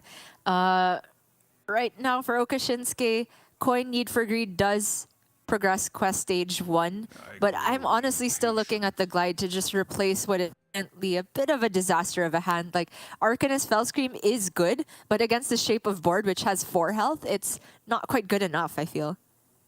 Well, the one consideration I'm taking into account now is that now that Fellfire has been drawn off the top and he could discount it by going coin Need for Greed, I'm actually not massively opposed to the idea of going coin Need for Greed, just pray that you hit Kurtra's Demon Render, and then hope to kill them on turn 8. Again, I know I keep bringing this up in the Quest Rogue versus Demon Hunter game plan, but it does just always give you that possibility of just squeaking out a win, especially when the combo costs 8 instead of the full 9 mana. Yeah, it's very true that oftentimes just trying to outlast all the threats from Quest Rogue doesn't work out in your favor. The removal tends to run out for Demon Hunter, so finding a counter push for lethal instead could be a way to approach it, and Okashinsuke agrees. He went for the Need for Greed and gets discounted Jace, which is not terrible, but bridging the gap till turn 7 is another matter altogether. The Fel Barrage plus Arcanist can deal with what he currently sees on board, but of course Lambie now has another turn to develop even more, which could come in the form of Neophyte plus Swindle. Informant feels like it's not quite juiced enough. I value that card so highly in the matchup when it's gotten at least above 6 health. 100%, yeah, especially in a post-scab state where you can generate a Noggenfog generator and potentially apply it to the informant rather than to the scabs itself. Or if you just get Noggenfog generator off of one of the gizmos just from regular quest progression, which, you know, he hasn't completed even 1 layer of, so there's still a good chance that he does end up with the stealth. Neophyte is pretty clutch as well to shut off what looked like the clear of Arcanist, Fellscream, and Fel Barrage, but with the top deck of Immolation Aura, the full clear is still available here. Obviously feels expensive to use Arcanist Immolation Aura just like that, but I don't quite think Okashinsuke can afford to tank another 8 damage. Ideally, you'd like to maintain Arcanist in hand to go with Fel Barrage, which actually can clear one of those tall minions you eventually expect from Lambie, but it's just not possible to have your cake and eat it here as Okashinsuke. Well, the other alternative is to go Aura plus Fel Barrage, right? Which does still eat up the combo that you were talking about of Immolation, of Arcanist plus Fel Barrage to kill off a tall minion. However, it does then get more spells in the pool for Jace, right? Which is quite tempting to me, given that it's available in just 2 turns' time. Yeah, and it still maintains another combo of Talented Arcanist plus Fellscream Blast. Oh. Okay. Interesting. So he wants to go for the Fellscream this turn and gets the maximum healing from it as well. Putting damage on the operative means that it cannot rush into the minion and then be stealth because it doesn't have enough health to survive by that point. Oh my goodness, I don't know this card. I'm sorry. I have absolutely no clue what that card is whatsoever. Breakfast. That one gives you armor Ganker, bits. right? Oh, no, I don't think it is Genka, because that is like No, it's 4 not. attack, right? Yeah. True. Well, who knows? Maybe we'll get to find out something. Maybe we won't. This looks like an Immolation Aura turn to me. Yeah, it does look kind of dead, doesn't it? Thinking about how we can fit in the rest of the mana on this turn, first of all, which could be a glide, theoretically, as the Immolation, or sorry, as the the Illidari studies can be used to discount the cost of that glide by 1. Even if you're not shuffling your opponent's hand back in, it does still complete quest again. But it comes back to that central question that's been at the heart of this game all the way throughout. Is it important to complete quest if it comes at the expense of losing a lot of your combo pieces along the way? Yeah, I don't quite like the glide because of that, right? Not just combo pieces, but also this Jace, which looks primed and ready to go next turn. So the turn could just be Immolation or a Hero Power, one of the smugglers, and then Fel Barrage can clean everything else up. And with the spare mana, you could just see what's in the studies at the beginning of the turn, or hold on to the studies altogether.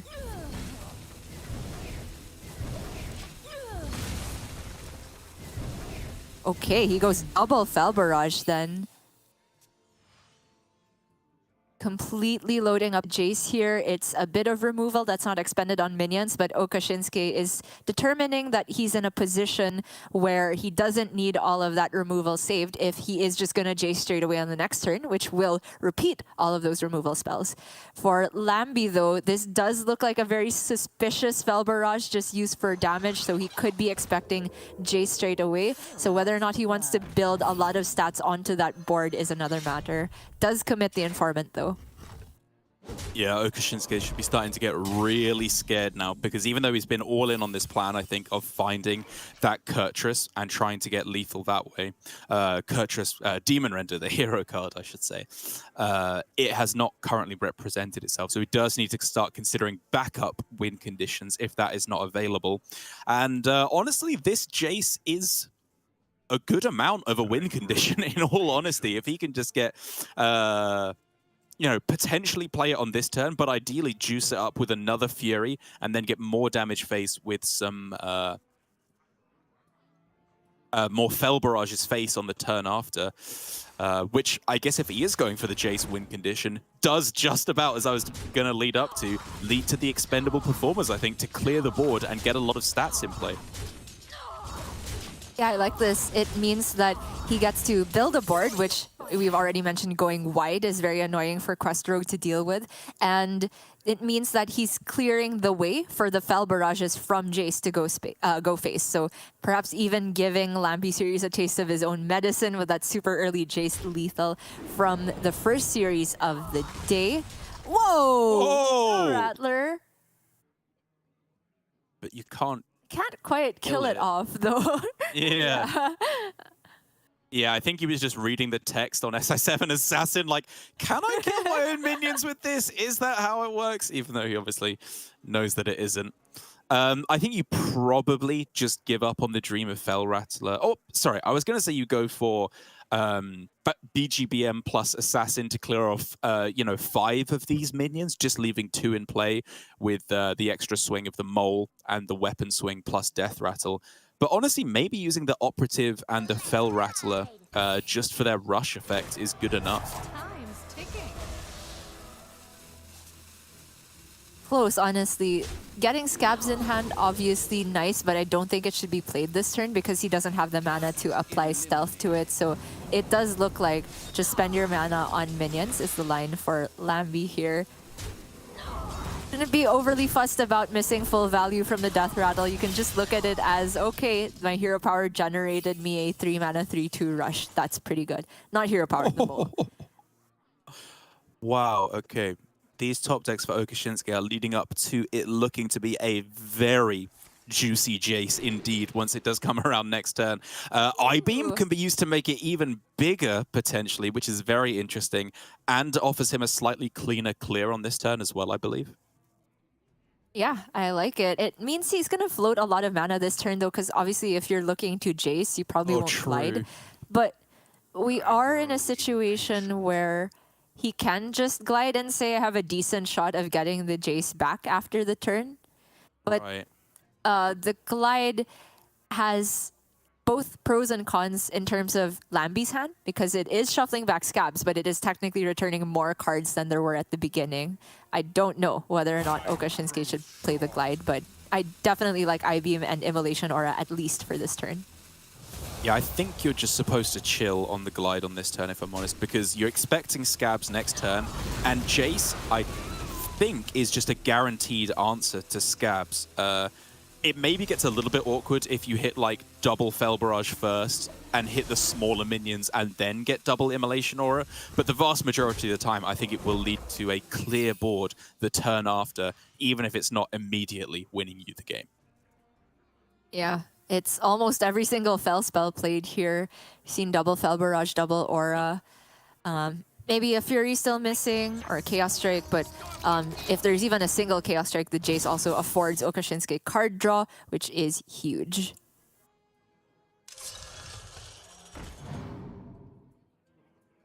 Give them... Oh, wow. Glide?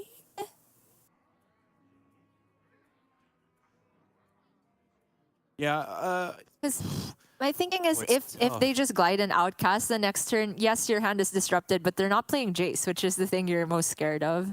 Right. But if you give them Warblades, they can't play Jace plus Warblades on the same turn, right? Which is what you'd be also afraid of. True. Kind of close. True.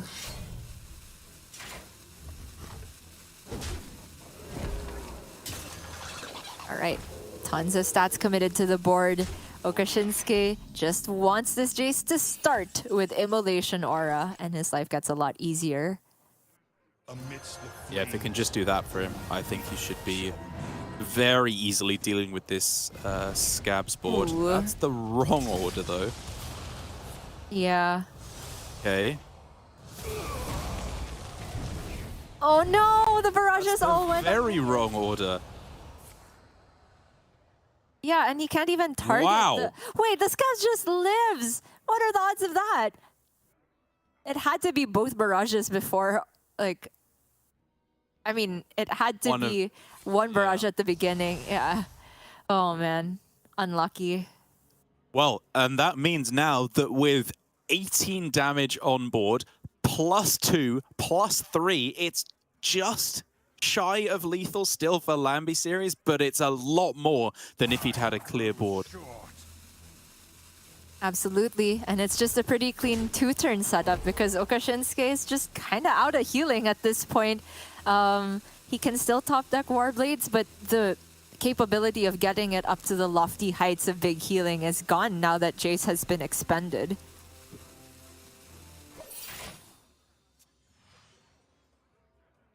All right, and so for Lambi series, I think what we're going to be seeing here is obviously BGBM for the extra 9 damage, but then just Secret Passage. He's got double Wicked Stab in his deck, right, which is just lethal on the spot. A bit annoying to pick up the other passage in that turn, because ideally if you don't immediately hit the passage, you can hit the Wicked Stab, you can maybe hit the second passage off of this turn. He's got a couple tradables. You trade that one first, yeah, because you might trade the Cutlass into discounting the Wicked Stab off the top, which is exactly what he's done with the spell discount. Oh my god, that ordering from Lambi series was so clutch. And that's going to be doing it. Wicked Stab to close out the game. Lambi series has played this matchup from one side or the other 3 times so far today, and he has now won all 3 of those games. That's gotta feel great. And it's gotta feel like a disaster for Oka Shinsuke just because of the context of Lambi taking the unfavorable before. If you just look at it from a vacuum, yeah, it's fine. Quest Rogue is favorable versus Demon Hunter. You can probably expect this to happen at some point. But like we laid out at the beginning of the day, the Demon Hunter is on paper, the problem deck for both players, the most difficult one to get a win with, because the other decks on the other side are Quest Rogue and Rally Priest, both of which are pretty effective here. So Lambi, even though he has gotten a win, it's not with the most important deck of the lineup just yet, I would say. Quite right. Yeah, it was a dramatic way to get there, but still the expected outcome of what we believe Quest Rogue vs Demon Hunter is intended to be, which means Lambi series has the Rogue out of the way. Okashinsuke is not one with the potential problem deck of the Demon Hunter yet, but I believe for both players it is going to be that victory whenever they find it of getting the Demon Hunter win. As Lambi series is queuing up, I think, the easier decks first. Rogue getting a nice win versus the Demon Hunter.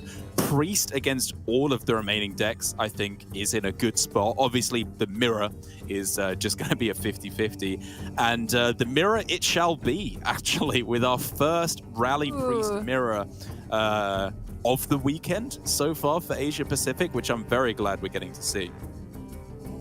That's right, because we jammed so much of this in practice, and yeah, there was quite a lot of Rally Priest submitted, so it's kind of weird that we're only seeing it for the first time now this weekend. And it is a doozy of a matchup, so many different things to consider, and it very quickly snowballs out of control in favor of one player. Even off the back of a single Sethic being played first, if it's not immediately met by a Holy Smite, it can get up to so much health with a Power Word Feast, with a Power Word Fortitude, and suddenly you feel really, really bad about using your one of Shard of the Naru if you're Okashinsuke. Lambi does have 2 copies of Shard, but on the flip side, he only has 1 copy of Feast, so his capability of asking those questions first and setting up that big Sethic first is a little bit less likely.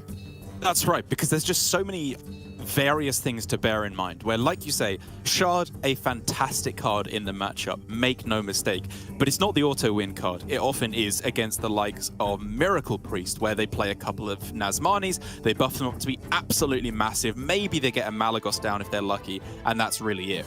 In this matchup, if you just have a couple 2-3s and a couple 2-5s, even if they get silenced, you're still probably winning board. Like, just the vanilla stats on your minions, even minus the buffs and the text on the card, is still really annoying, because weirdly enough, despite how ludicrously high of a power ceiling both of these decks obviously have, this can often end up being a very low power level mirror, where it just feels like you're playing 2 bad arena decks if all the text is silenced off all your minions and you don't hit that kind of infinite chain of damage. So like you say, it's interesting to see all the different ways that this one can come down to, as for the moment, both players have honestly pretty playable hands. I wouldn't put anyone as a huge favorite here so far. Right, because Okashinsuke has Smite, because Lambi has the Sethic, and he even has his one of Power Word Feast. So if he decides to play out the Sethic on curve, and Okashinsuke doesn't have the answer, suddenly Okashinsuke is so far behind.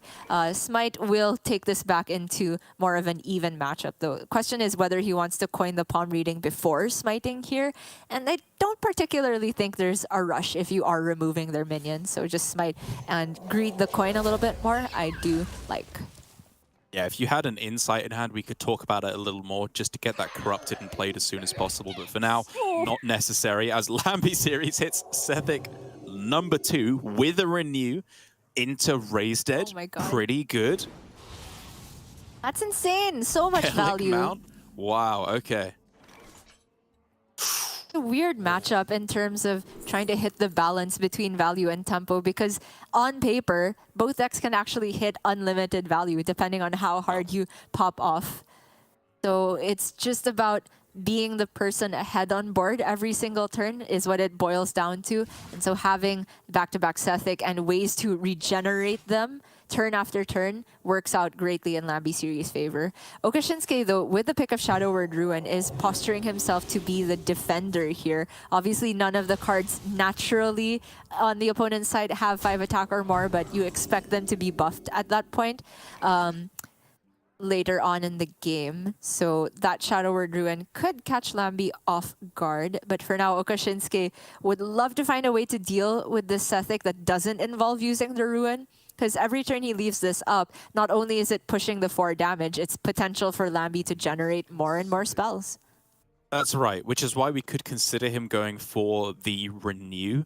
Less so, I think, to find an immediate answer for the Sethic, but more so just to try and find a minion from his deck. Like, if he can go Renew into Horn of Wrathion, or Insight, of course, is the two big ones to draw a minion, or even just Thrive in the Shadows. Like, there are quite a few decent spells that he could discover. But the downside is, of course, if you play Renew, you've played Renew. You've used up one of your best cards to go infinite with in the combo if you find either Sethic or Nazmani. But he deems it a necessary expenditure here to try and find something to do with this hand, which is so close to being so powerful, but it's just not quite there. Interesting choices though. Alec Mount and Fortitude, both pretty tempting. Fortitude is naturally in the deck, so you'd gravitate towards that. But the Alec Mount also provides like a less conditional type of card, which is strange to say because it naturally costs 7, but there are situations you can get into where you're forced to expend spells and suddenly the Fortitudes are extremely clunky.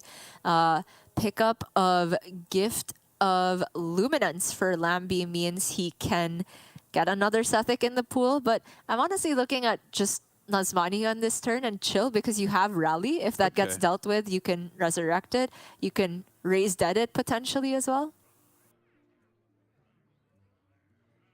The only other thing I'm considering is just going for Gift of Luminance and then playing Devour on the 1/1 that you generate, just because that gets you 2 extra cards, which, you know, I know it's a slim chance, but just getting any, or 3 extra cards overall, actually, sorry.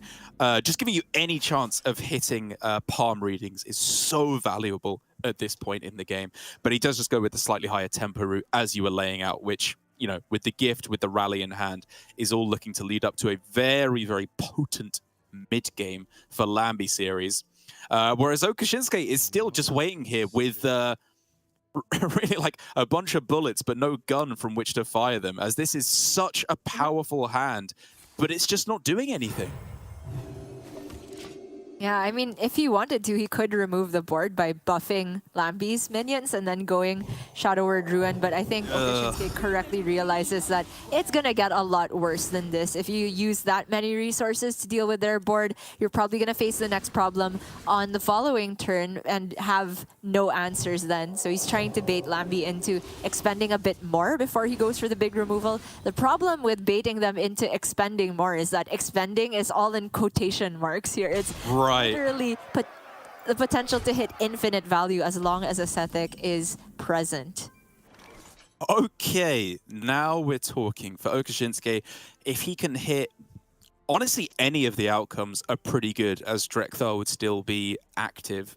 But he needs to think about how he's actually going to be spending the rest of his mana, because say he hits Sethic, you could go Sethic, Shadow Word Ruin, and then Fortitude, just make a massive minion right now. Or you could just go Insight plus Shadow Word Ruin pass. Interesting. Yeah. Looks like he's just going for the clear turn. Devour on either the 8/8 or the 5/9 into Shadow Word Ruin will be able to get rid of everything. And having such high emphasis on playing Ruin this turn, I think, indicates that Okashinsuke really wanted to corrupt the Insight. That was the only card that let him do so. Oh, but his Drekthar, no! The disaster! Oh, it's so bad! Oh, he's just coining it out. Yeah, coin it out so it hopefully dies, and then you can raise dead it as the only raise dead minion, and then it's actually active, right? Goes back to 4 cost, and then it can pull 2 minions, but something tells me that's not going to be enough. Lambie has the instant rally, the fortitude, and tons of resources to work with. Okay, I was kind of wondering if it was, in the end, definitely supposed to be a rally turn, because just playing the Devouring Plague was pretty good in this instance, whereas the Deliverance is not actually going to give him a clear, unless he gets, of course, very lucky on the outcome of the Sethic. Which means that his board is still a little vulnerable here, especially with a really nice pickup of Sethic Veilweaver. Isn't that nice, though? Because I feel like Okashinsuke has not the right balance of cards in hand because he had to use so many resources a while ago that if you trade in the Drekthar and raise dead it, that's -1 spell. The powered fortitude is getting expensive. If you play Drekthar, you only have 3 mana to work with the rest of the turn, which is not a very big pop-off at all. So it might not even be the Drekthar raise dead turn. It could be like Sethic and like fortitude this. Okay, feet. Interesting. Yeah, I mean, you can go feast Feast. plus fortitude, right? Or feast bless, Okay. maybe, but feast plus fortitude, and then get a VT and it heals all the way back up, which is a pretty monstrous minion. Yeah, it's a big deal. And then after these go in the raise dead pool, he can actually get full value from raise dead. The downside of killing the Sethic, which was the higher stats minion, so it makes sense, Yeah. is that the Nazmani is left on board and there were more Sethics in the pool for Lambi at that point. So like by that point, the Nazmani is the more scarce resource and it's Lambi very happy to have that survive. Wave of Apathy is so clutch for this turn as well. Even if it's not dealing with the Drekthar, it's dealing with it for a turn. It's not going to be doing anything right now. If he can hit the discount on the wave, but it looks like instead he just went for the immediate play of Elec Mount, which means that he's left with an unplayable hand aside from the raised dead. I think this is fine though. It's just sort of being play the targetable spell while he has the Sethics and the Nazmani on board, and you can get even more value. But he gets to have his cake and eat it, Derek. The wave discounted at the end there is super clutch. Now Okashinsuke has no value and no advantage on board. And he can't even kill off his Drekthar to raise dead it. I mean, he can, True. blessing the Nazmani on the other side, but that sucks. Or bless his own guy and then trade and ruin, but there's no point in that, like, because then you've killed off their guy. You probably just don't kill off your Drekthar this turn. Like, bless is still pretty big here. Ruin to remove their thing. Bless, just kill the other... Oh, sorry. Yeah, there's an elephant in the way. So bless to kill off the elephant. Try to have the Drekthar after it's raised dead do enough on the next turn, but I don't think that's working out. There's simply not enough resources for Okashinsuke here. I mean, it is, to be fair, a really, really big Drekthar, which can be doing a lot of damage on the next turn. Probably not lethal, but not a million miles off either. And Lambi Series currently has no way to duplicate this Nazmani, which is what he really wants to be copying here most of all. But I think he actually just has lethal, so who cares about that? Exactly, straight away spotted. I was busy being distracted by the, oh, if you go for Devouring Plague Initiation, you can get another Drekthar for yourself. But Lambi, with his many, many options, completely zeroed in on the combination that would get him the lethal immediately. And this is what we talked about. The mirror can snowball so hard out of control if one player is able to stick minions that don't immediately get answered. In this case, Lambi had the Sethic and the Nazmani way before Okashinsuke even saw any minions at all, and it gave Lambi that incremental advantage in the early game because playing out minions early is not punished the way it would be by other control decks, or rather than other tempo decks would get punished by control decks, because those minions that you play regenerate value if they're Sethic. Yes, exactly right. I got to say that overall, I'm a little bit disappointed, or I'm sad that Okashinsuke did hit the Drekthar because it was actually, I think, a really nice representation of the two styles of play you generally can employ in the mirror, which was Lambi series approach of play a minion, buff it up each turn, just play cards as they come along, and the side that Okashinsuke almost hit, which is play palm readings and then kind of go for a more miracle approach, which generally I think does beat the just play minions approach if you do manage to find a minion to actually pop off on. But he was not able to do so, which means we are heading to game 3, potentially Lambi series taking the second series versus Okashinsuke in a row today. Just needs to win the Demon Hunter mirror to close it out. Yeah, Okashinsuke queuing up his least favorable, I think, in the 50-50, ripping the Band-Aid off. And that is early glide available for Lambi series. Oh my goodness. Yep, I was going to bring up the possibility of holding on to Kurtrus Demon Render, because I do think that is a really nice card to have at the start of the game to bolster your hero power, deal that little bit of extra chip damage, and always keep the threat of Performers plus Deadeye.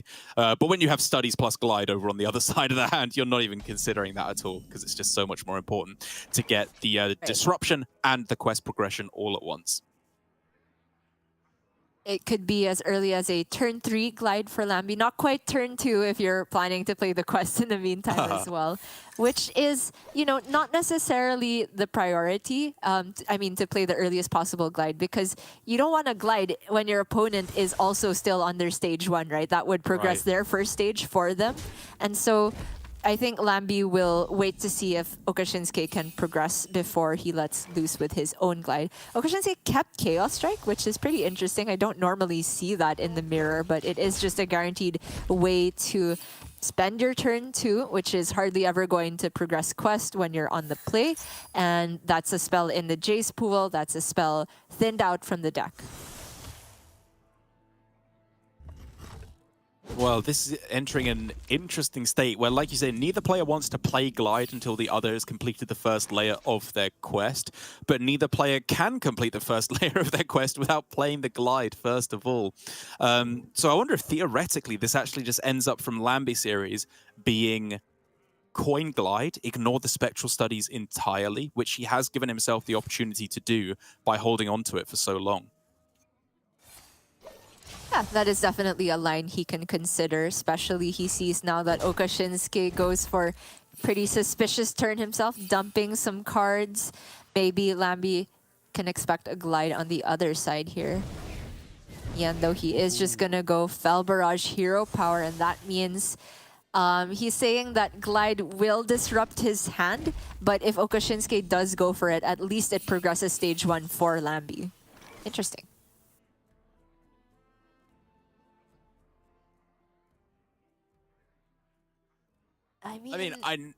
I know it's bad to give them quest progression, but this hand is just doing nothing outside of the glide, right? I mean, if Okashinsuke wants to continue the game of chicken, he does have at least more dumpable cards that you don't want to draw post-glide, and he can technically wait one more turn. Just dump the cards on the right. Maybe not even the Fury, wait for it to rank up next turn. Yeah. And now I think this is so weird. It's yet another new pan out for the matchup. We've seen it go so many different ways. Right, exactly. Just a big game of chicken. And I think in the game, in the pan out where both players are just passing, essentially, you know, playing their Fel spells to keep their hand nice and trim, sure. Lambi series is just in a better position. He's got Coin Kurtrus next turn, which is such a nice way to fill out this mana until Glide does come online. Whereas Okashinsuke is just doing nothing in the meanwhile. Yes, he's juicing up the Jace, but I think it's fair to say that Jace is not being played on turn 8 unless he draws it back off of a glide. All right. If Okashinsuke finds something good to do off of the studies, that's another possible turn he can delay glide. But because these are not particularly good, I think he should just take the runner, play the Fury, and then finally play glide. Okay. We are getting to that point where, like you said, Coin Kurtrus can break this sort of parity that our players have established for themselves. It does progress stage 1 for Lambi, but at least it is like shuffling back 2 extra cards. And Okashinsuke in the meanwhile. Wow, okay. Oh, okay. That's not a bad progression. card. Yeah. He found something else to do, so it's still not a glide. Chaos Strike Fury? Is that silly? I know it gives him an extra card draw for next turn, but like he's got Jace in hand. And again, glide is now a real concern from your opponent because you've completed that stage level, quest level 1. And honestly, I think Okashinsuke can have a reasonable read on either glide or maybe Kurtrus, because Lambi series kept 2 cards in the starting hand and still has not played either of them. Right. I do like Hero Power over Chaos Strike, though, because if the argument is playing around Glide, the Chaos Strike just replaces itself in hand anyway. Yeah. Weaving in extra damage where you can definitely be relevant in the matchup, especially since it has the potential to pan out in fatigue, as we saw between Alutamu and Chonsu.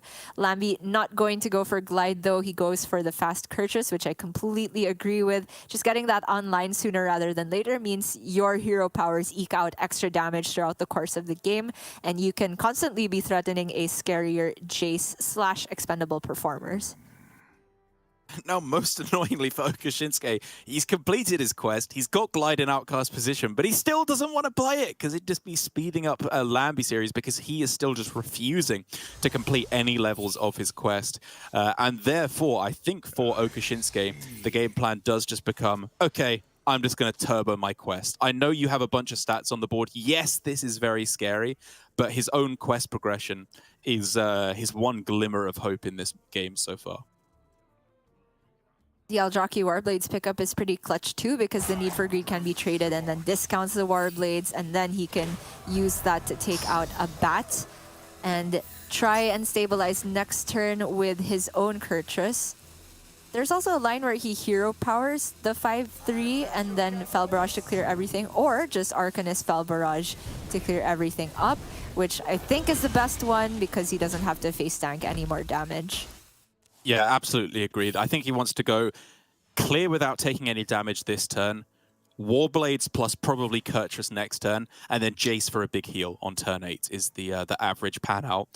Obviously, that could all go very wrong because there's still just the Glide that we are expecting from Lambi series. But if that doesn't come down, that is definitely the game plan currently for Okashinsuke.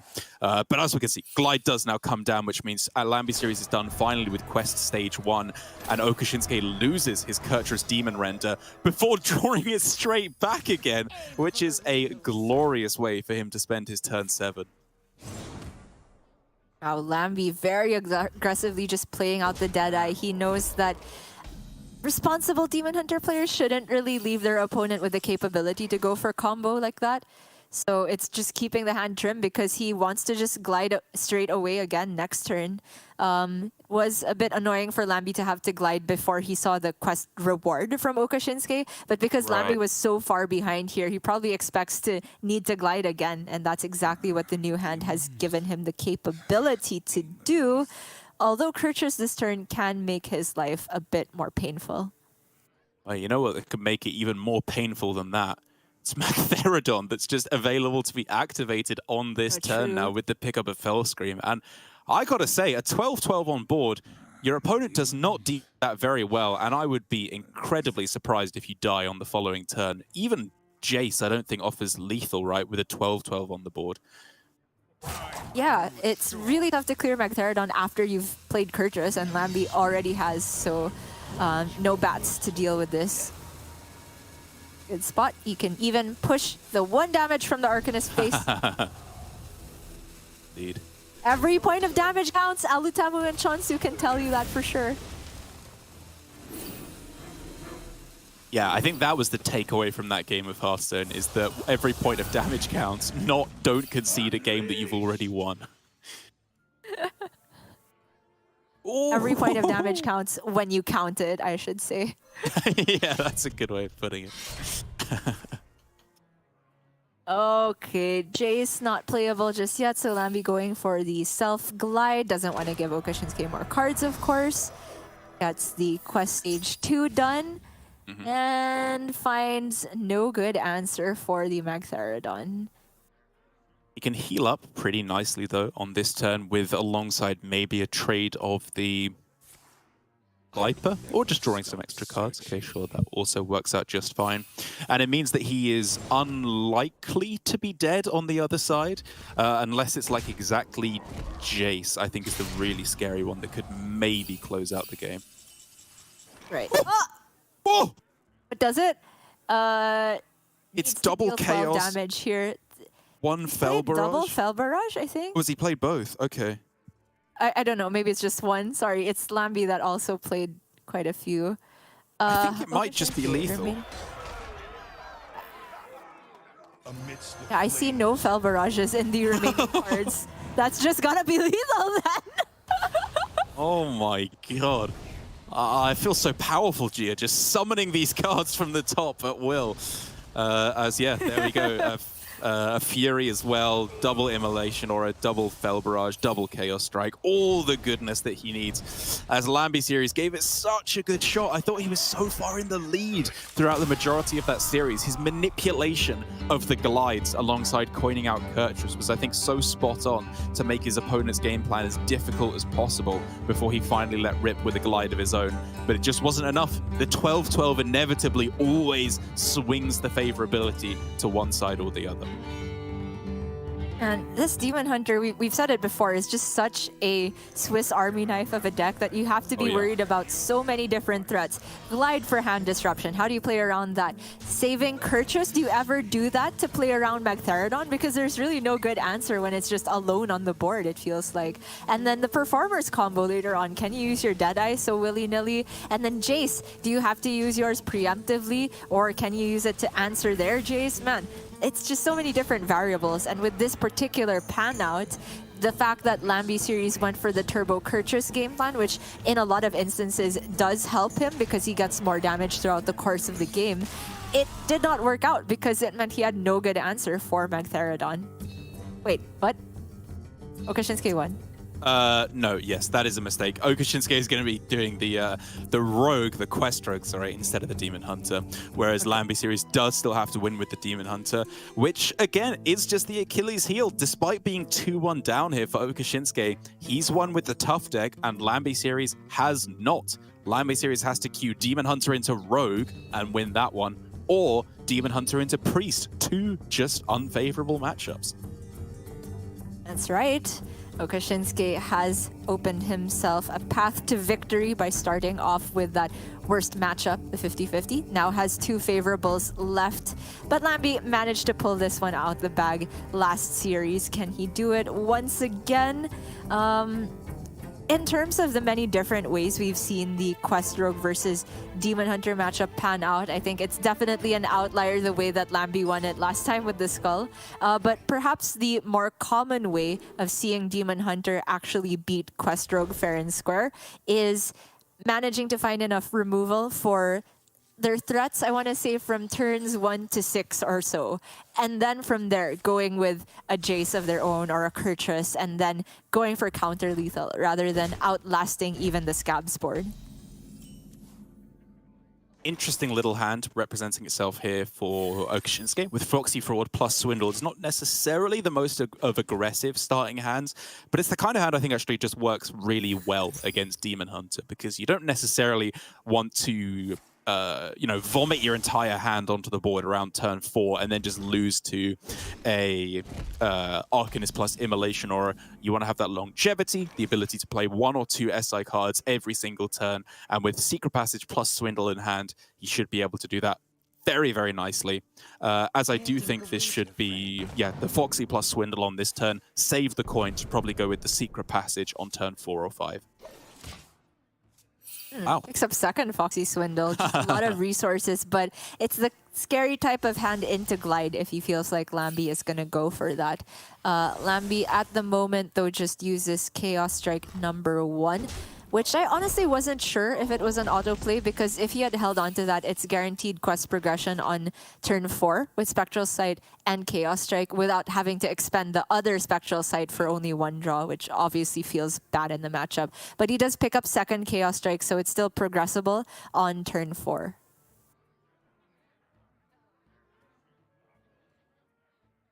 Well, playing the operative. This is the face of a man who doesn't want to get glided.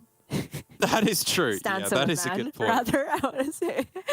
Yeah, the blurry visage of a man who wants to avoid a glide. I mean, unless you want to dump a coin, which sounds horrible, I don't think you're realistically playing around it, so you just pray it's not there.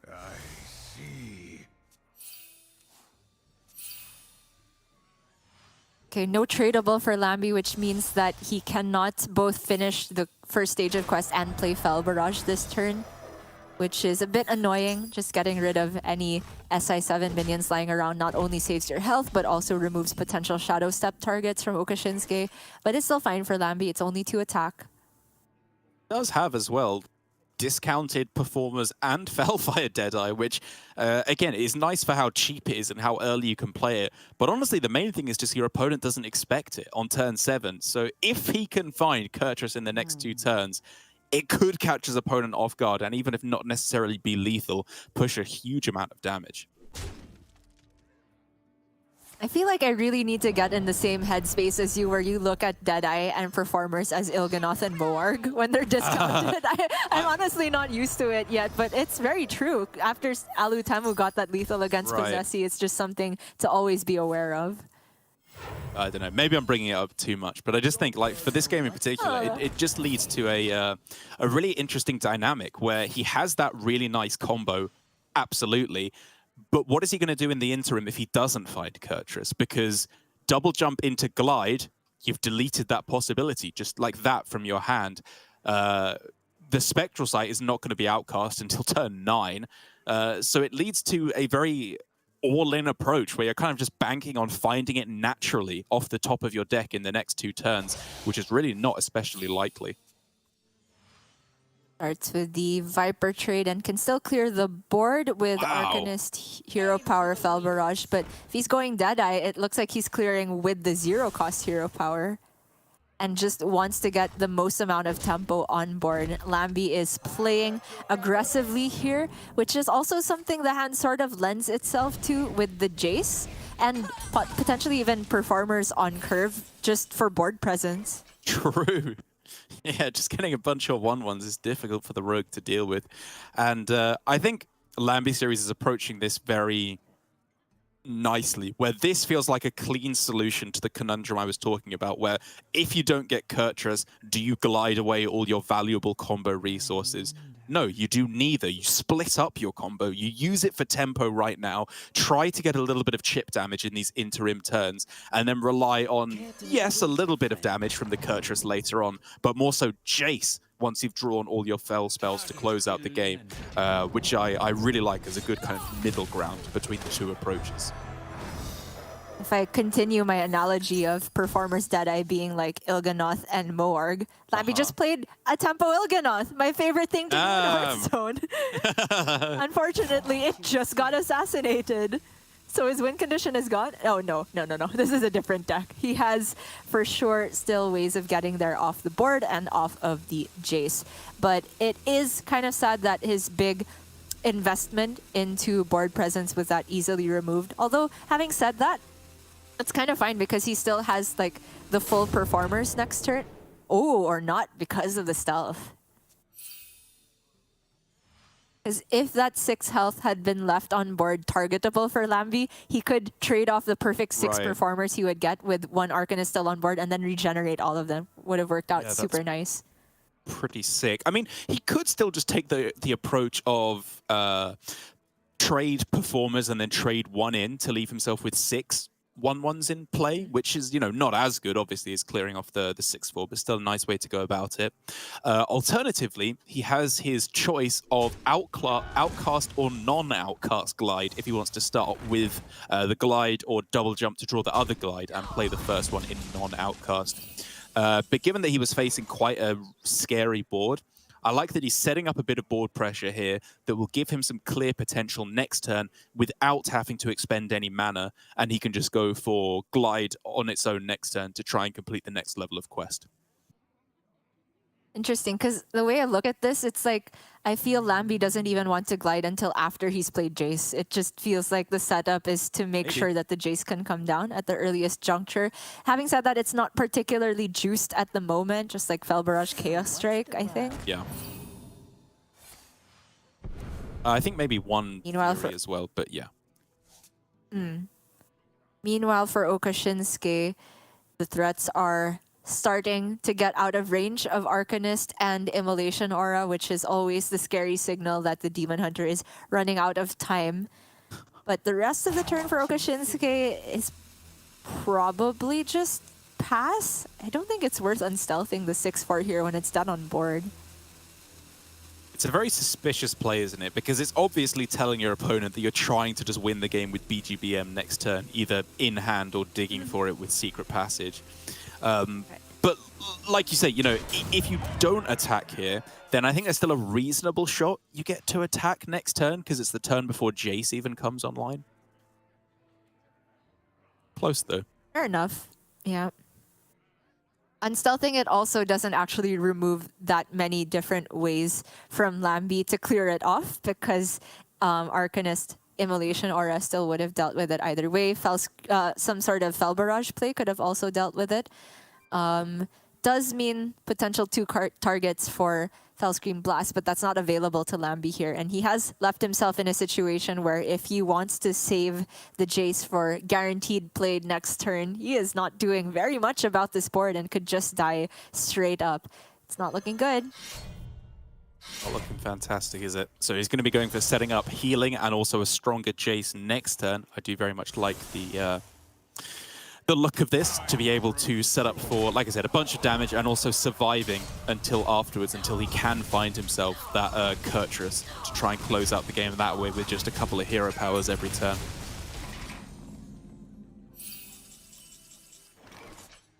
Oh, expensive.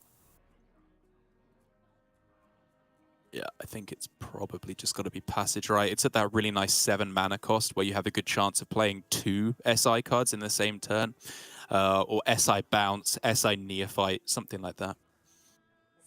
He hits exactly Extortion. He could also just play Scabs this turn, although that's not particularly nice to play it unstealthed.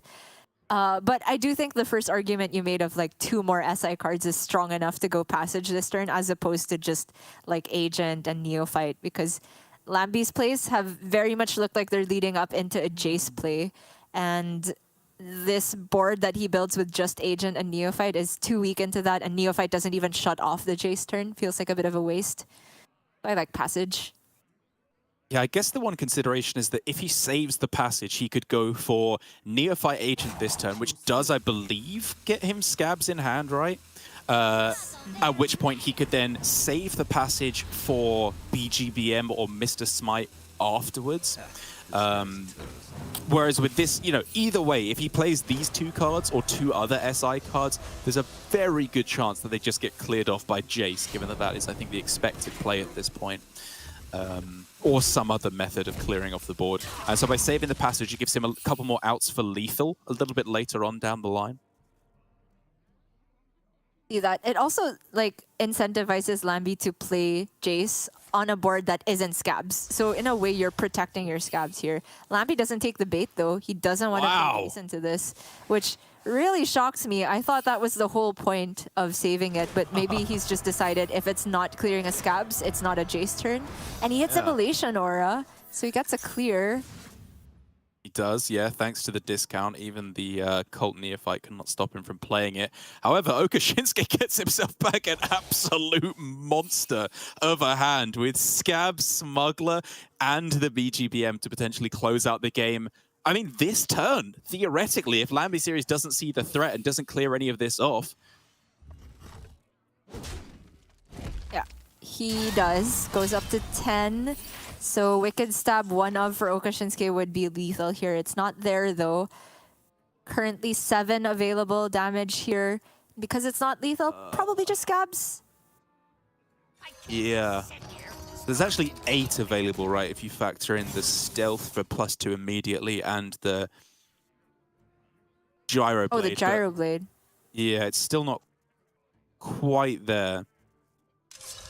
So I do think Spiomatic makes sense, yeah. Yeah.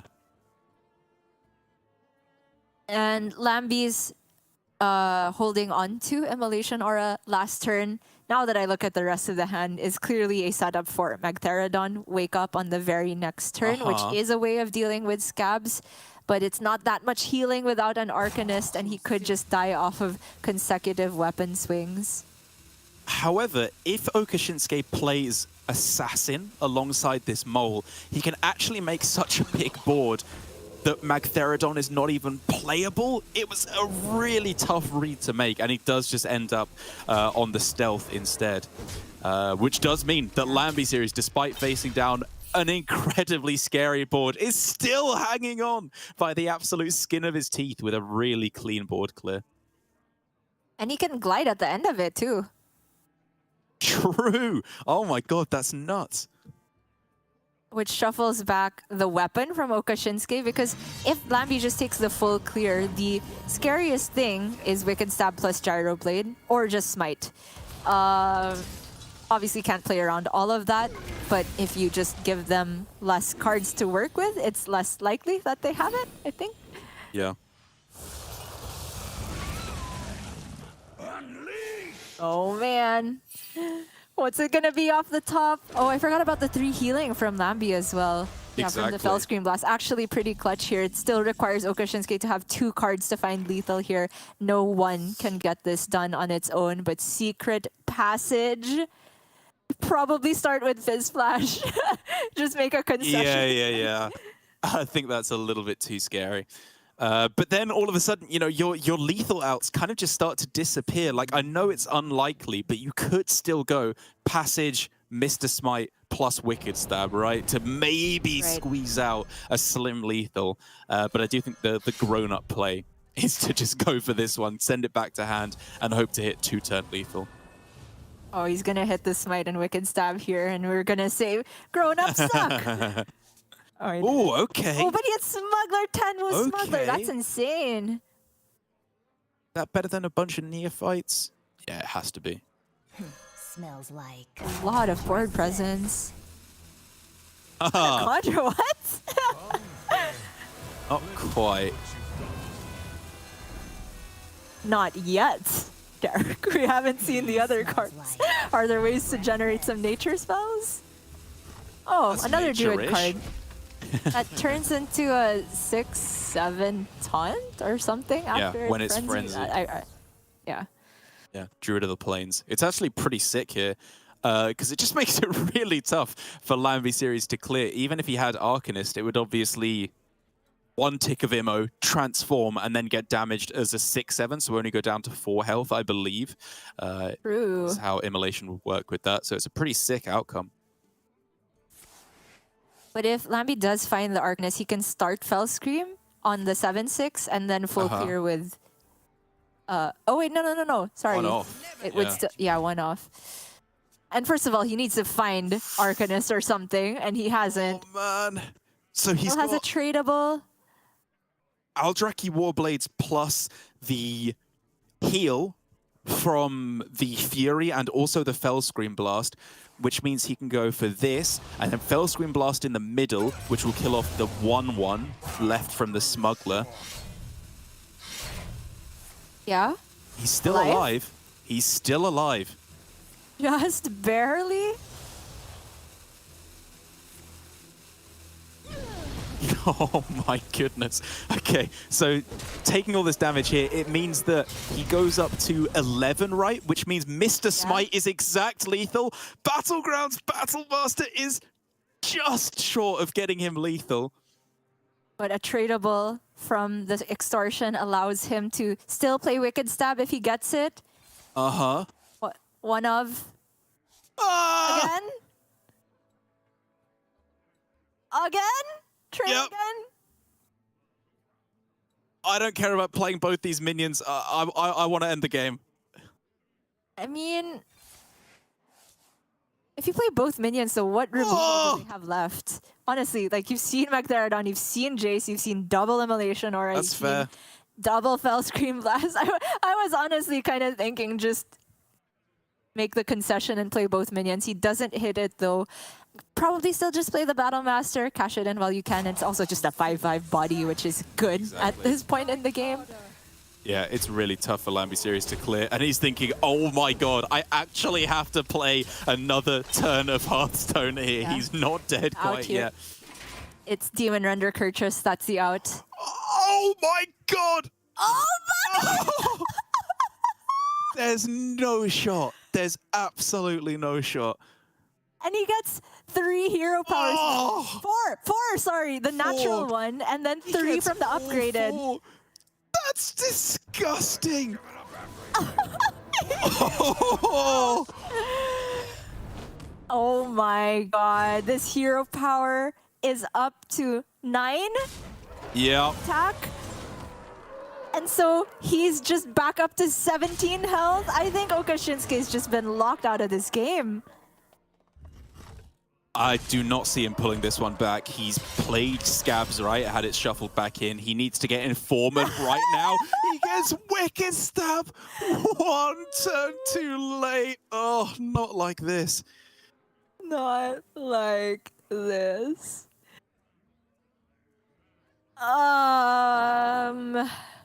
Okay, so outs that we are looking for. Still one passage available, I believe. So it probably comes in the form of sticking a big board next turn, right? Your opponent can play Kurtrus, you know that to be in hand, so you want to leave yourself in a situation where Kurtrus can be cleared. So I don't think it's Fizz Flash Distractor on this turn, right? It's probably just Operative Rush it in, save the Wicked Stab to go for lethal damage, and save the Fizz Flash to deal with a Kurtrus next turn so you don't just die, and then pray your top deck passage as your only realistic out left in the game. It's just not enough, right? Wicked Stab Hero Power Face is 7. Passage Smite is 7 again if you include the dagger, and he only plays 1 Wicked Stab. Right. I'm not trying to hit lethal though. I'm trying to stick a big board, right, on the next turn. Okay. And the next you have the Fizz Flash as well, and then they maybe can't answer it the turn after, right? That's the out I'm considering. Got it. Makes sense. Oh my god, Insta Spectral for Lambi. He plays the Kurtrus. Everything costs cheap. Oh, it's... No, he hasn't played it yet. Out right now. So he's I mean, like, you could have started with the Kurtrus. He already played Jace, right? Yeah. Or did he not? No, I don't think he ever actually played Jace, yeah. Oh, yeah. My bad. Sorry. So he was trying to find Jace. Now it's not playable even if you trade into it. So... Trade... 8 damage. That's 10 damage he can push on this turn, but it means not playing Kurtrus. He's just going all in on trying to hit lethal next turn. Very likely to find Jace by that point. Another Spectral. Okay, yeah, I so think he just always guaranteed can play Jace next turn because there's just 2 tradables in his deck right now. So if you take the Spectral...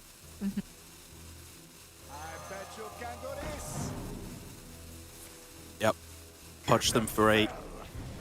Bit in the hero power as well. I think this should just be game on the following turn for Lambi series, unless Okashinsuke can somehow hit an absolute miracle turn that starts with Secret Passage. That is not it, though. SI7 Agent means he can start chipping down his opponent's health, but Lambi series, as long as he finds the Jace, which we think he can, is just going to be game. I think so too. Okashinsuke racking his brains for anything he might have missed, but I think he will slowly come to the realization that if Lambi picked up card draw from the studies, and he absolutely has, there's just tradable Jace left in the deck. And that just means that there's no outs for Okashinsuke. Fizz Flash a 1-3. Go! He has to. He literally has to, or he's just dead on board. It's the only out.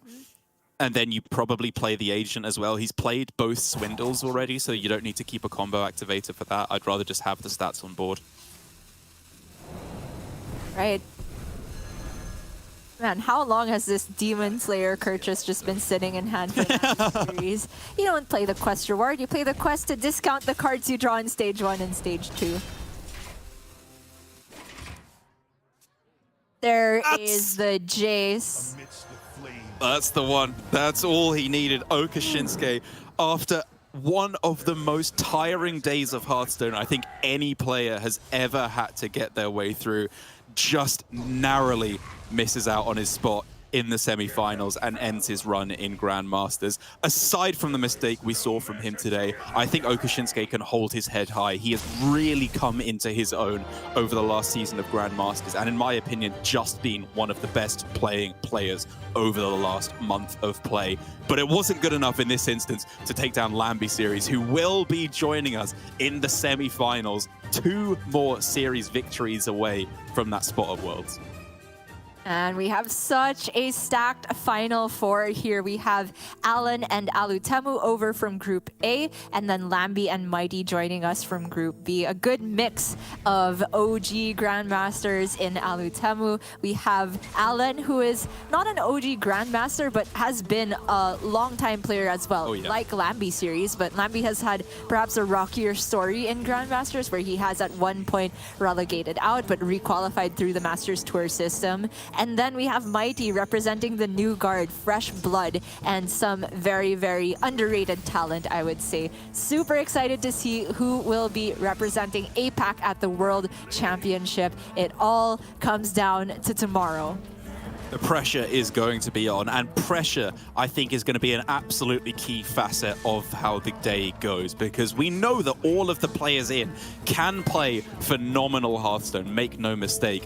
But I feel like some of them deal slightly better with high-pressure situations than the other. I think Alutemu has been consistently a player who doesn't let these high-pressure situations get to him. Yes, he starts to rope out occasionally, but he always seems to find the actions before he truly ropes out in the end.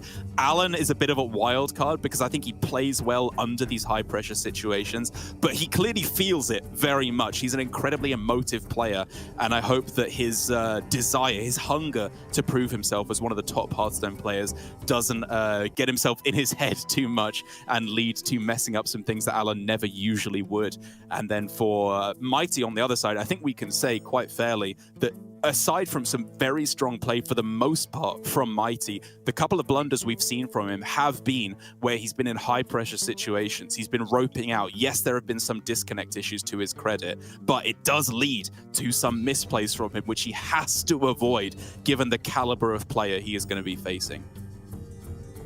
And given that all our players have these very different histories, different ways that they deal with pressure, there is also the difference of lineups that we have to contend with. Whereas on the left side of the bracket here, Alutemu and Lambi have the much more standard lineup that was piloted by Gabby to victory at the Masters Tour. I think it has just become the standard for the meta as we enter the last couple weeks before the new expansion drops. And then over on the other side, we have Mighty and Alan, who are both rocking a more aggressive style of lineup. Not a complete mirror, though, in terms of archetypes, because Alan does have the Shadow Priest in there, whereas Mighty has Quest Rogue, which I feel like is going to work out slightly in Mighty's favor. So many different matchups that we have the capability of seeing. And no matter what, Derek, our finals will be between the tried and true lineup and an aggressive lineup. Trogs versus Kazaka-san. Who comes out on top? The ultimate showdown for this metagame. I think it could not be more appropriate if we tried to write it ourselves, which still no one can prove that Hearthstone is scripted after all these years, try as they might. But for both of our players, like I said, I think it speaks to the power of the aggro lineup that 3 players brought it, and 2 players out of the 3 out of 8 total ended up in the finals, clearly showing that it does have a lot of legs in this metagame. And as brave as a bring of it was for Shaxi, didn't work out for him, but for Alan and Mighty, it's working out very well indeed, which means that we are heading into tomorrow as our final day of play here in Asia Pacific for this season of Grandmasters. I think the clocks are changing again for any non-American viewers. Is it only America that changed it early? Whatever it is, I think it might be like starting an hour later yesterday. For me at least, it's starting at 9 or 10 o'clock GMT rather than 9 o'clock GMT. So you can adjust accordingly based on how your country may or may not be changing its clocks. But either way, that does mean that we are all done with today's action. So Gia, any closing comments before I send our players, our viewers very rapidly over to Europe? No daylight savings in my country, and I will never ever understand it. But also beyond that, good luck to our top 4. I am so proud to have been part of Grandmasters this long as a caster. It's been such a privilege to cast everyone. It's not quite done yet, but I'm starting to have the emotions set in, Derek. It's been a few very pleasant years that we've had, and the honor of casting such high quality of players cannot be overstated. That's right, truly the end of an era coming up very, very shortly, and we'll see who can stamp their name in Hearthstone history tomorrow with the finals of the Asia Pacific Grandmasters playoffs. So for now, thank you very much for watching. Enjoy Europe with Raven and Sottle with its own very exciting set of dramas amongst all the European players. And we shall see you tomorrow.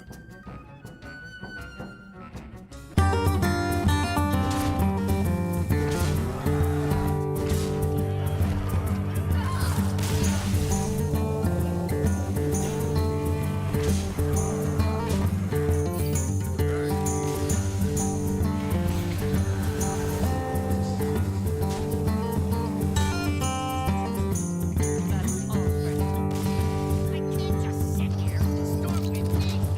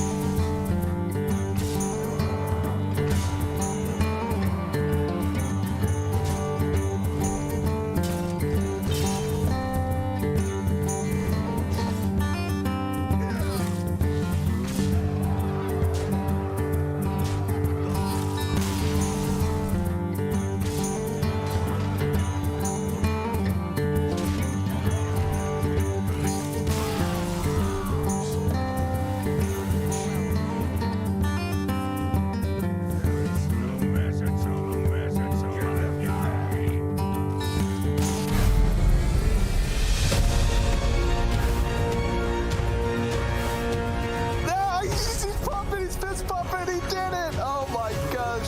72 damage both times. Both times he left damage on the board. Oh no! Where is cards green? Right for Myri's cards green! He got there! Oh. Sick!